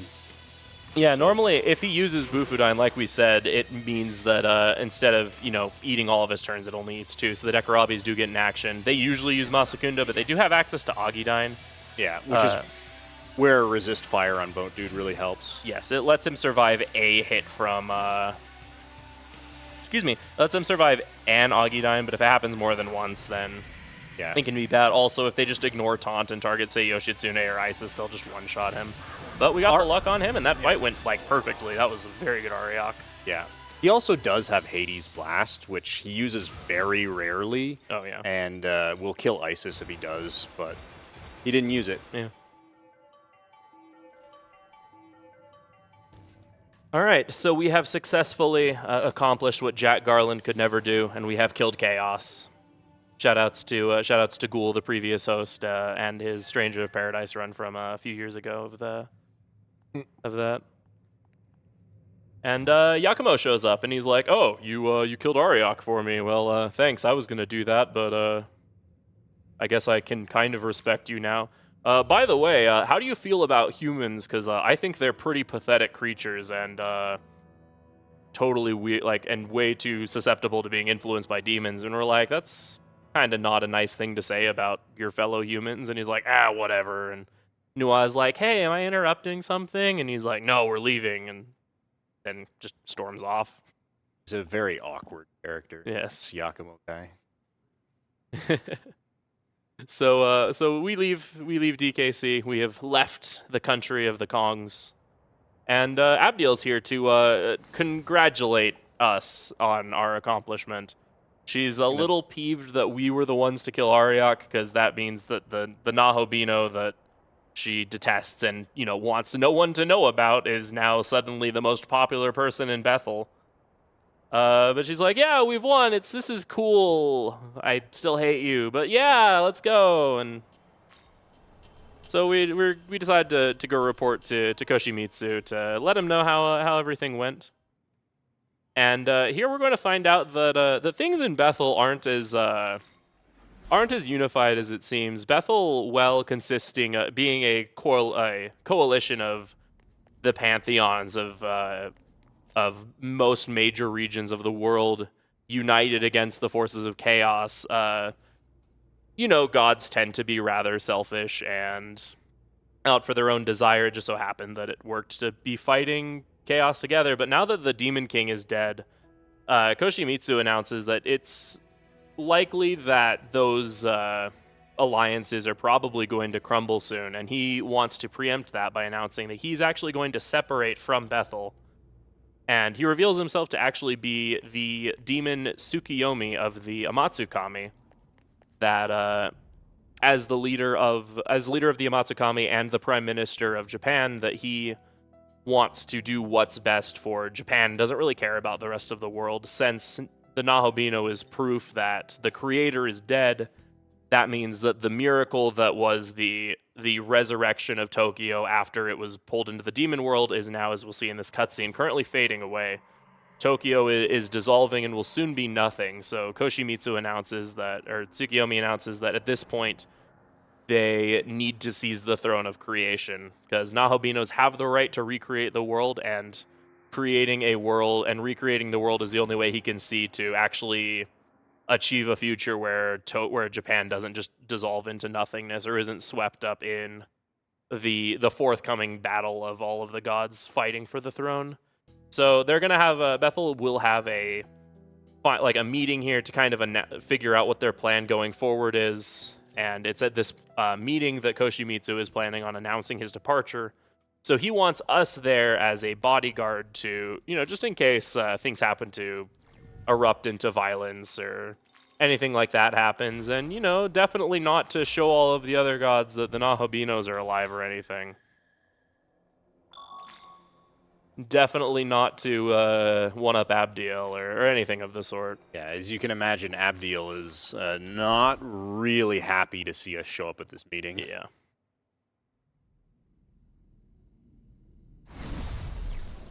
So at this meeting, we will be introduced to the leaders of the four other major pantheons of Bethel. We will be meeting Zeus, the leader of the Greeks, Odin, the leader of the Norse force. Shoutouts to my chat and the Norse force.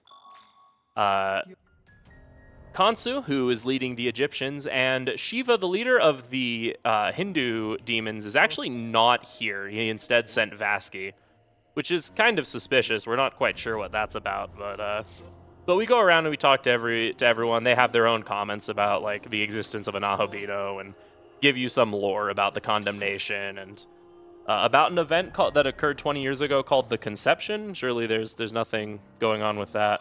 And Abdiel tries to get Bethel to stay united, but because we exist, all the gods are like, no, we're not going to follow you anymore. So Abdiel's decided she's had enough of us and she's going to try to kill us.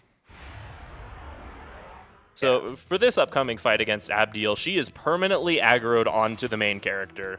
Every single attack she does that isn't, an area of effect attack will be directed completely at Hihobino here.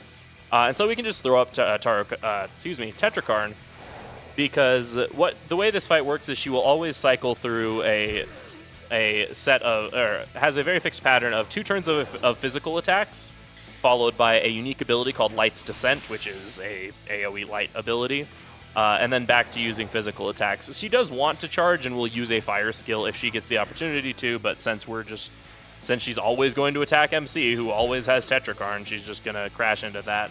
And there she used Pierce Armor, which is very helpful. Yeah, that's the best thing she can open with.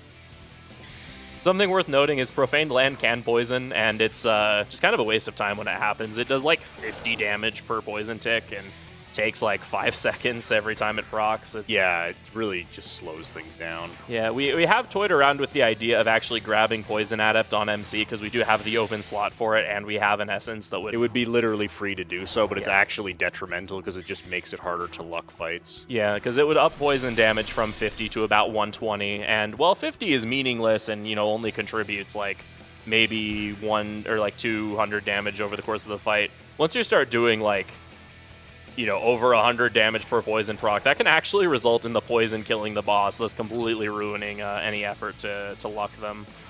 So here, this is the 3rd turn, so we're going to throw up a light dampener instead of our Tetrakarn. And again, this is another evidence of Alice just being the best. This is why we were grimoiring Alice, because Abdiel is actually, I think, level 52. She's got a lot of health. And she has a lot of health, so getting Alice all of the levels possible so she can be relevant for this fight is very, very helpful and essential, practically. That's how we go. Brrr.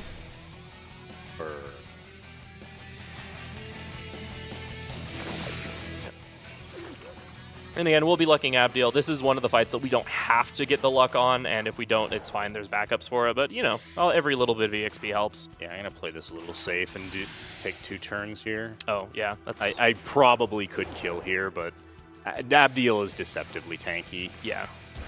Can easily fail to luck this.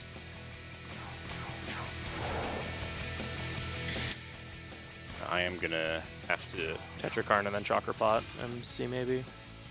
Or not Chakra, yeah. I think I'm fine. Alice can finish her off. Okay. Because this is gonna do more damage. Right. Thankfully, Myriad Slashes only reflects once. 'cause Yeah, that would Myriad be- Slashes has a base damage of like 400. It's the strongest skill in the game. And it's multiple times, so yeah, thankfully it only repels once, because that would have not been good for our plans to luck her.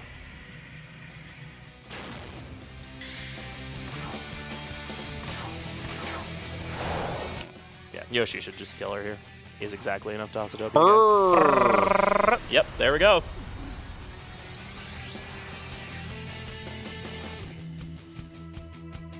All right, and with that, we have made an absolute mockery of Abdiel. Also, you'll notice here, Shaggy's going to start pumping Vitality. That is the last fight that MC will be doing any meaningful damage. Yeah. And so now we're just going to pivot to tanking. And I will hand off the controller. Yes, we will be trading controller for the last time. I will be finishing out the run here.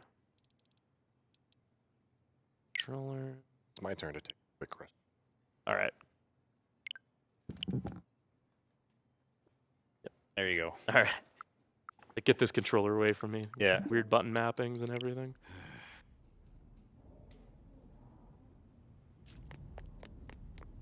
All right, so there's a meme that we like to do in the community here with this next dialogue. It's not quite the same because it's not in English, but we'll still quote it. Regarding the war of the gods. Regarding the war of the gods. Regarding the war of the gods. Regarding the war of the gods. So yeah, here Tsukiyomi just gives us this huge exposition dump about the throne and about, how Nahobinos will recreate the world. He also tells Yuzuru that Yuzuru is his knowledge and they can become a Nakobino together. And then tells Dazai, yeah, sorry, we don't know who you're the knowledge for, and we don't want it to be anything risky, so just kind of leave us alone now. Well, he tells Dazai specifically to watch out, as a demon Yeah. might come after him if he's their knowledge. It's kind of like, Right. figures it's a bad thing. Like, well, considering what happened with Lamu, that's a fair thing to tell him. Yeah, and meanwhile, Dazai's like, I wonder how Abdiel's doing. I know she just tried to kill you and we're supposed to be friends, but I'm really worried about her. And they're like, all right, well, she's probably still at the summit where we left her sulking, and indeed she was, and there they have this conversation where Abdiel actually realizes that Dazai is her knowledge, which is incredibly unfortunate for her. You almost feel bad for the poor lady. But It means they can become a Nahabino, and yes. they will represent the Law faction, and Tsukiyomi and Yuzuru will represent the Chaos faction in the coming... Oh, also war, I Tao's guess. alive. Oh yeah, Tao's alive. So Tao got resurrected because she's, Chosen to be basically the goddess of creation. yeah, she's supposed to guide the recreation of the world, so help whichever Nahabino gets to the throne actually use it properly. He decides that we're probably the best bet to get to the throne, and so she's going to join our party. And it's kind of interesting because most mainline SMTs, you don't have a human party member join you like this. Early games you do. but Early especially games you not did, for but since Nocturne and beyond. yeah, since Nocturne we haven't really had this. So the way that Tao works is you can use her like any demon, but you cannot fuse her into anything. She has her own family, the Pangea family, and they don't fuse into anything. But you can use essences on her, so you can adjust her build to whatever you want. She's really good. She starts at level 60, which is quite a bit higher. I think we're 52 right now. Something like that. She's got a strong magic stat, and she also has a unique skill, Light of Order, which is Luster Candy, so a full party, all 3 buffs, plus Meteorama, plus Dacunda, all in one skill. It's incredibly expensive MP-wise, but she has pretty high base MP, so we can actually build her in a way that we can take good advantage of it. So now we're going to do a couple of fusions to set up 2 of the demons. So our final party will involve 2 special fusions. Kitty. So we are going to get some of the required material for those special fusions are fairly low level, so we can actually fuse them now. So we're going to go ahead and do that so they can start accumulating experience. And we're going to give both of them inspiring leaders so they accumulate more experience. Including Anzu. Yeah. Anzu is one of them. And Valkyrie.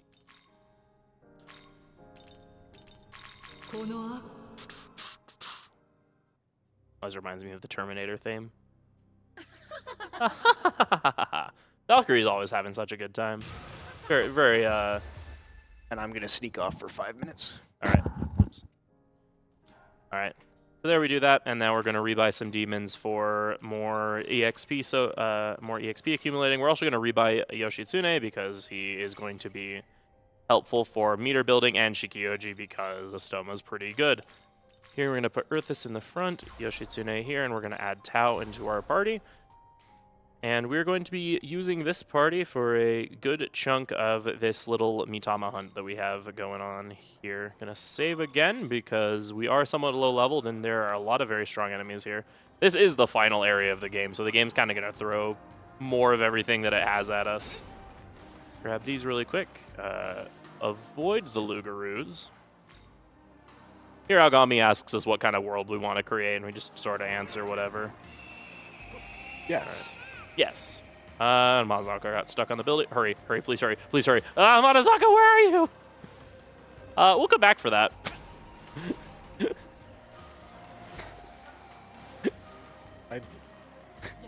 Okay, we're good. We're safe. Everything's fine. I don't think I've ever seen her get stuck on something like that. Oh, she gets stuck on that building all of the time. It's just she usually doesn't get that stuck. All right, so here we're going to say hi to these Hecaton Curies, and they're going to help us build up meter here. So here we've been picking up a bunch of meter building miracles, and we're going to take advantage of them. So we have Vengeful Opportunist, I believe, is what it's called, where when you guard, you build up some meter. We also have another one that makes it so that when we get hit while we're blocking, we build meter. We also have Vengeance, which contrary to also being the name of the forthcoming SMT5 re-release, also is an ability that means whenever a demon or whenever a party member dies, we build a lot of meter. So we're gonna see Earthus dying a lot, hopefully. That's what we want to happen. Yeah, because if he dies, then that basically guarantees that we'll have a full meter. And again, we don't even need like a full meter. We just need. Yeah, optimally what happens is you get the 1/4 stall, Earthus dies, you guard 3 times, and then they also hit one of you as you're guarding, and that will give you enough bar for a Mitama in 1 turn. Yes. That one was pretty good, though. Just 2 turns. We didn't have to leave the encounter at all and come back. If they use like critical aura or some other skills, or if they charge, then we'll usually just leave and do another encounter. But in that case, they didn't do anything too scary, so I was just able to get the 2 turn there. Here we enter the territory of the Greek demons. We pick up this partner spot here for a bead chain. Bead chain is a full party heal. Yes, full party, full HP heal. Grab these here. So I don't know if you mentioned this already, but this area is quite a bit different from the previous 3 in that it is far more open than the others. The other ones kind of had sort of a smaller open area and then a major boss and another open area, etc. This one is one very large open area with 3 bosses at various spots in it that you have to defeat all 3 before moving on. Those 3 bosses are really high level and absolutely unwinnable in our current state. Yeah. So we're going to have to spend quite a bit of time just getting stronger, collecting things, and fighting Mitamas, doing some fusions, etc. before we go and do those fights. Yeah, for reference, all 3 of the gods that we will be fighting are level 73, which, like we said, after, like, with a 10 level difference, you start doing single-digit damage, let alone, you know, a 22 level difference. Yeah, it's not uncommon for people playing this game to just wander into one of the gods and then just immediately die. Yeah, usually it's Zeus since he's the easiest to get to. Yeah. And, yeah, he will absolutely ruin you. Alright, so here we have this first Kushimitama. We'll be using Tao to kill Mitamas for now because her level is just so much higher than everyone else's. After a couple levels, MC can also contribute to give us another shot at killing, but for these first couple, we just need Tao. So we're going to be using Masakunda with Yoshitsude to hopefully hit. Yeah, because if Tao misses, you can't cycle around to her turn again, so it's you kind of just drop a Sukunda and go for it. And no extra. No extra. Oh, that's not great. Okay. We haven't got a single extra yet. Nope. So we have one more shot at an extra, but that's fine. Yeah, if we don't get an extra, really what that's just going to mean is we'll have to do an extra partner spot Kusi that's fairly annoying because it's another one where you just have to go for it, and if it goes first, well, too bad. Load your save and try again.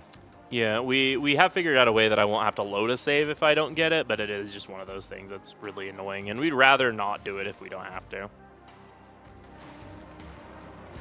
You turned to look at me right as I was about to, oh goodness, hit you. That's kind of rude.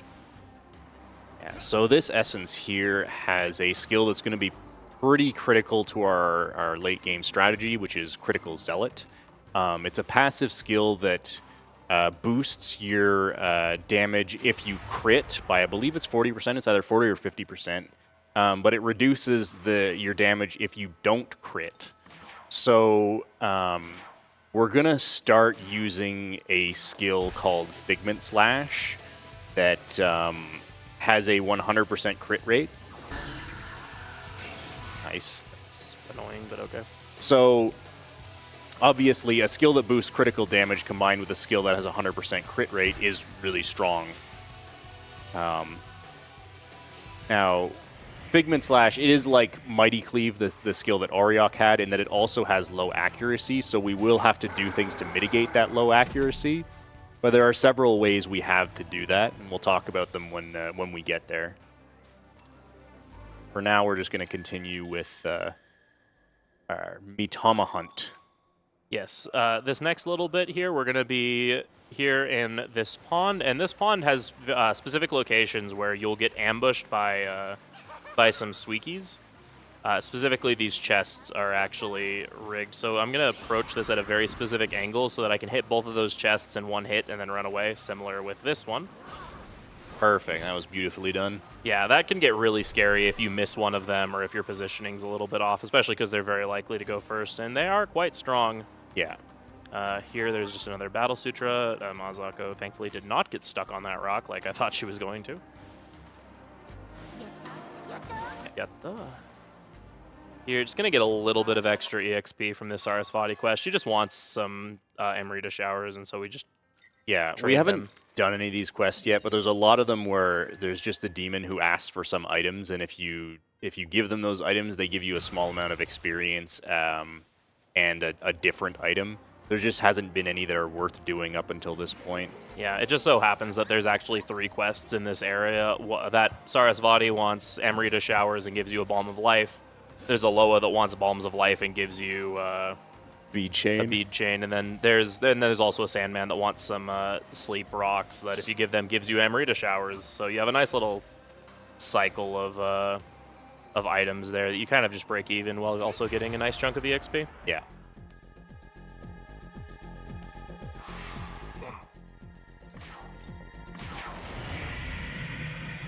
Mind if I pop in while you guys are doing this? Yeah, absolutely. Yeah, sure. So speaking of shout-outs from earlier, I want to go ahead on the behalf of RPG Limit Breaks to send out shout-outs to our people that are involved with the foreign language restreams out there. Our French restream obviously can be found at twitch.tv/LeFrenchRestream, and our Japanese restream at twitch.tv/Japanese_restream. If these restreams can help to better enjoy the marathon, then please go check them out and send them some love. So, yeah, they do a lot of amazing work to bring the content that we're providing here to those who do not speak English. And also, I'd like to shout out our runners currently. Shaggy and Freedom Pulse here are doing an amazing job for a game that I'm not really familiar with, and I'm enjoying this run fully. So thank you very much. Oops. I don't know why I thought there was an item back there. My yeah, brain was... it's all right.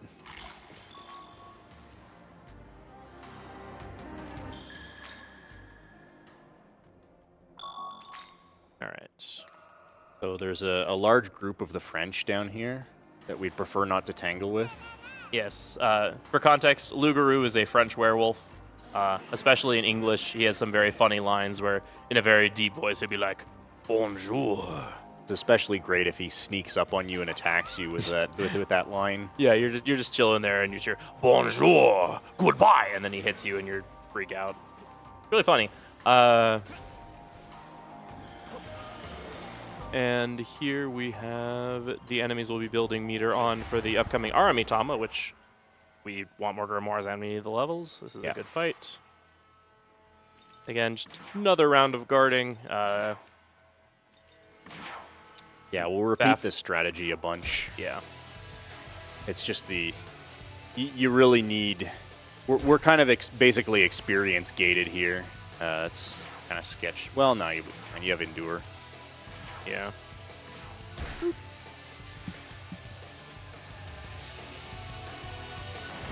Yeah, we're good. Well, they'll just build meter. That works too. Oops. Something really funny that can happen when this game has been going for a while is that some of these like Trafuries or waiting for like certain demons to die and stuff can start to take a really long time. Yeah, and start to hang.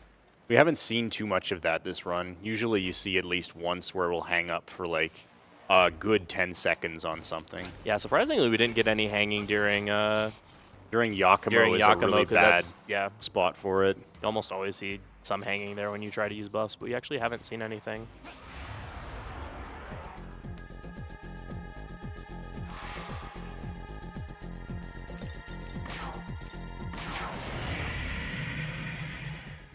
All right, so at this point, MC's actually a high enough level that now he can start to take pot shots at these Mitamas, which makes it a little safer going for them, because that way we actually have 2 opportunities to hit them instead of just the 1. Nice.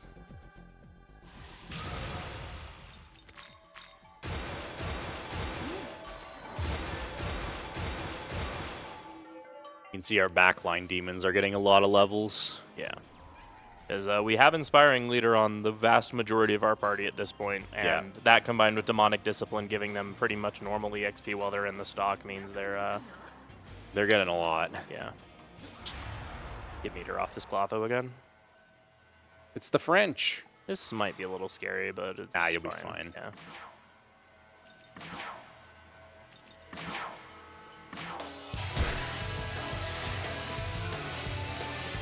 No, someone died.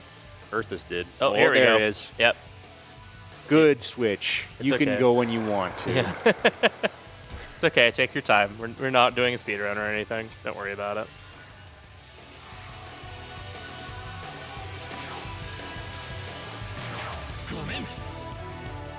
Yeah, and that's why we capped out on our smoke balls, because it just so happens the person with Trifuri is also the person that we're hoping gets one shot by these demons. So that's fine. Smoke balls are pretty cheap. Yeah, you can hold 10 of them, which is generally enough. All right, we have one more Mitama we're going to do here, and then we're going to engage in a little bit of hijinks and tomfoolery. Yep, I'm going to see the second glitch of the run, which is just another application of the same glitch we used earlier. This one is less significant in terms of time save, but arguably more significant in terms of impact on the run. Yeah, in terms of how powerful it makes you. Because this one doesn't skip any boss fights like the last one did. It does skip a couple of forced encounters, but they're fairly fast forced encounters. Yeah.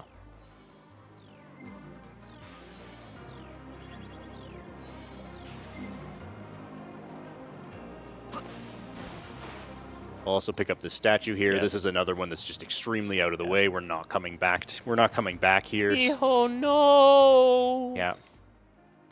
Ancient dead heroes. We never even had a chance to save those ones. Yeah. All right, here we're actually going to use a grimoire on both Earthis and Yoshitsune. Yeah. Just because we're about to kill a Mitama, and they just got a level, so we'll give them another one. Yeah. Why are you facing? That's fine. Okay. That Saki's kind of funny because you can just get the drop on it a lot of the time, but that time he was actually kind of prepared for it.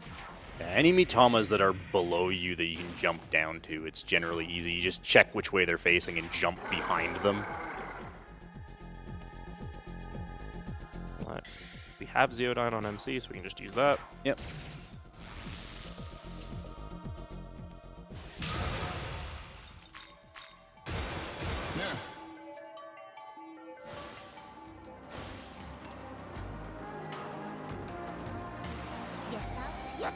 Got the.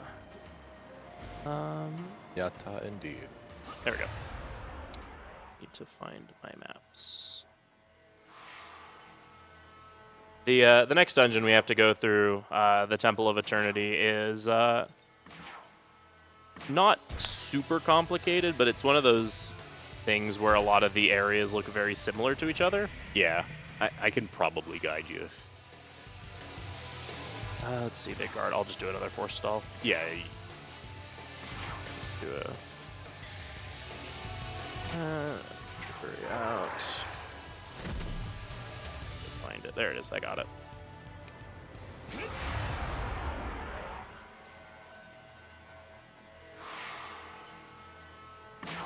Yeah, that's just barely not enough, but there's going to be orbs Yeah, on there's the way. plenty. There's so- more than enough orbs.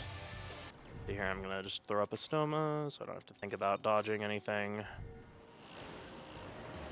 Yeah, there's going to be a long period of time where we aren't fighting anything, so Stoma...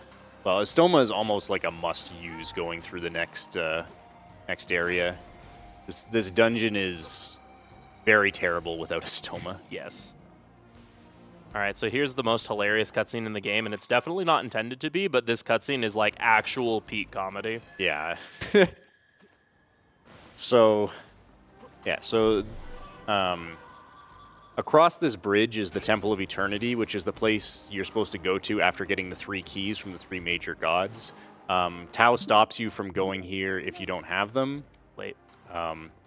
But like before, the trigger is very thin, so if you just sprint at here and spam the home button in order to generate lag, you can pass through the trigger. That should work? Yep. Yeah, that did work. And there you go. So what this does is gives us access to the Temple of Eternity first off.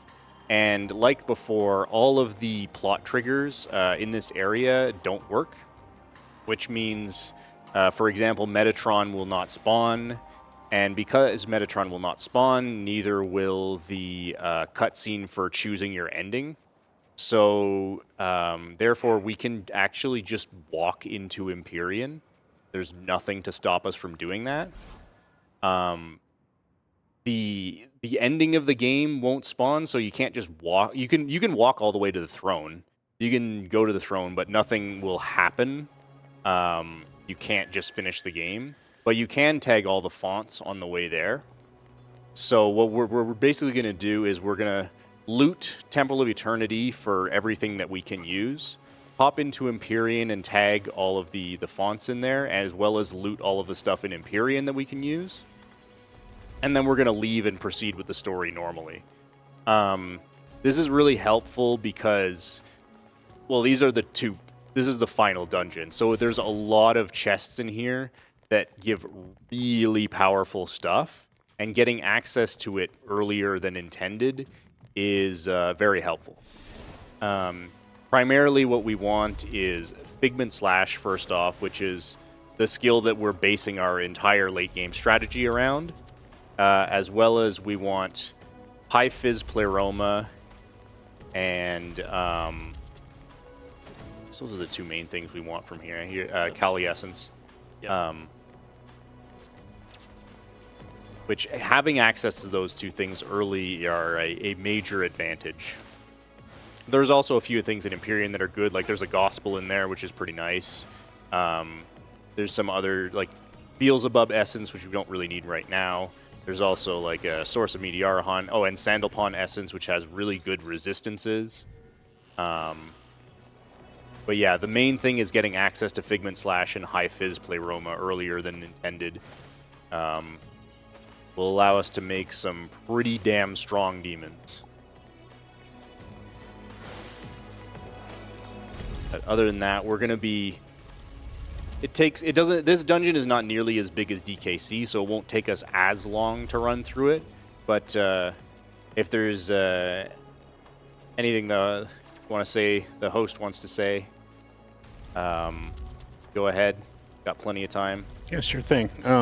Just a reminder, obviously, we've got that save kill incentive for Konsu coming up relatively shortly. I believe we have somewhere around about 30 minutes maybe, guys? Something like that. Yeah, so we're getting close on that one right now. Save is still in the lead with $57. Kill is trailing with 11, but can be easily sniped by anyone who would like to change that outcome. So feel free to look at that. And then just a reminder, obviously, that RPG Limit Break is proud to partner with the Yeti. We have designed 3 exclusive T-shirts and an enamel pin for this year's event. If you would like to see those awesome designs, please visit theyeti.com/RPG Limit Break to check them out. And reminder, these items will only be available during the duration of this marathon. So we're about, I guess, the middle part of the overall event. So you get yours before, obviously, the event ends if you are interested in those. Also, just a further reminder, in about 3 runs, Live Alive will be the cutoff for our custom Game Boy Advance SP, which is, again, $75 cumulative donations throughout the event up to that point that would get you a chance to win that. Dark Souls Mini Shadow Box for $15 also will cut off at the beginning of the Live Alive run. And then we also have that Black Mage Perler, which is amazing work. I keep looking at it going, I really want that one. And then Trails of the Cold Steel Relentless Collector's Edition available for a $15 donation, give you a chance to get those ones. So all of those will cut off at the beginning of the Live Alive run when that goes live in about 3. Of course, the next one coming up soon after this particular run completes is Moon RPG Remix RPG Adventure. So you've got a little bit of time, just making sure that you're aware. And then, of course, if you're just doing any donations, make sure to put towards any naming incentives that are coming up here. Got a number for Live Alive that are still up for grabs, obviously. And then the Moon Remix RPG Adventure also does have a naming incentive for the hero as well, which still remains with Pepon at $25. Nami is close behind with 10. I think that's it, so I'll turn it back to you guys. Awesome. So, enemy formations in this dungeon are really peculiar. Yes, so I guess this area has a gimmick. It's a very underutilized, not entirely fleshed out gimmick, but it has a gimmick. This entire area is supposed to revolve around these time doors. You saw one of them earlier because the game makes you run through one of them, where left. Where essentially you run through these red time doors and it actually completely freezes time. What that does is it prevents you from getting encounters with any enemies who are around, but it also prevents doors from opening. So what you're supposed to do is you're supposed to head to the red time door to be able to circumvent a lot of the enemies here. Then going through to resume time to get through doors. Also, shoutouts to the conga line of Madas. Yeah. Just 8 Madas just chilling in a line there. Yeah, that's what you're supposed to do. Unfortunately, Estoma exists. Yeah, which completely breaks this dungeon. Yeah, completely circumnavigate. It lets us ignore the dungeon gimmick entirely, other than the one time we're forced to run through the door. The red door, yeah. In addition to that, this is about to run out. Yeah, you're fine. Nothing nearby. Yeah, I'm just gonna. In addition to that, even if you didn't use Estoma, there's a good, the enemies in here are just good to fight in general, casually at least. Here, they would absolutely just murder us horribly. But in a casual standpoint, Chiyu here is the highest level enemy in the game, is level 87, I believe. Yeah, 87. And is probably an enemy that a lot of people would use to, if they didn't know, to hoard their gospels for the Superboss or. Yeah, that's what I did on my casual playthrough, is Chiyu grinding. Yeah. When you first get in here on a casual playthrough, you probably can't realistically fight Chiyus. It was supposed to go straight there. Oh, whoops. Yeah. I went a bit of a. Yeah. Took the scenic route a little bit there. That's fine. Just exploring, nice little pretty area. This game looks very good. Like we mentioned before, this is the best looking game on the Switch that isn't made by Monolith Soft, so just enjoying the gray walls with the green grass. This area does look very nice. Yes. Even if it's a pretty uninspired and boring layout. Yeah. Oops. So this final section is a very large maze whose solution is turn left once. Yep, it's this like huge 5x5 grid of rooms that has a good number of treasures to them. But yeah, if you're just looking to get out, you just turn once and the exit's right there. And yeah, that's the toe done. Temple of Eternity down. Yep. So Very important that we tag that leyline fount. Definitely wouldn't want to forget that. And, yeah, you'd have to be really stupid to forget something like that, especially in a world record run. Who would do that? Right. I wonder who could have done that. All right. Oh. All right. So here we're in Empyrean. I would like everyone to join us in filling the chat with the letter A to sing along to this song that plays here in the Empyrean. Once the vocals kick in. A.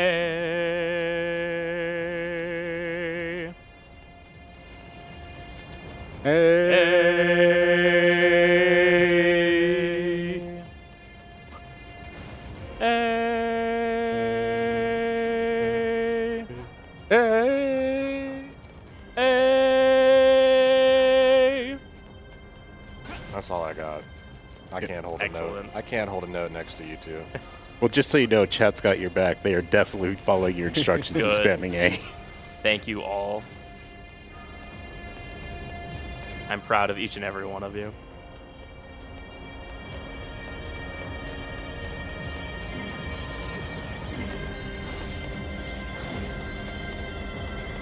Hi, Maria. Bye, Maria. Oops. It's a really good thing you can't fall off the map here. Yeah, probably. Yeah, there is no void outs or anything like that in this game. Well, you can void out, but you're not supposed to be able to. If you somehow manage to get out of bounds in this game and then fall into the void, the game just actually kicks you back to the title screen. Wait, I didn't even know that. Yeah, that was like there was like one out of bounds found like right after the game came out, and yeah, it voids you to the title screen, and so like immediately afterwards, like yeah, you just can't go out of bounds. All right. That's pretty funny. Does it at least give you the option to save first? No, you just get sent to the title. Like it just acts Treats like as it a kills you. death. Yeah. Yeah, so yeah, we made it to the path to the throne. Like we said, we could go all the way to the throne right now. There just wouldn't be anything there, and it would just... Yeah, we're also definitely not on true neutral ending. Yeah, and so even if we could, unless it defaulted to true neutral ending, which would be really, really weird, we still wouldn't do it. You'd save like an hour, like 30 minutes to an hour on any percent. Any though, if percent you would be could. super fast, yeah.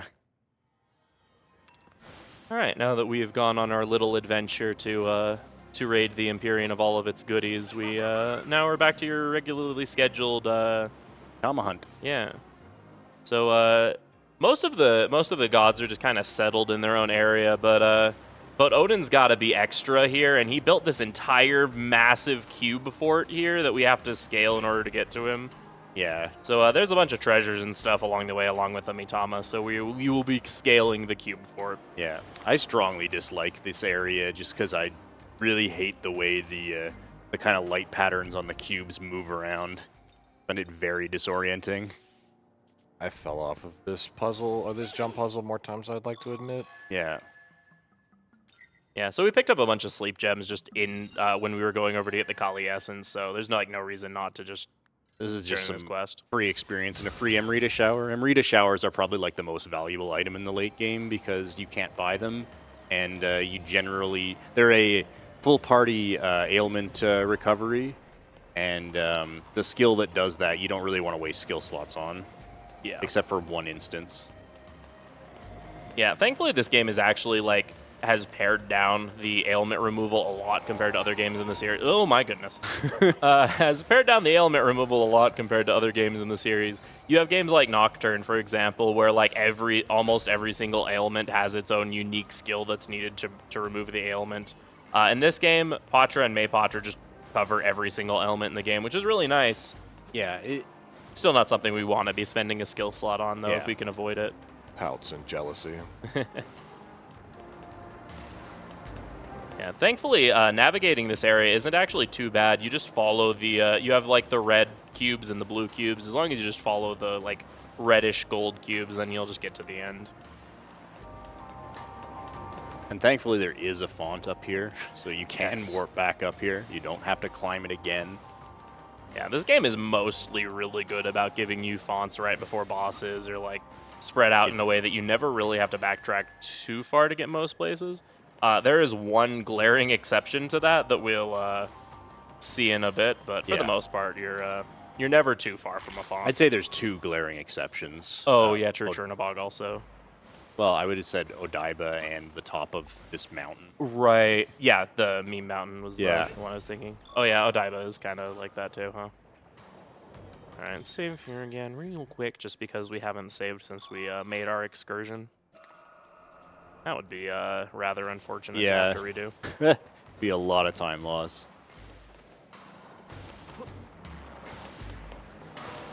You guys have a second? I do have a couple of donations to read off. Yeah, Go go ahead. for it. Right. We received $100 from Dole Wolf, who did some runs here earlier. He said, you called that platforming section Donkey Kong Country, but the lag skip is giving me some DK64 flashbacks. There we go. Can't wait until we get to the Donkey Kong arcade part. We also got $20 from Zoateki, who just simply says, hee-ho. Yo! Hey-ho. Thank you very much for those guys. I mean, hey, if it's similar enough, some of these fights, once we get access to Figment Slash, will be a barrel of laughs. So. Oh God. Oh, why? I have Doe Wolf face palming behind the tech desk, so my job is done.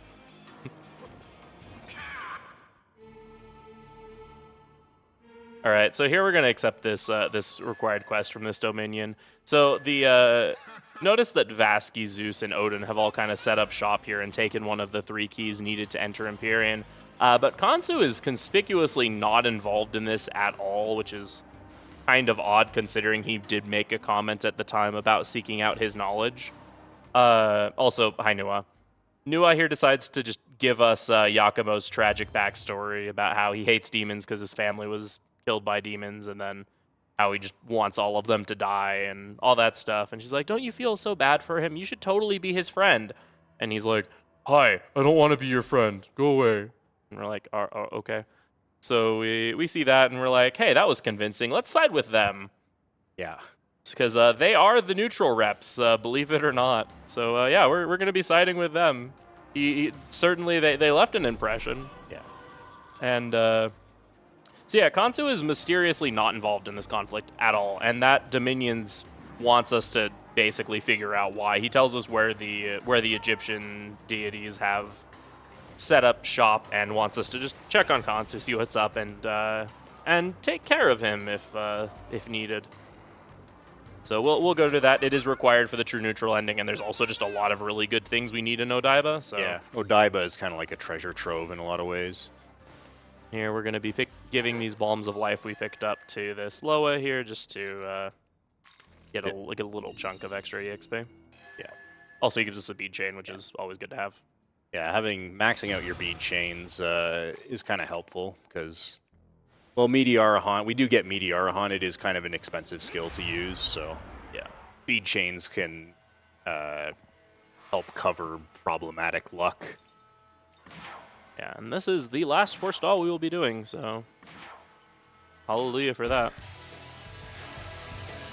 Or the last meter build, I guess, specifically. Yeah. Bye, Arthas. Get wrecked, Earthus. Oh, bye, Get wrecked, Yoshitsune. Yoshi. Easy bar. Yep, very quick, easy bar. And we're, like, not in any danger of dying there. Not only do we have Endure on MC still, we also picked up a Whittled Goat a little earlier, which is an yeah. item that will save you from death once. It has the same effect as the Enduring Soul passive, which is when you would die, you get a full HP and MP restore. Is it an MP restore too? It is in other games. It might not be in this game, actually. I might be thinking I don't think it SMT4. is in this game. Yeah. Either way, it's full HP heal, Yeah. and so now we have basically 2 flavors of Endure. So even had they killed or hit MC with some of those, we would have been completely safe. Yeah, you can potentially put 3 Endures on MC, which is... Oh, does it stack with regular Enduring Souls? Yeah, you can put Endure, Enduring Soul, and Whittled Goat That's all really at funny. once. They will all activate independently.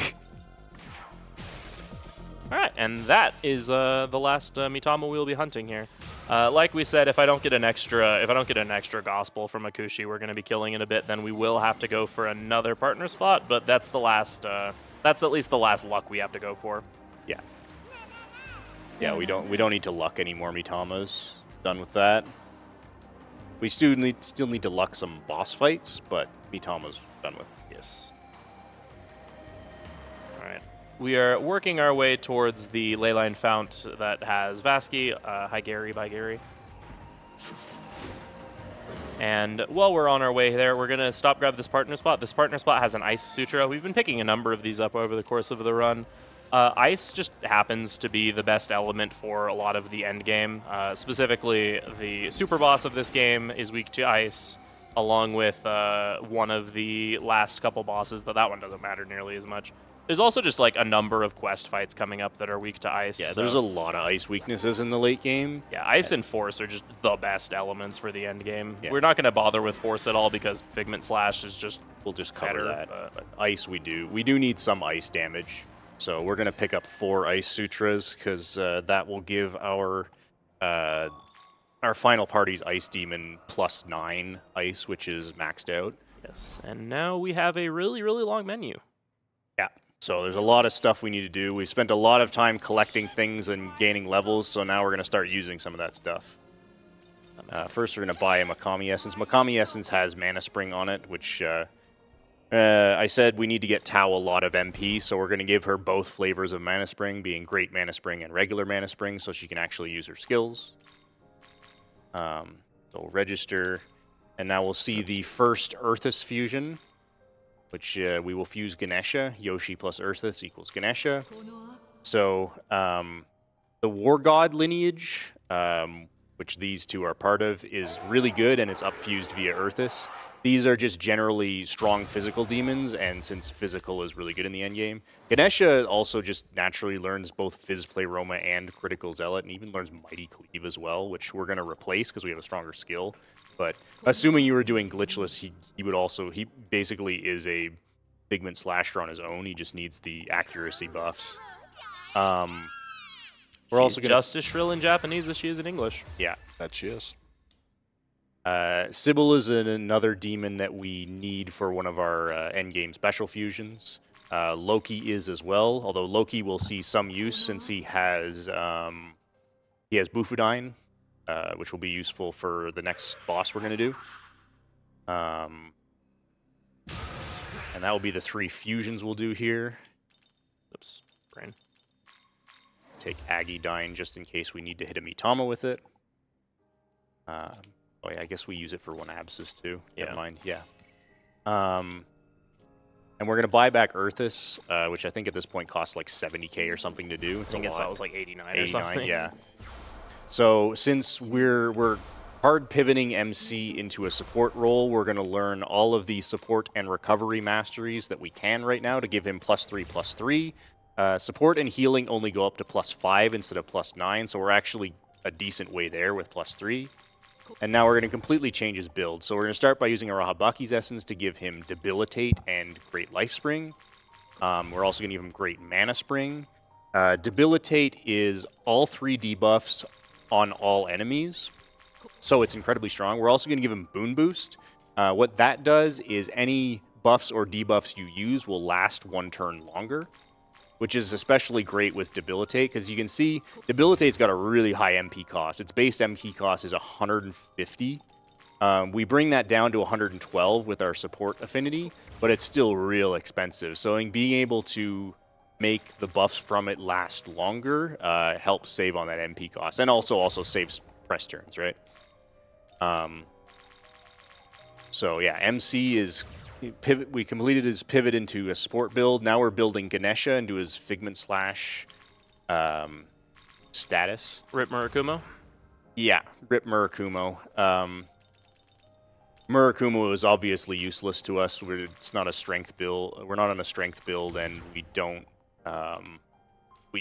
need it.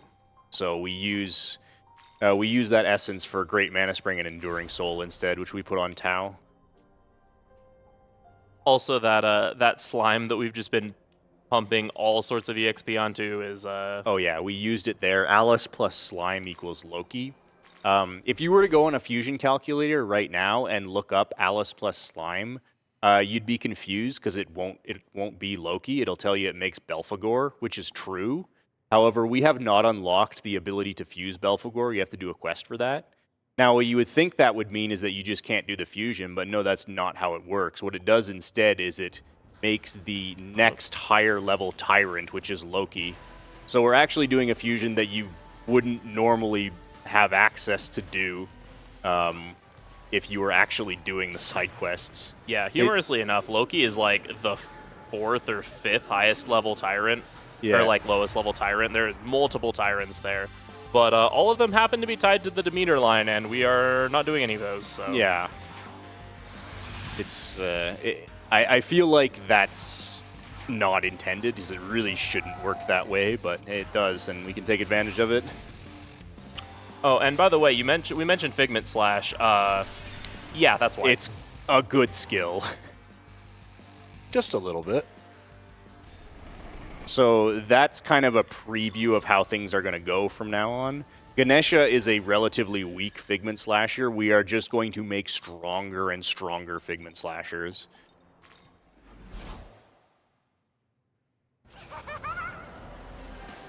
Yeah, it just so happens he's one War God down from the Figment Slasher that all of our hopes and dreams rely Rest on. Yeah. We're not quite high enough level to fuse that one yet. Nope. All right, this is my last chance to get an extra. Did you save for this? I didn't. I really hope it doesn't go first. Okay. I don't think I've ever seen it. Like you mentioned, I you can, definitely but have. on normal. Maybe not on normal. Maybe you're right. Light. I'll just hit a Kamehameha. Well, that's fine. That's Still fine. have another. There we go. So if we're lucky, if we get 2 Gospels here, that's really good. And Yep, we did. all right, we're good. Cool. Awesome. That's good. Cool. Can skip the skip the pond Kushi. Yay. Unless I fail to Luck Vasky, in which case I will have to go back and get that still. But it's fine. I just won't fail Lucky Yeah, Vasky. you'll do fine. We're going to Minadona.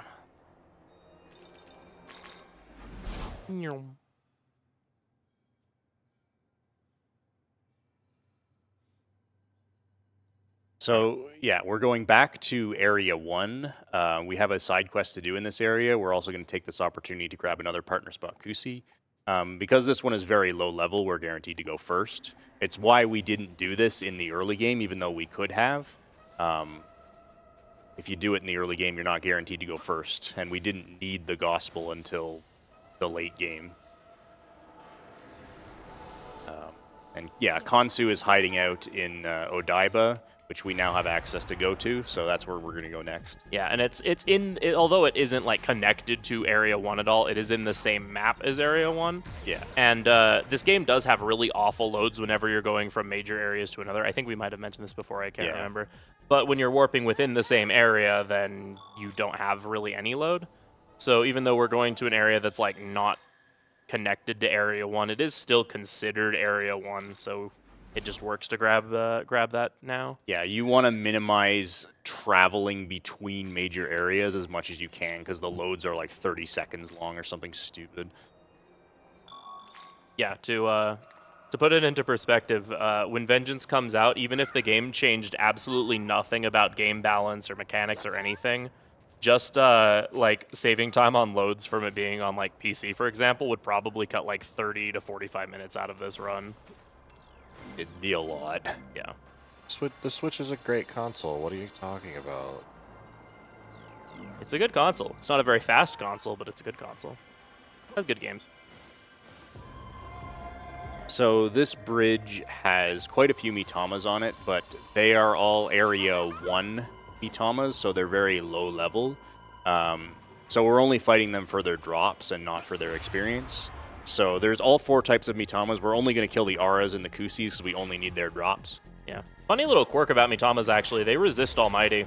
Yeah. But because they are Area 1 Mitamas, they're just such a low level that we still do enough damage to one-shot them. So we're just throwing Megidolas with Tau to save ourselves the time of of spyglassing them and then hitting their Yeah, weakness. And especially yada, yada. for that one where there's 2 of them. And Yeah.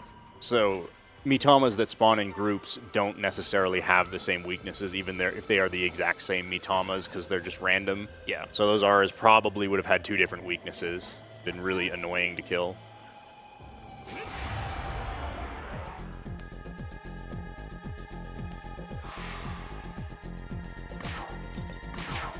So this bridge also is notable in that there is a mini boss that you're supposed to fight on this bridge. Seth, who I said hi to earlier, he like kind of intimidatingly flies over parts of Area 1 that you can't interact with him at all at that point. Yeah. Is actually fought on this bridge. However, due to either a programming oversight or the devs just being funny, you actually can just skip him. The trigger to fight the boss is only like a line that's at the top of this bridge. So we just run under it and we don't fight Seth. Yeah, and that's a completely intentional path too. We're not Yeah. doing anything glitchy to get there, so it's. I couldn't tell you if it was intentional or not for you to be able to skip that fight. It feels like it probably isn't, but it's such a egregious oversight that maybe it is intentional. Yeah. All right, here I need to shuffle my party a little bit. Take a Chitao.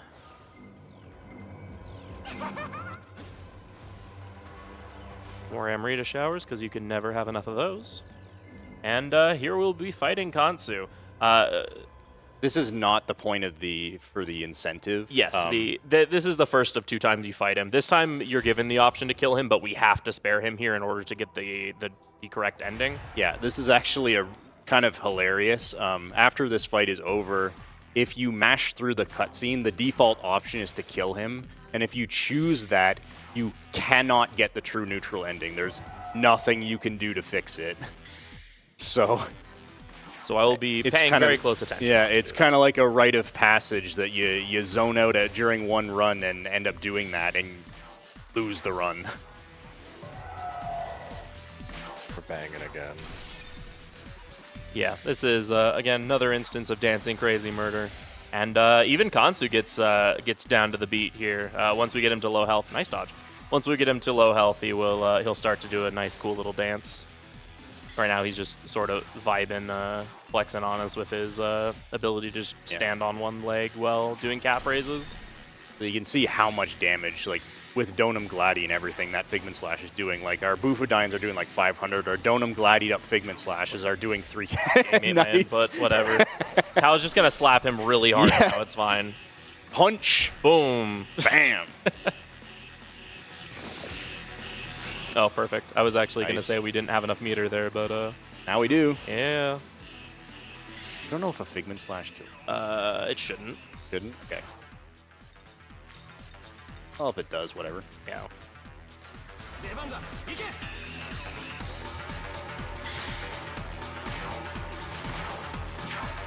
Yeah, see? Nice. See, calculated.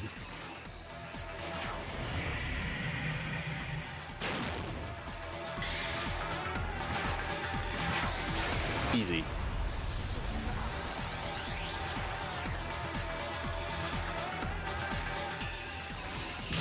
All right, and so that puts us at level 60, which allows us to fuse the next demon that's part of our strategy. Do not kill, do not kill, do not kill. Stow your weapon. Yeah, so Kansu tells us that he has no intention of pursuing the throne, and that's, good enough for us. We don't have to fight him because he's not going to be in our way. So we let him go. Surely that won't have any sort of negative repercussions on us at all in the near future. I don't need to kill yet. Actually, I should. Yeah, might as well.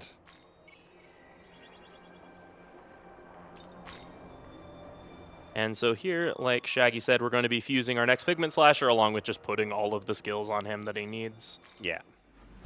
And changing up some skills on MC and Tao. So the next boss we're going to fight is Vasuki or Vasky. I don't know how you pronounce it.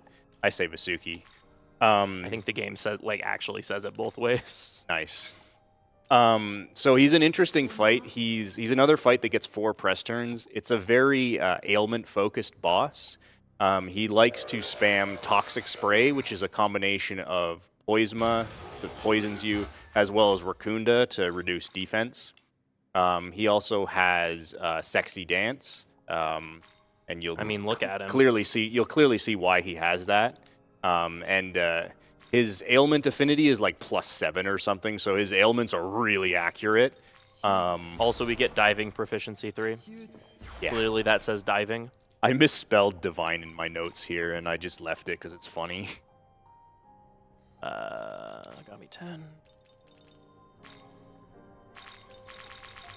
So we're gonna give Tao Mi Patra here, which again is the full party ailment cure skill. Hey, I actually remembered to use Clotho's Essence this time. Nice. We also put Makarakarn. You don't really need Makarakarn for this, but we have Clotho's Essence for free. So the idea behind Makarakarn is when Vasuki charges, he spams Mabufudine multiple times. So because he has 4 turns, a simple Ice Dampener is not enough to protect you. So you need to either use an Ice Dampener and have someone in your party who nulls Ice, which we don't, or use Makarakarn, which will completely end his turn. Have we mentioned Dragonite yet? I don't think I mentioned Dragonite. No. So we've been using for basically the whole game, we've been using the skill Beast Eye, which is just a passive skill that increases accuracy. We've picked up a few essences now that have the skill Dragon Eye, which is just a stronger version of Beast Eye. And what's really nice about that is those 2 skills stack together with each other. So if you put both of them on the same demon, that really helps to mitigate the accuracy penalty that Figment Slash has. And if you also use Luster Candy and Debilitate for the agility buffs and debuffs, you can actually make it so its accuracy is almost as good as a normal skill, which makes it usable. Yeah, which is also why we mentioned that our demons with Figment Slash will have Figment Slash, 5 passives, and then 1 other skill, which we'll get into later. Like, if you are going Figment Slash build, you are committing to Figment Slash build. Yeah, the passives with Figment Slash are Fizz Pleroma, High Fizz Pleroma, Critical Zealot, Dragon Eye, Beast Eye. So 5 passives to enable the skill, plus Figment Slash itself, obviously. So 6 skills. And then against enemies that resist physical, there'll be another skill that we need to help overcome that. Okay, so Fafnir nulls poison. So I said that Vasuki loves to spam Toxic Spray, which is a poison-based attack, single target. So we use Taunt on Fafnir, and that's really good because then he'll waste a ton of his turns. Let's go! Tao also nulls Charm, so if he does use his very, very sexy dance, Tao's immune to it. And then she has Mi Patra to cure everyone else. So you see there, he loses 2 press turns. And because it's blocked, it doesn't even apply the Raccoonda effect that it normally has. So it's very convenient.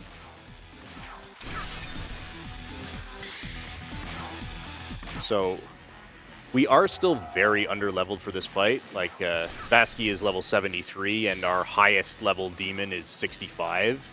So we're well below the level range where it's kind of, you get into the problematic level scaling.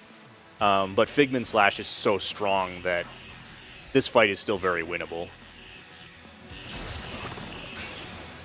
Yeah.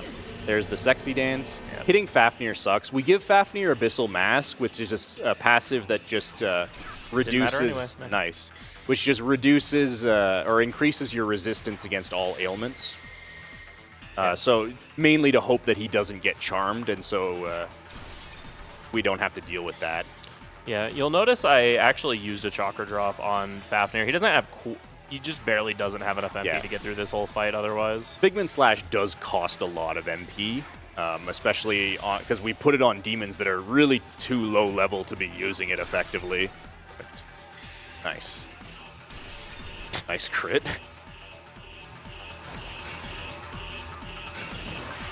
Okay. So now we want to set up luck for this fight. That's too close. Yeah. So, yeah, I would just switch in. Yep. And then switch in and crit gem and then go for it. So Frito's going to use a crit gem with Ganesha here, which might seem like a really weird action to take because we're only using a skill that has a 100% crit rate. But crit gems have a secondary effect in that they also give you 100% accuracy with the skill that they affect. So that's what we're using it for here, because using luck then missing your skill is really bad. Oh, I'm sorry. There you go. So we use the crit gem to mitigate that. Hey, he gave me the chakra drop back. That's Nice. nice of him. All right, and that was the last luck in the run as well, and that's also No, it's like not. oh, it's Metatron. not. Right. That is the hardest luck in the run. It though. is, yeah. But yeah, getting that luck, that was a very, very clean Vasky That was fight. such a clean Vasky. That fight can absolutely just spiral into misery. Yeah. It's not like losable really, but he can just waste all of your time if he really wants to. So he was very cooperative there, thankfully. So here we get the first key, and then like Amanazako randomly just like starts spouting off information about like, hey, this is what it means to be a true leader and things that a real king should know. And then is immediately like, what? Why are you looking at me like that? So that's kind of weird. And Yeah, it heavily implies she's possessed by something, but it never really explains what's possessing her. yeah, remember when we mentioned there's a lot of plot points in this game that like are established and then they just completely drop it? That's kind of the theme for most of the like end game. So here we're turning in the quest. The Dominion's like, what? You didn't kill him? Why? Ah, well, whatever. If he's not involved, then that's fine. And it gives us just enough EXP to hit level 63. Yeah, 63 is an important level since the first member of our final party is level 63, so we're going to fuse him immediately. And he's a demon that will be fairly familiar to you if you know Mega 10 speedrunning. He's very strong in basically every game that he's actually in. In some games, he's outright broken, and arguably in this game, he kind of is too. And that is Siegfried. Getting Siggy with it. So the reason why he's good, he has really good strength and vitality growth, which are the two best stats right now. He also drains physical attacks. He's the only demon in the entire game who does that. So he provides that shield against physical damage. He does have 3 weaknesses, being Force, Light, and Dark. Force and Dark weaknesses are really not relevant right now, and we can cover his Light weakness with a passive skill, so that's not really an issue. And we're gonna obviously build him as our next Figment Slasher. So we'll give him... We passed some of the skills he needs, so we'll make sure to give him the rest of them. And... then we will also use all of the Battle Sutras that we've been collecting. We'll be able to get him to +8 physical right now. He starts at +6, which is really high. That's another reason he's fantastic. So there's his build. He's got 1 active skill and 6 passives. And we're also going to put Luster Candy on MC now because we don't need Makarakarn anymore. And... having another Luster Candy user in case Tao runs out of MP is nice. And then we also have some health and stamina incenses that we've just... Yeah. I'm just going to get out of my inventory. Yeah, it's... We also have some health and stamina incenses that we've just got as various quest rewards, Yeah, so we're just going to throw them on him just to help tank him up a little bit. Because he is just naturally a lower level than all of the other demons on our team... our final party. Of our final team, yeah. That means that when we do fuse our final party, he is going to be a decent number of levels lower than them, which just means being less tanky, having less health, and taking a little more damage. So just the extra little bit of HP and MB is nice, especially because, again, like we mentioned, Figment Slash isn't exactly a cheap skill. And neither is the other ability that we're going to have on him that's an actual, like, usable ability. So it's just good to have... Good to have more MB.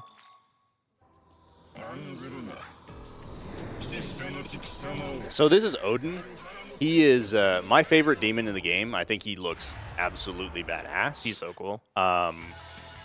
He's a pretty simple fight because we now have our party set up properly. He's very strong. He has like strong physical skills, strong electric skills. His unique skill, Gungnir, can pierce, which can be kind of threatening, but he doesn't really use it that much. Kind of at this point, once we get Siegfried actually attacking, you can see like 2,000 damage. That's not even fully boosted yet. It's completely out of control. Tao almost getting deleted. Yeah, Tao is kind of vulnerable in this fight because she doesn't have a lot of HP, but we do put Enduring Soul on her, so she's unlikely to die. So here's a fully charged, so 3,600 damage, which is like a solid like quarter of Odin's HP or something like that almost.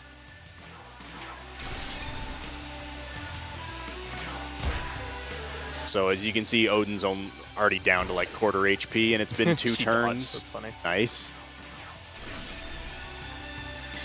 So he's just gonna die here. Tau for lethal? Oh, I would have normal attacked. Just full send it. Just full send it.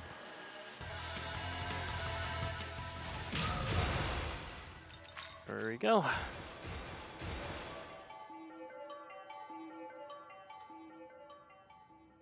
And if you thought that was cool, you'll never guess what we're going to do to Zeus.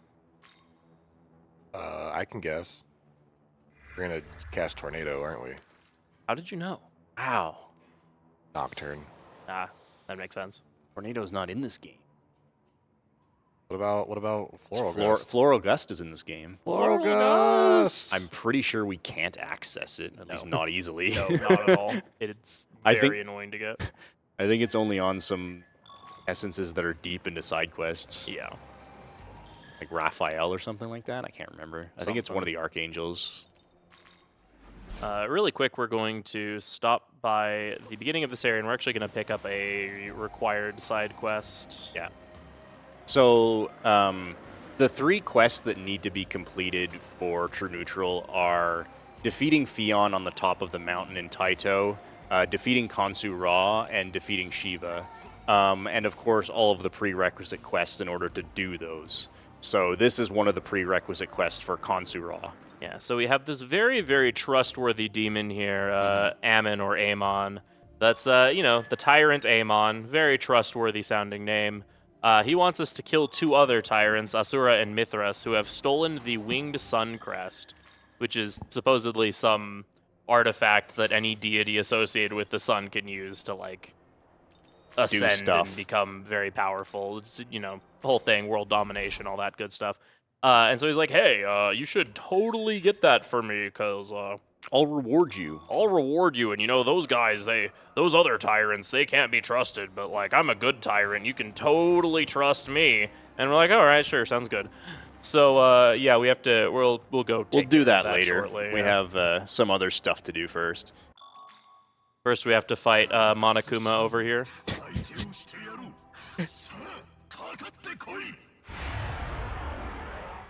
So Zeus is very similar to Odin, primarily uses electric and fizz. He has a couple of other abilities that make him a little bit nastier to deal with, but he is also very susceptible to getting Figment slashed in the face, Yeah. and so That's what we'll do. Yeah, so he will be getting Figment slashed in the face, in fact. He's got a bit more HP than Odin, and yeah, he's got a skill, Madness Glint, which is a random target almighty skill that can inflict Confuse and Seal, which is somewhat inconvenient and can actually do a decent amount of damage, but Or he can generally- just slap Fafnir, that works too. yeah, generally he doesn't even get to use it. Usually he'll just do something stupid like Brave Blade Siegfried. Yeah, he has another annoying ability he has called Pantaspain, which is an AoE fizz attack that inflicts Tarunda and Rakunda on the party. Which doesn't affect Siegfried because he drains Fizz. Yeah, it does affect Fafnir though, so like I will have to reapply Luster Candy if that happens, but it's still not the end of the world. Oh, whoops. Doesn't matter. Yeah. Or he'll just use Maziodyne. And yeah, so the essence we put on MC, I don't know if we mentioned it. Oh yeah, he is- became a sand dolphin, and sand Yeah, dolphins can't be punched. Sand dolphins are immune to both physical attacks and electric attacks. So they're pretty strong. Yeah.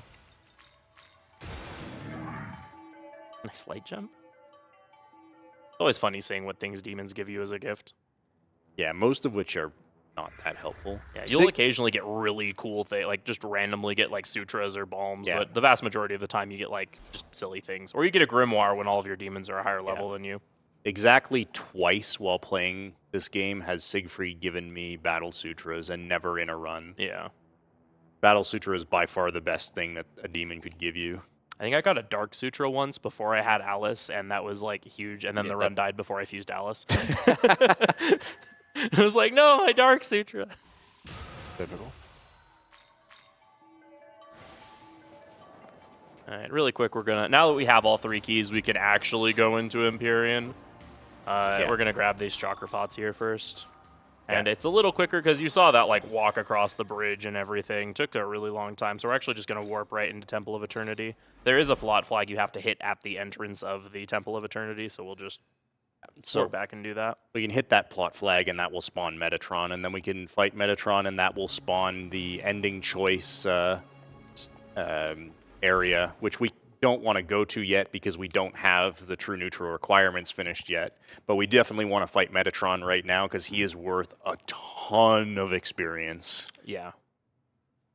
So going Pay for that, attention. do you have a second? Oh yeah, absolutely. All right. Had a couple of donations come in. Looks like I got a little love from your community here. So Zero Blade Edge donated $5. Said, "Hey, Frito and Shaggy, good luck on the rest of the run. Wish I could be there.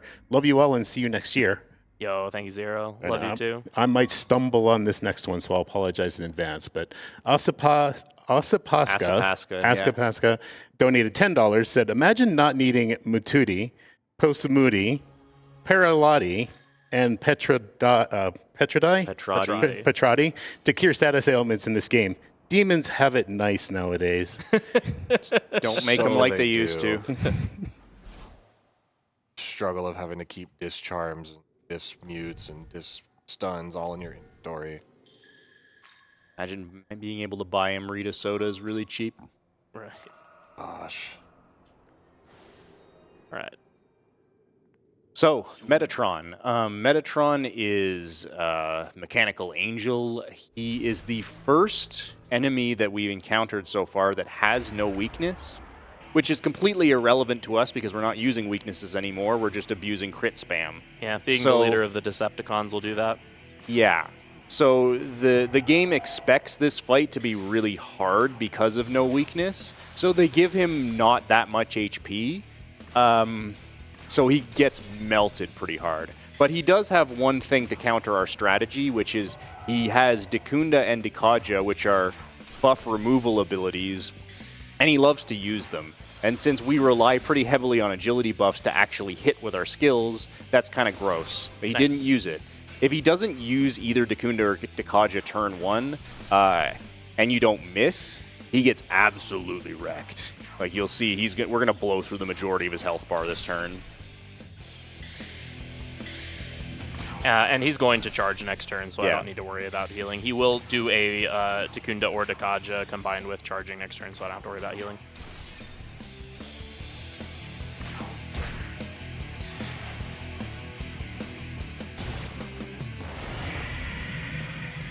So, Are you not entertained? when he charges, he will use Mahama Barian, which is a all-target severe light skill. 3 out of 4 of our party nulls light, but it will kill Fafnir, so we do want to throw down a light dampener just to protect him.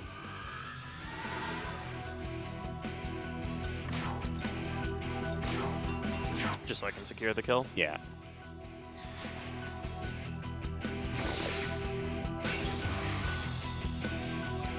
So, we definitely want to luck this fight. It's very important. So we're going to use the crit gem strategy again.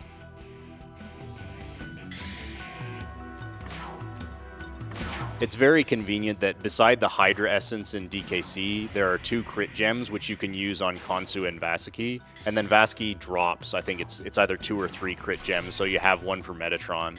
So your crit gem count is very, very convenient. And you'll see how much experience this. So we're currently level 65. Very clean Metatron. Yeah, that was good. That was really We nice. are now level 70. So that gave us 5 levels. No, I don't think I want to eat that charged gem, Anzu. Thank you, though. So now we are basically ready to start actually using our Gospels. So I don't know if we mentioned it yet. In order to even attempt fighting Shiva, the game forces you to be level 80. Like the portal to him just doesn't let you through unless you're level 80. So at this point, we should have 9 Gospels and we're level 70. So we can Gospel up to level 79. And then the rest of the quests that we have to do for True Neutral outside of Shiva will give us enough experience to get to level 80. So we're going to go... Well, first of all, we're going to fuse the last couple of demons that are the required fusion material for our final party demons. So that way we're ready to fuse them once we're high enough level. And then we are going to go and use our Gospels. And we have a pretty efficient way to utilize those Gospels. If you remember, probably like 3 hours ago or something, Frito was in Fairy Village and he talked to a Silky to pick up a quest. And we said we were going to do that quest way later. Well, we're going to go and do it now. So... Nice, that was the last fusion that could accident, by the way. So Yep. we have an accident-free run. Yep. Yay. And so far we have a death-free run too. Yeah. Also, So the quest we're going to go do is basically requires us to kill 8 mandrakes, which is very convenient because in order to proc a gospel, you need to finish a fight. So the fact that we have to do 8 fights allows us to proc 8 gospels, and then turning in quests also allows you to proc gospels because it gives you experience. So this Mandrake quest allows us to just proc all 9 of our gospels, which is really efficient. We don't have to go out of our way to use.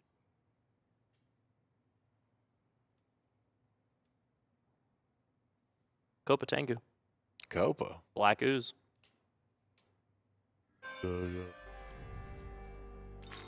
Also, while we're doing this, all of the grimoires that we have, we're also going to start using.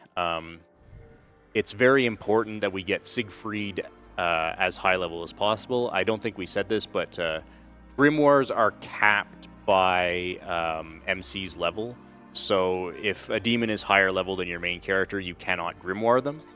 So what we're gonna keep Siegfried at our main character's level. And as soon as he passes our other 2 demons here, we're also going to start grimoiring them, so that way we can feed some more experience up to our final party demons. Just make them as strong as we possibly can.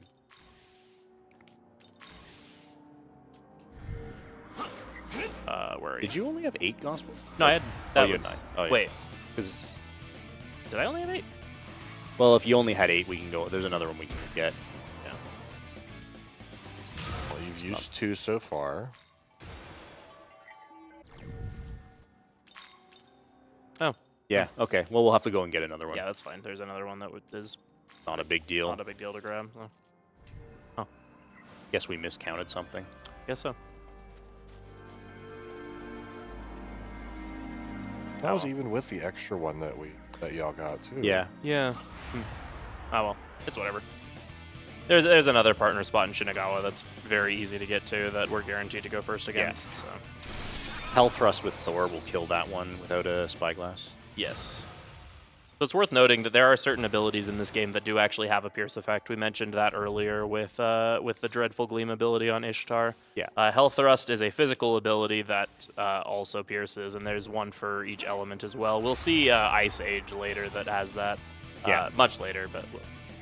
There's also a skill that we're going to take advantage of called Impaler's Animus, which is you can view it as charge and concentrate together, plus it adds a pierce attack, pierce effect to the next attack you use. So it can be used with any skill.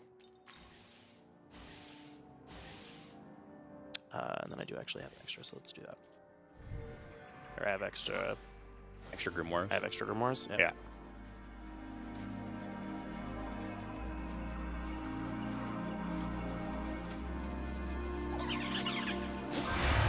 Yeah, remind me to grab the Pyro Jack when we warp back. Yeah, sure. Yeah. Picking up partner spots does require a partner, and we don't have one right now because Amanazako leaves you when you get all 3 keys. He gets chased away by the Kurama.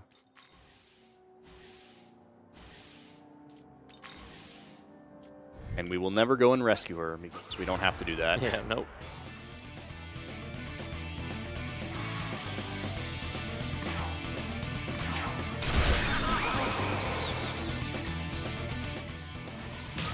Thankfully, Thor is not low rolling today. There's like a very low chance that Thor can just low roll these Tatanamakias, and it's very silly. Also, I'll have 1 extra, which will be perfect to use on Siggy once I get the gospel back. Sweet.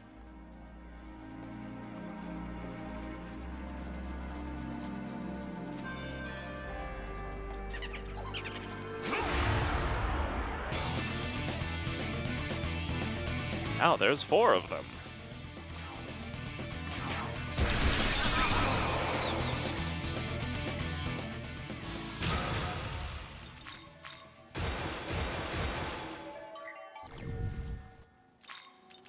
While we're doing this, I'd also like to call attention to Seth's portrait because it's really funny. He's just like very for being like, you know, the god of evil in Egyptian mythology. He looks very derpy in his picture. He's just like, "Hi guys."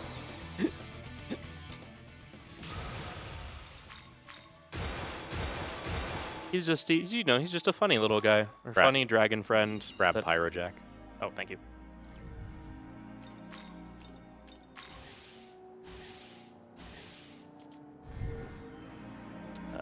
Right there, yeah. And Miyazu. Yeah, don't want to forget Miyazu. So in order to start the Kansu Raw quest, you have to talk to Miyazu and run out her dialogue, and if you forget to do that, you'll run all the way to the end of Odaiba where you start that quest, and you won't be able to do it, and you'll be very mad. There we go. Oh, hey, the Aramitama respawn. That's funny. Is that like a kind of decent chance that the Aramitama that we killed like all the way back in air earlier in the run actually respawns by this point? It doesn't really matter unless your Grimoire count's like atrociously low, in which case you can use it to help out get Siegfried up to your level if you don't notice before it's a little too late. But in this case, since we have exactly the amount of Grimoires we need. So if you remember when we killed Horus way back in Chiyoda, we're finally going to turn that quest in just because it's convenient to do so now. Yeah, we've just been carrying around Horus's head like a trophy this whole time. Yeah. Like, no wonder everyone was so scared of us. Also, Isis tells us a very cryptic story that definitely is not related to anything going on in the plot.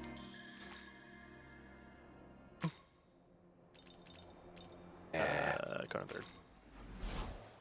Yeah.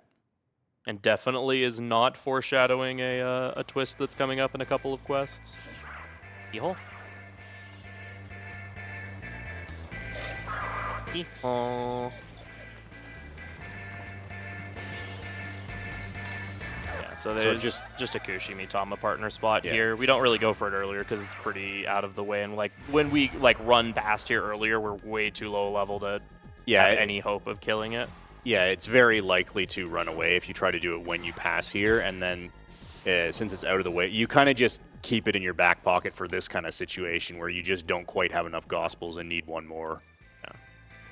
So I would proc that on something here, and then you can proc the Grimoire on Gary. Yeah. Hello, Korra Pakor. You are volunteered.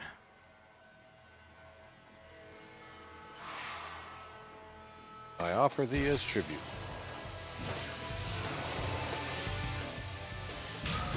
There we go. Now we're level 79, and you get like a lot of EXP from some of the quests coming up. So yeah, so we will very easily hit level 80. Yeah, as long as you can Gospel to 79, you will get to level 80. All right, doing some more fusions. These ones cannot accident because they are special fusions. Yeah, and we will fuse our final 2 party members. Did you buy the new Aeson? I did before. Okay, nice. Oops. Special. All right. So first up, we have have Odin. Yes. And Odin will be our next Figment Slasher. He is a very good Figment Slasher. He, like Siegfried, has +6 Fizz to start with. And he starts with Figment Slash, And too. he even starts with Figment Slash. He's also got good strength, and he's level 77, and we've fused him with so much excess experience that he fuses at level 83. So we got him straight up 6 levels. And we have Ariok. And we're fusing Ariok as well, the Angry Blueberry. Yes. So Ariok serves 2 functions. He is our ice damage. He's a convenient source of ice damage because he starts with, I think it's +5 ice and high ice pleroma. He's also a Tyrant, and the Tyrant's Magatsui skill is quite useful, and so we need to have a Tyrant, and Odin and Siegfried are not Tyrants. So we will use Ariok instead. So we're going to give Odin the rest of the skills that he needs for his Figment Slash build. Input. There we go. The fusion menu is generally pretty good about not dropping inputs, but occasionally you'll get one or happens two. a bit. And we have the Ananta Essence to give Ariok Ice Pleroma, so he has both Ice and High Ice Pleroma.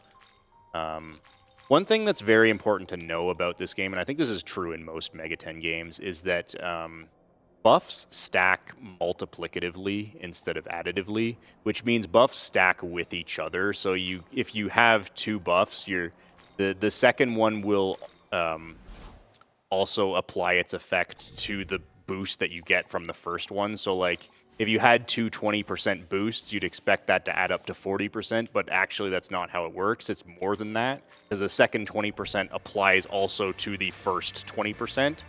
So what that effectively means is that the larger number of the same type of boost you can get, the more powerful each individual one becomes. So it can kind of get out of control if you have a lot of them, and we will have a lot of them. And yes, I did just run into that wall to avoid a Stoming away Mothman. Don't judge me. Gary. So Gary repels physical, which doesn't matter because we have Impaler's Animus. Yes, you cannot punch the elephant, but you can definitely poke him with a fancy spear. He's also quite a bit lower level than Odin. I think he's probably close to half of Odin's level, so he dies. Poor Gary. Never stood a chance. He knows what he did in Yo-Yogi Park.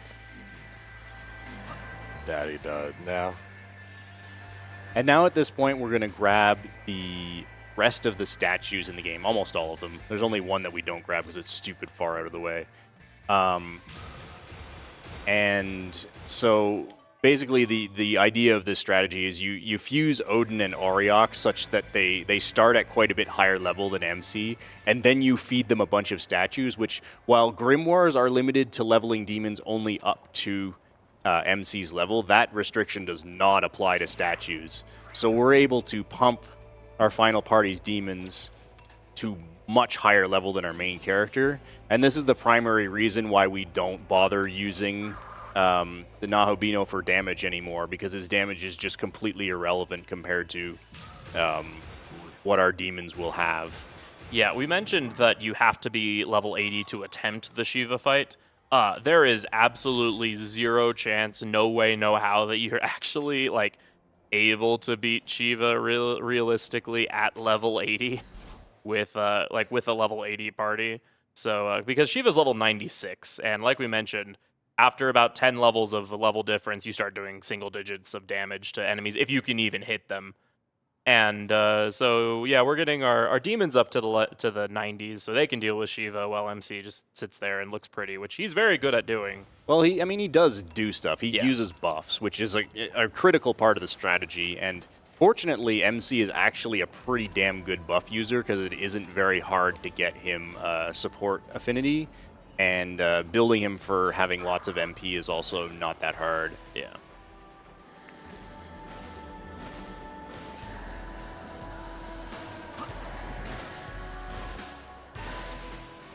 If find it really funny that like enemies that like teleport ambush still do so when you have a stoma up. Yeah, and So you just saw like the they teleport up and then don't aggro you because they can't aggro you when you have a stoma.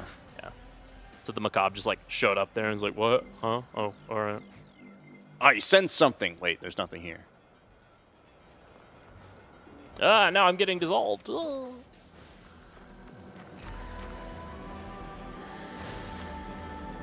It always kills me when I was playing this casually how the music would like get super echoey every time you ran into a tunnel or something. Yeah, the music in this game is like the entire OST in this game is phenomenal, but the way that this music is, the OST is implemented in the game, where a lot of the tracks in this game are very dynamic, where a lot of the instrumentation or the volume and stuff will change dramatically just based on, you know, if you're at a lower level or anything like that. It's really cool. Gotta turn in this quest while the game just dies. It's okay. This is another thing that is easy to forget and is very unfortunate if you forget, because we're going to have to climb up a big mountain to go talk to Fionn.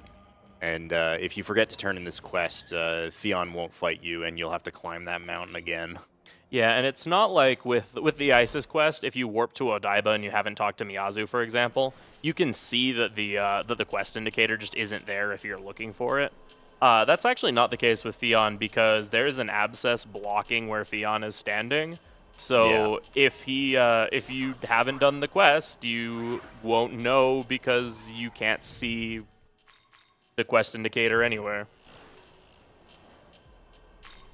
All right, so here we're going to complete that quest for Ammon of taking down Asura and Mithras here.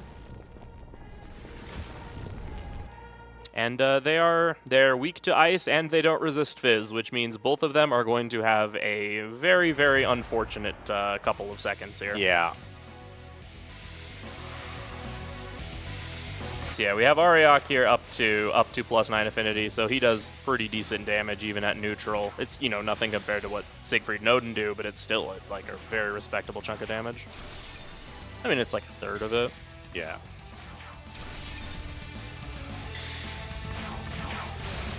Something worth noting that's just a little thing I'm doing while I'm fighting these enemies is you'll notice I always prioritize Luster Candy over Debilitate.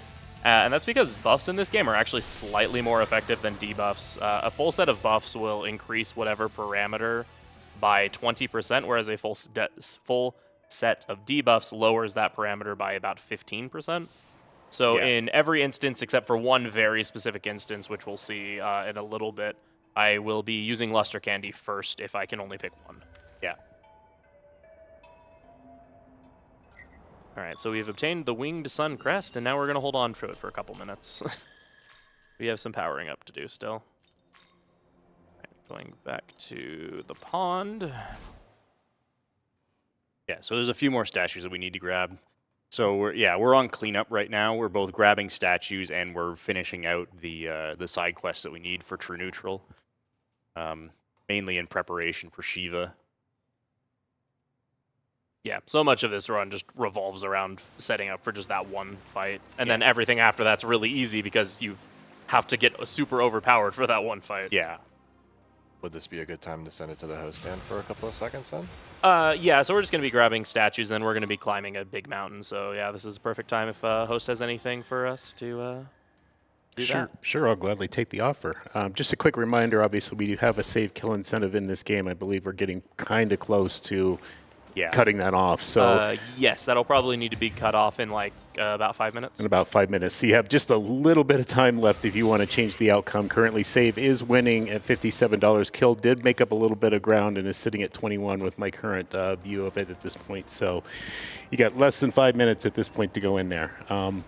Again, just to kind of remind why we're here, what we're doing. The National Alliance on Mental Illness's current work is formed by more than 40 years of inspiring conversation, support, and action that ultimately strengthens the fabric of communities and promotes opportunities to thrive for anyone touched by mental illness. NAMI drives on the past accomplishments, the wisdom of lived experience, and current scientific understanding of mental health to help those suffering. So that's our cause. We're helping out that National Alliance of Mental Illness to help many, many people that are impacted by mental words just left me. I apologize, but that's a blurb of what we're doing. And then finally, I do have an anonymous $40 donation that did come in. Really appreciate the generosity, and thank you for your support. Thank you. All right, so here this Abscess is really, really funny. It's also like a bit of an annoying dodge here with these Fafnirs. They fly very quickly and they have weird hitboxes. Yeah, their Oh, tails can come on. extend very far and very wide, just like that. Yeah. Like you saw, the tail wasn't even on screen and it hit me, but it's fine. I'm such a high level that they're not even going to be able to touch me. Yeah. Immune. I just have a 100% run rate, so. Yeah. Something funny about this Abscess, though, is it actually is an Abscess. Oh, my goodness. Nice. It's actually an Abscess consisting entirely of level 99 versions of, like, the first 4 demons in the game. You have a level 99 Pixie, Anmaraki, Slime, and Preda. Yeah. And it's a really, really funny fight. There's no reason for us to do it in the run because, like, the essences you get from it or the miracles you get from it are quite terrible. But some of them are okay. But no reason to get it in the run. It's just worth mentioning because it's just very funny. All right, so here Fionn is here, and he's like, "Oh, we meet again." And we're like, "But I've never seen you before in my life." We've actually never seen Fionn in this run. But he's like, "Hey, I've heard about all the cool things you're doing to help the fairies. Coincidentally, I'm looking for a king to serve. So if you can beat me in a fight, then I'll serve you." And we're like, "All right, well." Sounds challenging. He was such a difficult fight at the beginning of the game if we had actually fought him. He stands absolutely no chance here. This is a one-turn fight if you don't miss. And 25%. And 25%.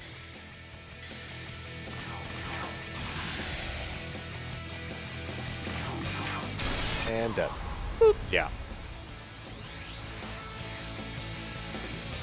Figmix slashes, fair and balanced. Yeah, he's intended to be fought kind of like in early Taito. Yeah, I've got an emote in my chat called Balanced Slash, which is just a JPEG of me using it on Shiva in hard mode and the kind of damage you get out of it. Yeah, so Fionn is actually casually is a really good demon. His unique ability, Lock on Ween, is one of the stronger Fizz abilities in the game, and he has access to a couple of strong elements and Estoma. Like, he's just overall a quite useful Yeah, demon. he's pretty solid. He's not going to see any use for us. Yeah. We have everything we need, and so he'll just kind of sit in the back, and he'll get a level up every time we touch a statue, and Yeah. We could just part with him, but it doesn't really cost too much time to leave him in the party. yeah. Doesn't have Figment slash, so he can't be. Yeah.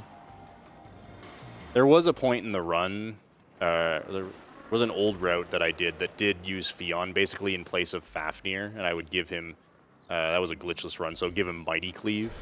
Yeah, I ended up changing that when we started using the Mandrake quest to Gospel, because you can't do that if you want to use Fionn for anything, because that quest is required to fight him. Yeah, we an older version of the normal TNE route also used him as a support demon against uses a support demon against the final fights, because unfortunately Tao leaves your party before the final boss gauntlet. Yeah, So even though she can be used as support against Shiva, if you so choose, you would need a different support demon. That's not an issue for us because we're not worried we're not about going her, to use Tao. Like, Tao is useless to us now. These nice. Also, surprise, surprise, Ariok betrayed us and now wants to kill us. Amon betrayed Or, us. sorry, Amon. Yeah. Ariok, Ariok also clearly betrayed me in Yeah, this case. he missed turn one. That's Yeah. kind of a betrayal. Nice Marakunda. That's really rare. That's Yeah, a alright. good turn. Yeah, I guess him missing wasn't too bad after all, because it means you don't want Makarakarn.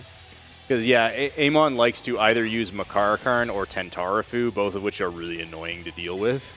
He also resists Fizz, so we do have to use Yeah. Impaler's Animus here. And do even bigger damage. Just can't casual quite. 9k, you know, we're good. Yeah, I think I actually just like regular resisted Figment Slashes will still kill Yeah, him. maybe. Give him a shot. If I can actually hit Figment Slash. You do lose a lot of damage because Critical Zealot. Oh, it still was enough, though. Yeah, so combined with him taking 50% damage from resisting and also Critical Zealot lowering that by another chunk of damage, it's not a lot, but it's enough to kill, so... There we go. And now Kansu shows up to gloat and steal the crest from him. and is like, "You could never become the king." And he's like, "Oh, you're right. I'm gonna pose now." And so Kansu just leaves. He's like, "All right, I'll be taking this by." And we're like, okay." But we get the Tyrant Talisman, which is cool. The Tyrant Talisman is a good talisman, so it's very convenient that it's on a quest that we have to do anyway. All right, and now we'll be grabbing the final 2 statues and picking up the Kansu Rock quest. Yeah.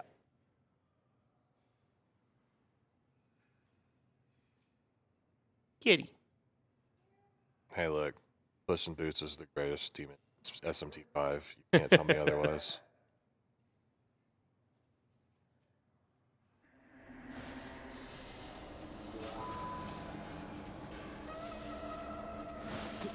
All right, so this statue's kind of funny. Like every single demon in the game, or like every single statue shows like a different demon. It's kind of cool to see which ones they pick. You know, of course, especially since one of them's Mothman. For some reason, though, Decarabia gets 2 statues. We grabbed one earlier in Taito, and now there's another one just right here. I guess some developer just really, really liked this starfish or something. My guess is that they probably ran out of the assets and then just reused one. Because they probably just put them in place as placeholders and then went to go and add their models and was like, oh, we're short one. Well, I guess we can just reuse one because they split them as far apart as possible, which kind of makes me think that they did it intentionally. Yeah, one of them's the first statue in the game. The other was like one of the last One of the ones. last, yeah. Yeah, the casual community will forget about this. This should be fine. Yeah, I mean, I only noticed it just because we grabbed them close together in the run, and and I've played this game a decent number of times. Also, this statue's really funny. You have this meme in here that's praying to the Baphomet statue.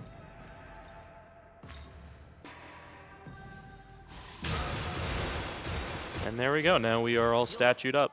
Yep, Thanks that for the is lifestyle. the final stage of our final party. So what we have is level, I think 91 Auriok, 89 Siegfried, and 93 Odin, which is strong enough to fight Shiva. But before we do that, MC's still not level 80, and we still have one more quest we need to do. So we'll do that first. Oh yeah, that Itvarus that we got the egg for at the beginning of the game is just chilling here. He's actually a partner that you can pick up if you want to. Yeah. The partners in this game are, since we're now at a point where you can kind of pick and choose your partners, are more or less cosmetic. There are supposedly different partners are good at different things, like the random partner spots that we just run past because we don't need them. All like are technically, supposedly, depending on what partner you have, is more weighted to have a different content behind it. The only one that we actually know what it does is that Decarabia is more likely to find gems, and that's just because the game straight up tells you that. Everything else, it's just, do you want your partner to go hee-ho, or hey, or ka? And that's basically what the difference is. Yeah. Not gonna lie, I forgot that Pyrojack was our partner for a little bit, and when I heard hee-ho, I was like, why is there a Jack Frost in the desert? All right, so here we find out Kansu's actually kind of a bit of a schemer, and the entire time he actually has found his knowledge. His knowledge is actually Miyazu. We should probably cut off the Saber Kill Kansu right now. Yeah, let's cut that off. So his knowledge this whole time has been Miyazu, and Miyazu is very, very sick. And by all accounts, it's mentioned she should probably actually be dead by this point due to this unnamed illness. However, she mentions that she actually has dreams about a man who arrives on a boat that carries the moon and like spends time with her, and that's actually Kansu, who's the god of the moon. That he's actually been using his energy to sustain her, but he has decided that that's not enough. That he actually wants to cure her. Even though he has found her as his knowledge, he does not want to actually fuse with her and become a Nahobino, because he knows that if they were to try that there would be no chance of them winning and that she would end up getting hurt, and he doesn't want to do that.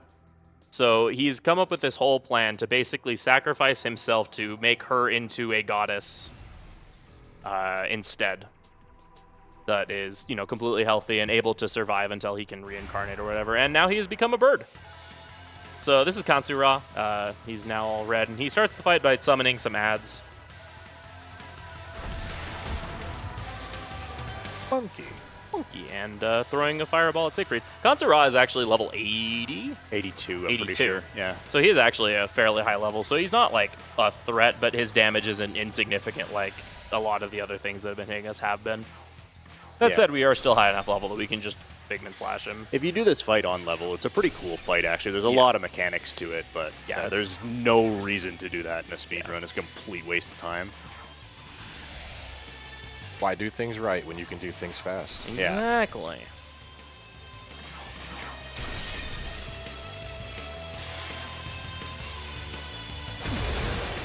Nice whiff. So what's the save or kill Kansu at? That's coming up like right now.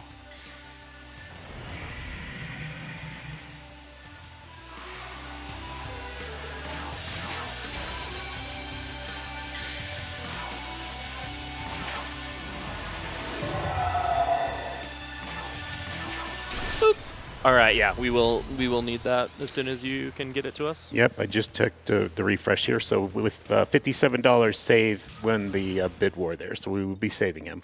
All right. All right. So here we beat up Kansu, and he's like, "Fine, you win, kill me." And then Isa shows up. She's like, "No, don't kill him. That's what he wants. If you kill him, his life force will be transferred to Miyazu." And he's like, "I don't care what you think. This is, I want her to live, and so you should finish me off." And you're given the choice of whether or not to finish off Kansu, but thanks to all of your generous donations, we will refuse to do so. So you can pick either of the two bottom options. Yeah, and then Miyazu's like, "No, it's fine. I'm happy as long as I'm with you, and I know that I don't have long to live, but I want to spend it with you because basically, demons and their knowledge are just drawn to each other through universal energy or whatever." So yeah, Kansu's like, "Well, thank you for hearing me out and helping me with everything. So now if you want to fuse me, you can, I guess." And now He's a playable character now. yeah. Worth it, right? Yeah, we also get some balms to boost up MC just a little bit more from that. A little bit more HP and MP. Which I then healed before. Healed. Actually. Oh, well, whatever. Whatever. All right, so we have a quick menu, and then we will be fighting Shiva. Have a couple of things to change out. So Shiva's got kind of 4 forms of damage he really uses, which are physical, fire, electric, and almighty. Almighty you can't do anything about. Odin repels elect, so we got that covered. Siegfried drains fizz, so we got that covered. And then we're going to add the Asura essence to MC to give him repel fire, so we have that covered. So we've got all of Shiva's main elements covered. We're also going to add Impaler's Animus to Siegfried because we need that now. We don't need Null Light anymore. And then Auriok we just give Great Life Spring just for some extra tankiness. And we throw Meteorahan on MC so we have a skill for full party healing. Because Shiva does a lot of damage. Yes. He is level 96, and MC is level 80, so even though he is tanky, there is lots of damage going out during this fight. He's also just incredibly powerful and has some very strong magic. Yeah. And fizz skills. He just has everything. He is the super boss of the base game after all. Yeah. All right, let's save. All right, this fight we'll need to focus a little bit on. It does have a script, but sometimes things can just happen. Yeah. I forget which battle theme Shiva has. He has his own unique one, Destruction. Trying to remember what it sounds like. Well, you'll hear Wait it a in couple like 10 seconds. seconds. So. Yeah. Yeah, that's true. I just wanted to see if I could remember before it happened. Yeah. So here we find Shiva, who had sent Vasky to kind of deal with stuff. It turns out he's not interested in recreating the throne method of recreating the world. Instead, because he is, the god of destruction, he's just going to blow everything up. And we're like, well, we can't have that. We're trying to remake the world. So we have a bit of a conflict of interest, you could say. Seems legit. Yeah, So Shiva will always open up with his unique skill Tandava, which both does severe, it's a full party severe almighty attack, and it minimizes defense. So no matter what your defense buffs are at, it will set you to -2. So that's why we open with Debilitate here instead of Luster Candy, because if we did, then he'll just drop our defense anyway. It'll be the same result. Defense hit rock bottom. So we're now going to have to scrub off this defense debuff and then start using our Luster Candies.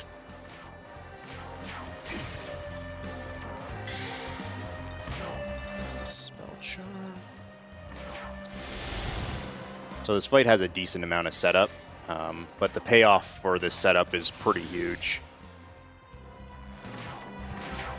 Yeah, we picked up the Tyrant Talisman from doing Ammon's quest, and that's going to give us access to a very strong ability. Yeah, it gives you access to Savage. What Savage does is it doubles the MP cost of every skill, but it also doubles their damage.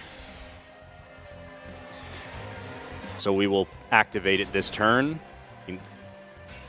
and you'll see some numbers. There will Some definitely real be numbers. numbers on screen. You know, 4,000, that's That's respectable. pretty good. So let's see what Siegfried can do. Oh, 13,000. Oh, that's pretty good. What can Odin do?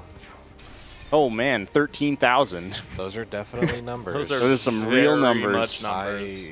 I don't remember doing this much damage when I fought Shiva. Yeah, unfortunately, we can only do one round of attacks with Siegfried and Odin because Shiva does resist Fizz, so we Yeah, have to so- re-up Impalers. And Impalers, despite not benefiting from Savage, does still suffer the MP cost, so we're spending 84 MP to use it again this turn. We could wait until next turn, but that just slows us down. And we've got enough MP for this fight, so it's fine. Yeah.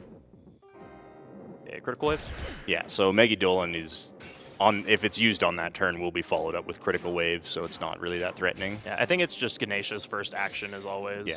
critical wave, and we don't see it until that next turn because of Shiva's first action usually getting blocked. So Shiva's already in red HP. We are on turn 4. Yeah, we have to refresh Debilitate here and then heal up. He will do a scripted Tandava this next turn, but we have the... We should be able to kill next turn unless we get bad luck of some kind. Yeah. And Medirahan up to full because Tandava still really hurts. Yeah, it does a lot.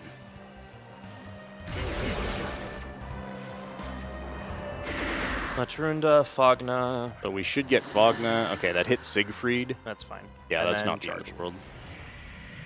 If it hits both Odin and Siegfried, that's pretty annoying. Or if it hits Auriok, that's also annoying. But we can just have Odin kill here. Boop. It didn't quite kill, but Auriok could probably finish. Yeah. Just to be safe, I'm gonna Amrita Soda Siegfried and just kill Yeah, him. that's fine. As long as this doesn't miss. If this misses, that would be quite unfortunate. Yeah. Now Yep, we're we're fine. good. Cool. Yes.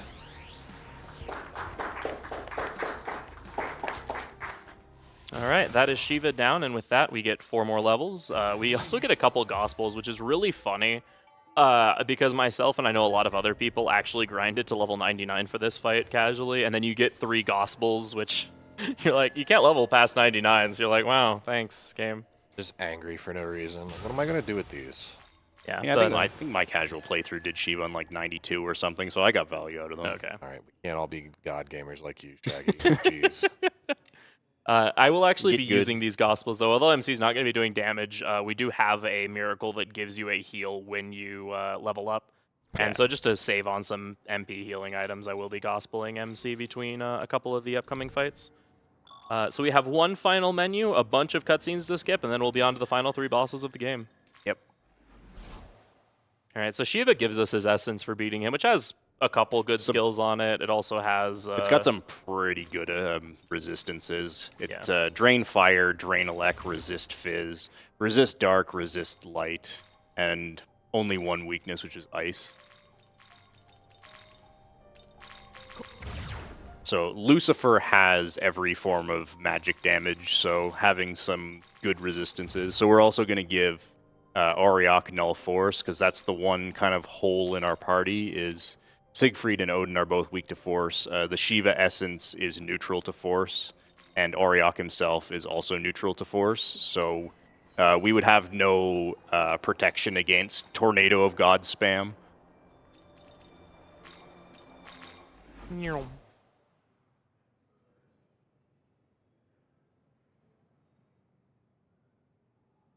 So in order to actually get the true neutral ending, you have to be on the neutral ending, so that's the ending we will select. And then once you've beaten Tsukiyomi, it will give you another option to select the true ending, which is what we will do. Yeah, so there's a bunch of cutscenes here where essentially all of the alignment reps get together and they basically state what their worldview is.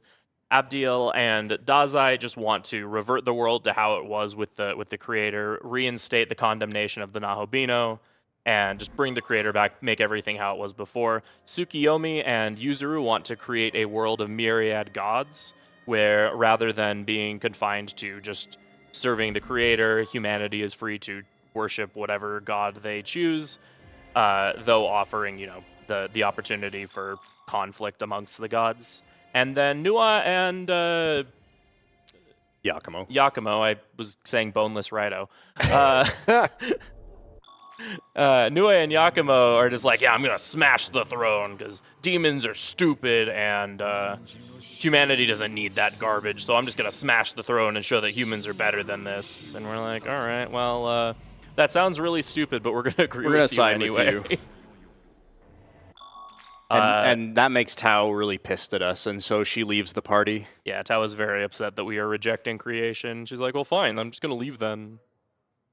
Worth noting, Tao leaves your party before the final boss, regardless of which ending you go for. She just leaves earlier in this route. Yeah. It made me so mad because I invested so much in her when I got her because I thought she was going to be a final party demon. Hey, Yeah. just saying, Idun never leaves you. Right. And that's why Idun's the best. True. All right, so we hear an argument at the top of this staircase, and you know how we said, yeah, Yakumo and Nuwa seem pretty cool. Well, they just got their butts whooped by Dazai of all people, so maybe this whole siding with them thing wasn't a good idea. I mean, to be fair, it wasn't just Dazai.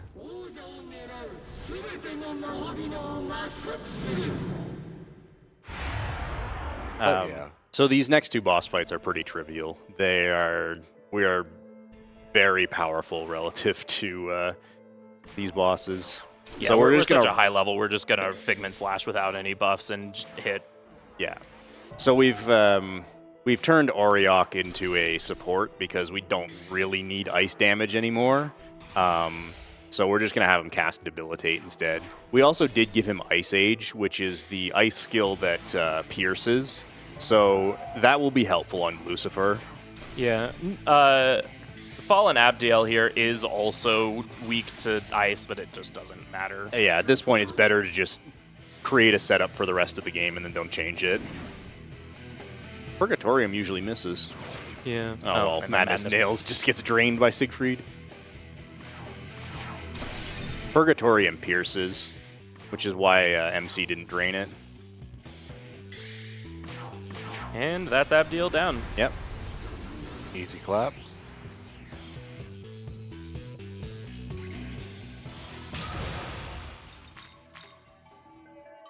All right, and so we deal with those two, and then so Yakumo died during the battle, but Nuwa just kind of ran away. And here is how you know that you've actually fulfilled the requirements for the true neutral ending, because Nuwa will show up here and be like, hey, so you know how Yakumo was all talking about destroying the throne and everything? Well, he didn't actually mean that. Really, he just wants to create a world where humanity can exist free of the influence of gods. And we're like, oh, Okay. well, that would have been good to know. We almost did something really stupid, but thanks for letting us know about that whole plan there. So now we're gonna fight Tsukiyomi for the throne because we are the only two remaining Nahabino. Also, Tsukiyomi's design is really cool. Yeah, it's I pretty good. love the moon scythe. So I'm not gonna just immediately Figment Slash with Siegfried here. Tsukiyomi does have a little bit higher agility than Abdiel did. Yeah. However, I am going to Fing and Slash with Odin. Because Odin is both a higher level and I have the Debilitate up now. So this fight is kind of funny. You'll notice when we get to his turn that he only has one press turn. And it's immediately going to get eaten by him using Mabufu Barian. So this fight, believe it or not, actually has mechanics to it. 99% of people that have played this game have never seen this boss's mechanics. And unless something goes catastrophically wrong this turn, y'all won't get to see it here either. Basically, to kind of explain it, if he is able to get like 3 turns in, then he will actually start creating like shadow clones of himself, and you have to guess which one is the real one, which there's actually a visual cue for, so that doesn't matter. And it's like, you know, somewhat interesting, but like he only got 1 action, and that action blew up in his face, so Yeah. bye Tsukiyomi. He really doesn't have that much HP, even compared to like Abdiel. I feel called out because I definitely had to deal with that shadow clone stuff. All right, so here Tao's like, hey, come on, don't blow up the throne, like, come on, think about this. And we're like, yeah, you know what, you're right. So rather than destroying the throne, we will create a world for humanity alone. Yeah, and then Lucifer shows up and tells us that basically he's got a plan for how to do that, and we should go and talk to him, and so we're going to do that. Yeah, essentially, during this next little bit, Lucifer is going to be the final boss. Just as a heads up, Time will be on the final hit against Lucifer. He has 3 phases, so we have to lower his health bar 3 times. Yeah. But he will tell us over the course of the fight, essentially, if we create this world that it's doomed to fail, that eventually humanity will just create gods again. And, you know, this happens in any ending where he's just like, yeah, by the way, there's this cycle that basically forces conflict upon the world. However, through slaying the creator in my time, like, traveling the multiverse or whatever, I have actually learned a way to escape that cycle, and so if you can kill me, then I'll tell you what it is. And so he also turns into a Gundam, because why not? Why not have the Lucifer turn into a Gundam? They needed a new design for Lucifer, and so they went with something more, I guess, ascended or pure looking. So Lucifer has no weakness. He nulls all magic except for dark, and he resists physical, so if you don't have a form of Pierce, he's actually kind of difficult. We do have a form of Pierce, so it doesn't really matter to us. At least his first phase. His affinities shift in the second phase. That's nice. rude. That sucks. That's also rude. Bro. Okay, he's sniping. Okay, at least he didn't hit Siegfried with that. There we The go. only thing he can do bad there is Mudobarian Siegfried, or I guess Hamabarian Siegfried as well.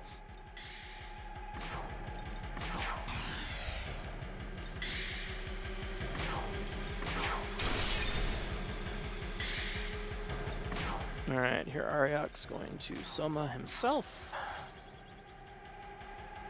And then we're going to push into phase 2.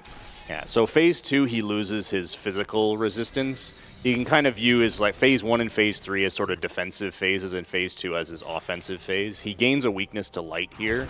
Nice. That's kind of annoying. That's actually, well, just heal it with Ariok. With Ariok, yeah. Also worth noting, in this phase, if he gets more than 1 turn, which he probably will because of that, he does have an ability called Hot Dark Matter, which will automatically just increase his attack to full. Yeah, which is why we grabbed the Purge Charm in Donkey Kong Country. Actually, I think we will just barely squeeze by, maybe. Yeah, we'll see. Yeah, we can. Yeah, okay. Just enough. So because we have full element coverage, whatever he does here is not particularly threatening. Yeah, I'm also just going to throw I have this extra magic mirror. I'm Yeah, just going to put throw it on Siegfried in case he does Tornado of God. Yeah, because that might kill. Well, probably not. Not without Hot Dark Matter. Oh, sorry. Oh, and just lost half his health for that. He actually starts with reduced health in this phase. All right, Yeah. This should be the final turn, so get ready on time. We're going to pop Savage again here.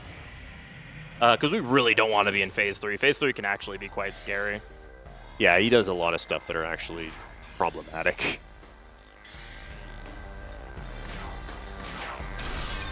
Alright, 1 Ice Age should kill. And time.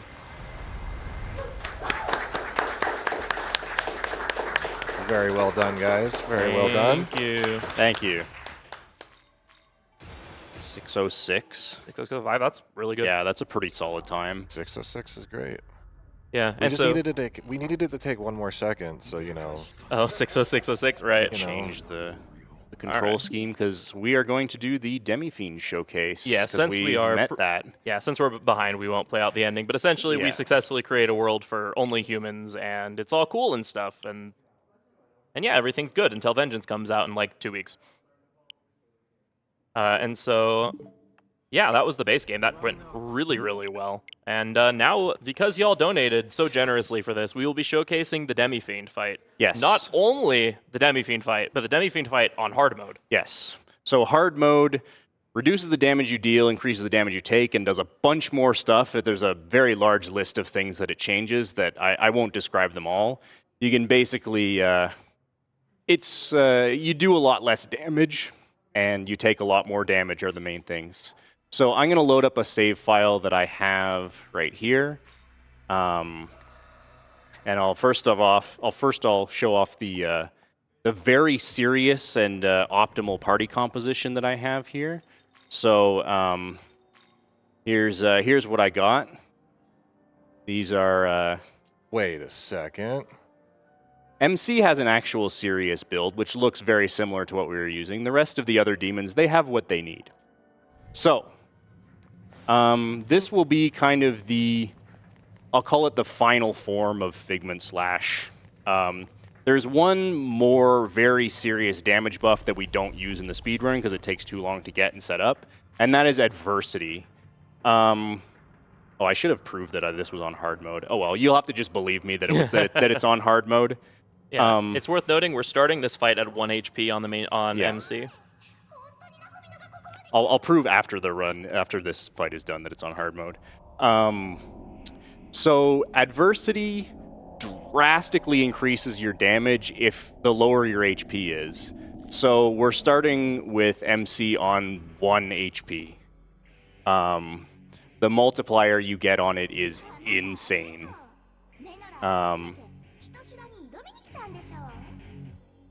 I'll let this cutscene play out. Yeah.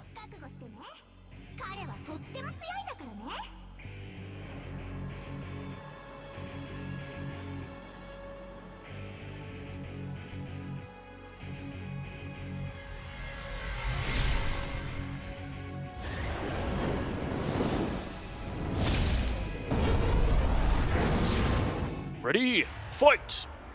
So, everybody in our party knows Fizz. He always opens up with summoning his demons into Javelin Rain, so that will do nothing. He has an interesting quirk to his AI.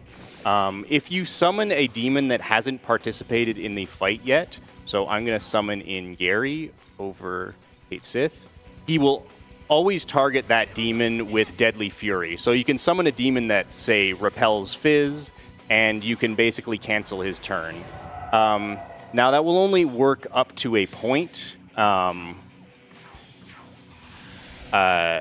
After kind of doing this twice, he'll stop falling for your nonsense, and he will use his skill Gaia Rage, which pierces and will wipe my whole party. So, we need to finish this fight in 3 turns. Now, we use there Impaler's Glory, which is a stronger version of Impaler's Animus that is the Magatsui skill of the Vile race. So that took all of our bar that we started with, so we now need to get our bar back up to full. So here's how we're going to do that. So firstly, I'm going to bring Kate Sith back in, because the Adversity is the Beast Magatsui skill, so I need my Beast back in. A very threatening beast. Yeah. He's very threatening. So he's going to cast his Debilitate. Can use all of his MP. Yeah. And now we have Vengeance, and Gary has Safeguard, so I'm going to use Hades Blast, which is going to kill my Gary and give me a lot of bar. I'm then going to, again, take advantage of that AI quirk Demi-Fiend has, and I'm going to summon Siegfried, who can drain his next attack. And I'm going to guard to build a bit more bar. My buffs are now set up. And we have max bar. So we're ready to go. So we kill this turn. So, Adversity. Demi-Fiend has how much HP, by the way? 60,000. And we've only done how much damage to him Zero. about now? Like 200? Yeah, something like that. So let's see how much damage this does. 34,000. You know. So that's not 60,000. So we still need to kill this turn. So I'm going to start unsummoning my demons. So unsummoning demons is a half action in this turn, or in this game, sorry. So by unsummoning your demons like this, you can effectively feed press turns to the main character. So now there's one person in my party. I got 4 turns. I got Impaler's Animus in this build. This will do a lot less damage. Oh! So it's over. I lose. That is... So he Meteorahons and yeah. All right, we'll do it again. We got time to try it again, right? So we're gonna have to proc a bunch of. There we go. He killed me with Chaotic Will. Oh. we got Nocturned in SMT5. No, I loaded the wrong file. Who would have thought we would have get Nocturned in SMT5? Oh man, That's kind of unfortunate. You actually have pretty high accuracy in this setup, so it's pretty likely that it's pretty unlikely to miss. But I guess I can now prove. I can go to system and prove that this is indeed hard mode. And we'll try again. Dang on Demi-Fiend going Ultra Instinct on us and stuff. Yeah, and since we don't have to explain what's going on this time. Yeah, this time I'll just rush through it. And we won't want to watch the cutscene or anything.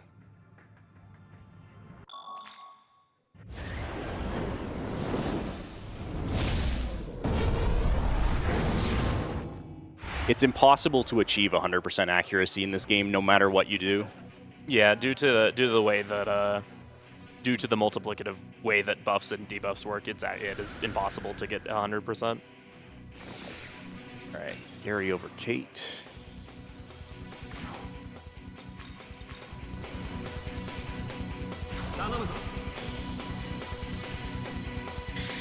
Facilitate. I guess it's nice that we get to listen to this banger of a theme a little bit. Yeah, I longer. love this theme. Yeah, they did an awesome job remixing the Nocturne battle theme in a way that sounds unique and like something like that's in this game while also keeping the feel of the old one.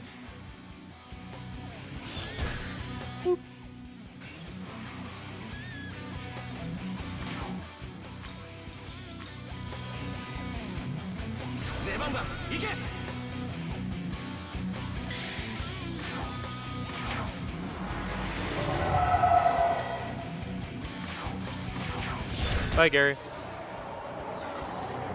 Thank you for the bar.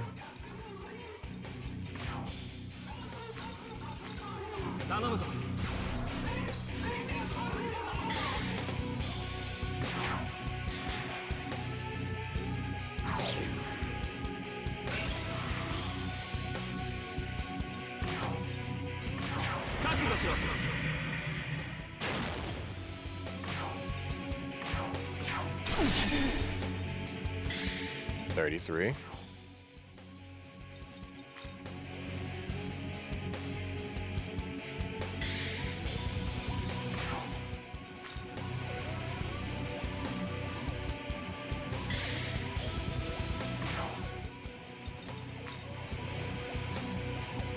All right, let's see if it happens again. That would be something. All right. He's limping. Got him, There we and that go. is a dead Demi-Fiend. Well done. So, yeah, if you want to beat the Demi-Fiend easy, copy that strategy. It doesn't even take that much to set up. Like, obviously, I'm using meme demons for my party. You can use basically anything you want. You just need a vial and a beast and some stuff that nulls and repels fizz properly. And something that has safeguard and some skill that can be repelled, and that's it. Yeah. But yeah, that's Yeah, that's us finished then. yeah. So I guess before we go, just like to give some shout outs. Shout outs to the whole SMT Persona speedrunning community Y'all are awesome. Really happy to be a part of your community. Shoutouts to Shaggy for being an awesome co-runner and making this route. Absolutely. Shoutouts to Champion Beef and Inu, I forget the full username, Inu Nyanko, who is a Japanese runner. They both were very, very instrumental in making the early versions of the normal run. The previous routes that I used as a base for my route, yeah. Yeah. Pink Pajamas, Rom, all the people that have put tons of time into this game, into this community, and everything. Shoutouts to RPG Limit Break for having us. It's been awesome. It's been so much fun running this game, and shoutouts to Atlas for making this awesome game, and really excited to play Vengeance in 2 weeks. Absolutely. Can't wait. And yeah, you have anything you wanna? No, I don't think so. I think that covers everything. All right. Then yeah, that's going to be it from us. Thank you all, and enjoy the rest of the marathon.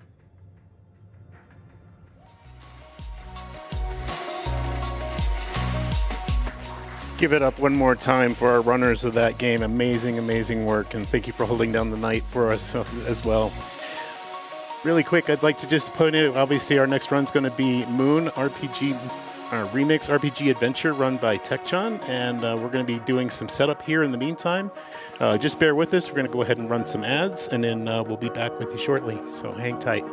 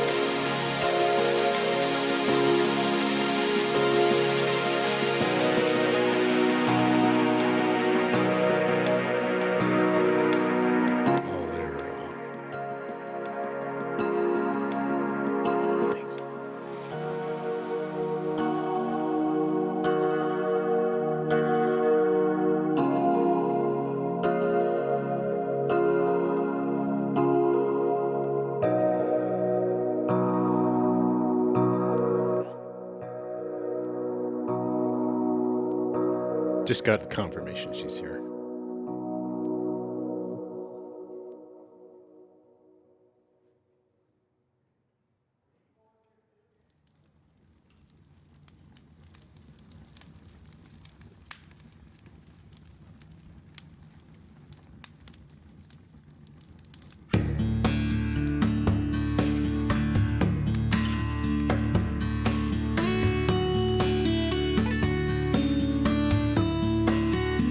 All right, we're continuing to set up for our next run here, but I'm going to say adieu to everyone. Unfortunately, my time with you has come to an end. I will be handing you over to the capable hands of Alara. So with that, I'm going to sign off for the evening. Enjoy your days, and we'll see you around.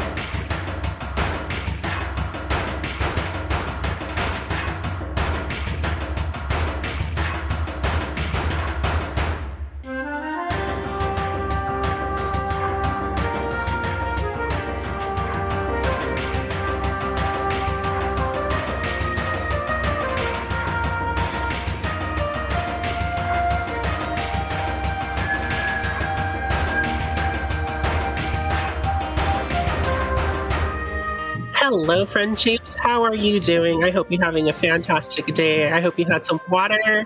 I hope you got some stretches in and you're ready to go for more fun. So coming up next, we have our next run almost ready to go. And we are going to be enjoying the fantastic Moon Remix RPG Adventure run by Techun. So let's get some hype for that. Let's get excited as our tech crew has everything almost ready to go. And I would love to talk to you a little bit first before we get going about what we're doing here. So you are watching RPG Limit Break 2024, and it's coming to you live from Salt Lake City, Utah, where we're raising money for NAMI, or the National Alliance on Mental Illness. NAMI was formed in 1979 as a grassroots advocacy organization by a group of parents whose children suffered from serious mental illness, and they have maintained that focus to this day. So thank you so much for that. And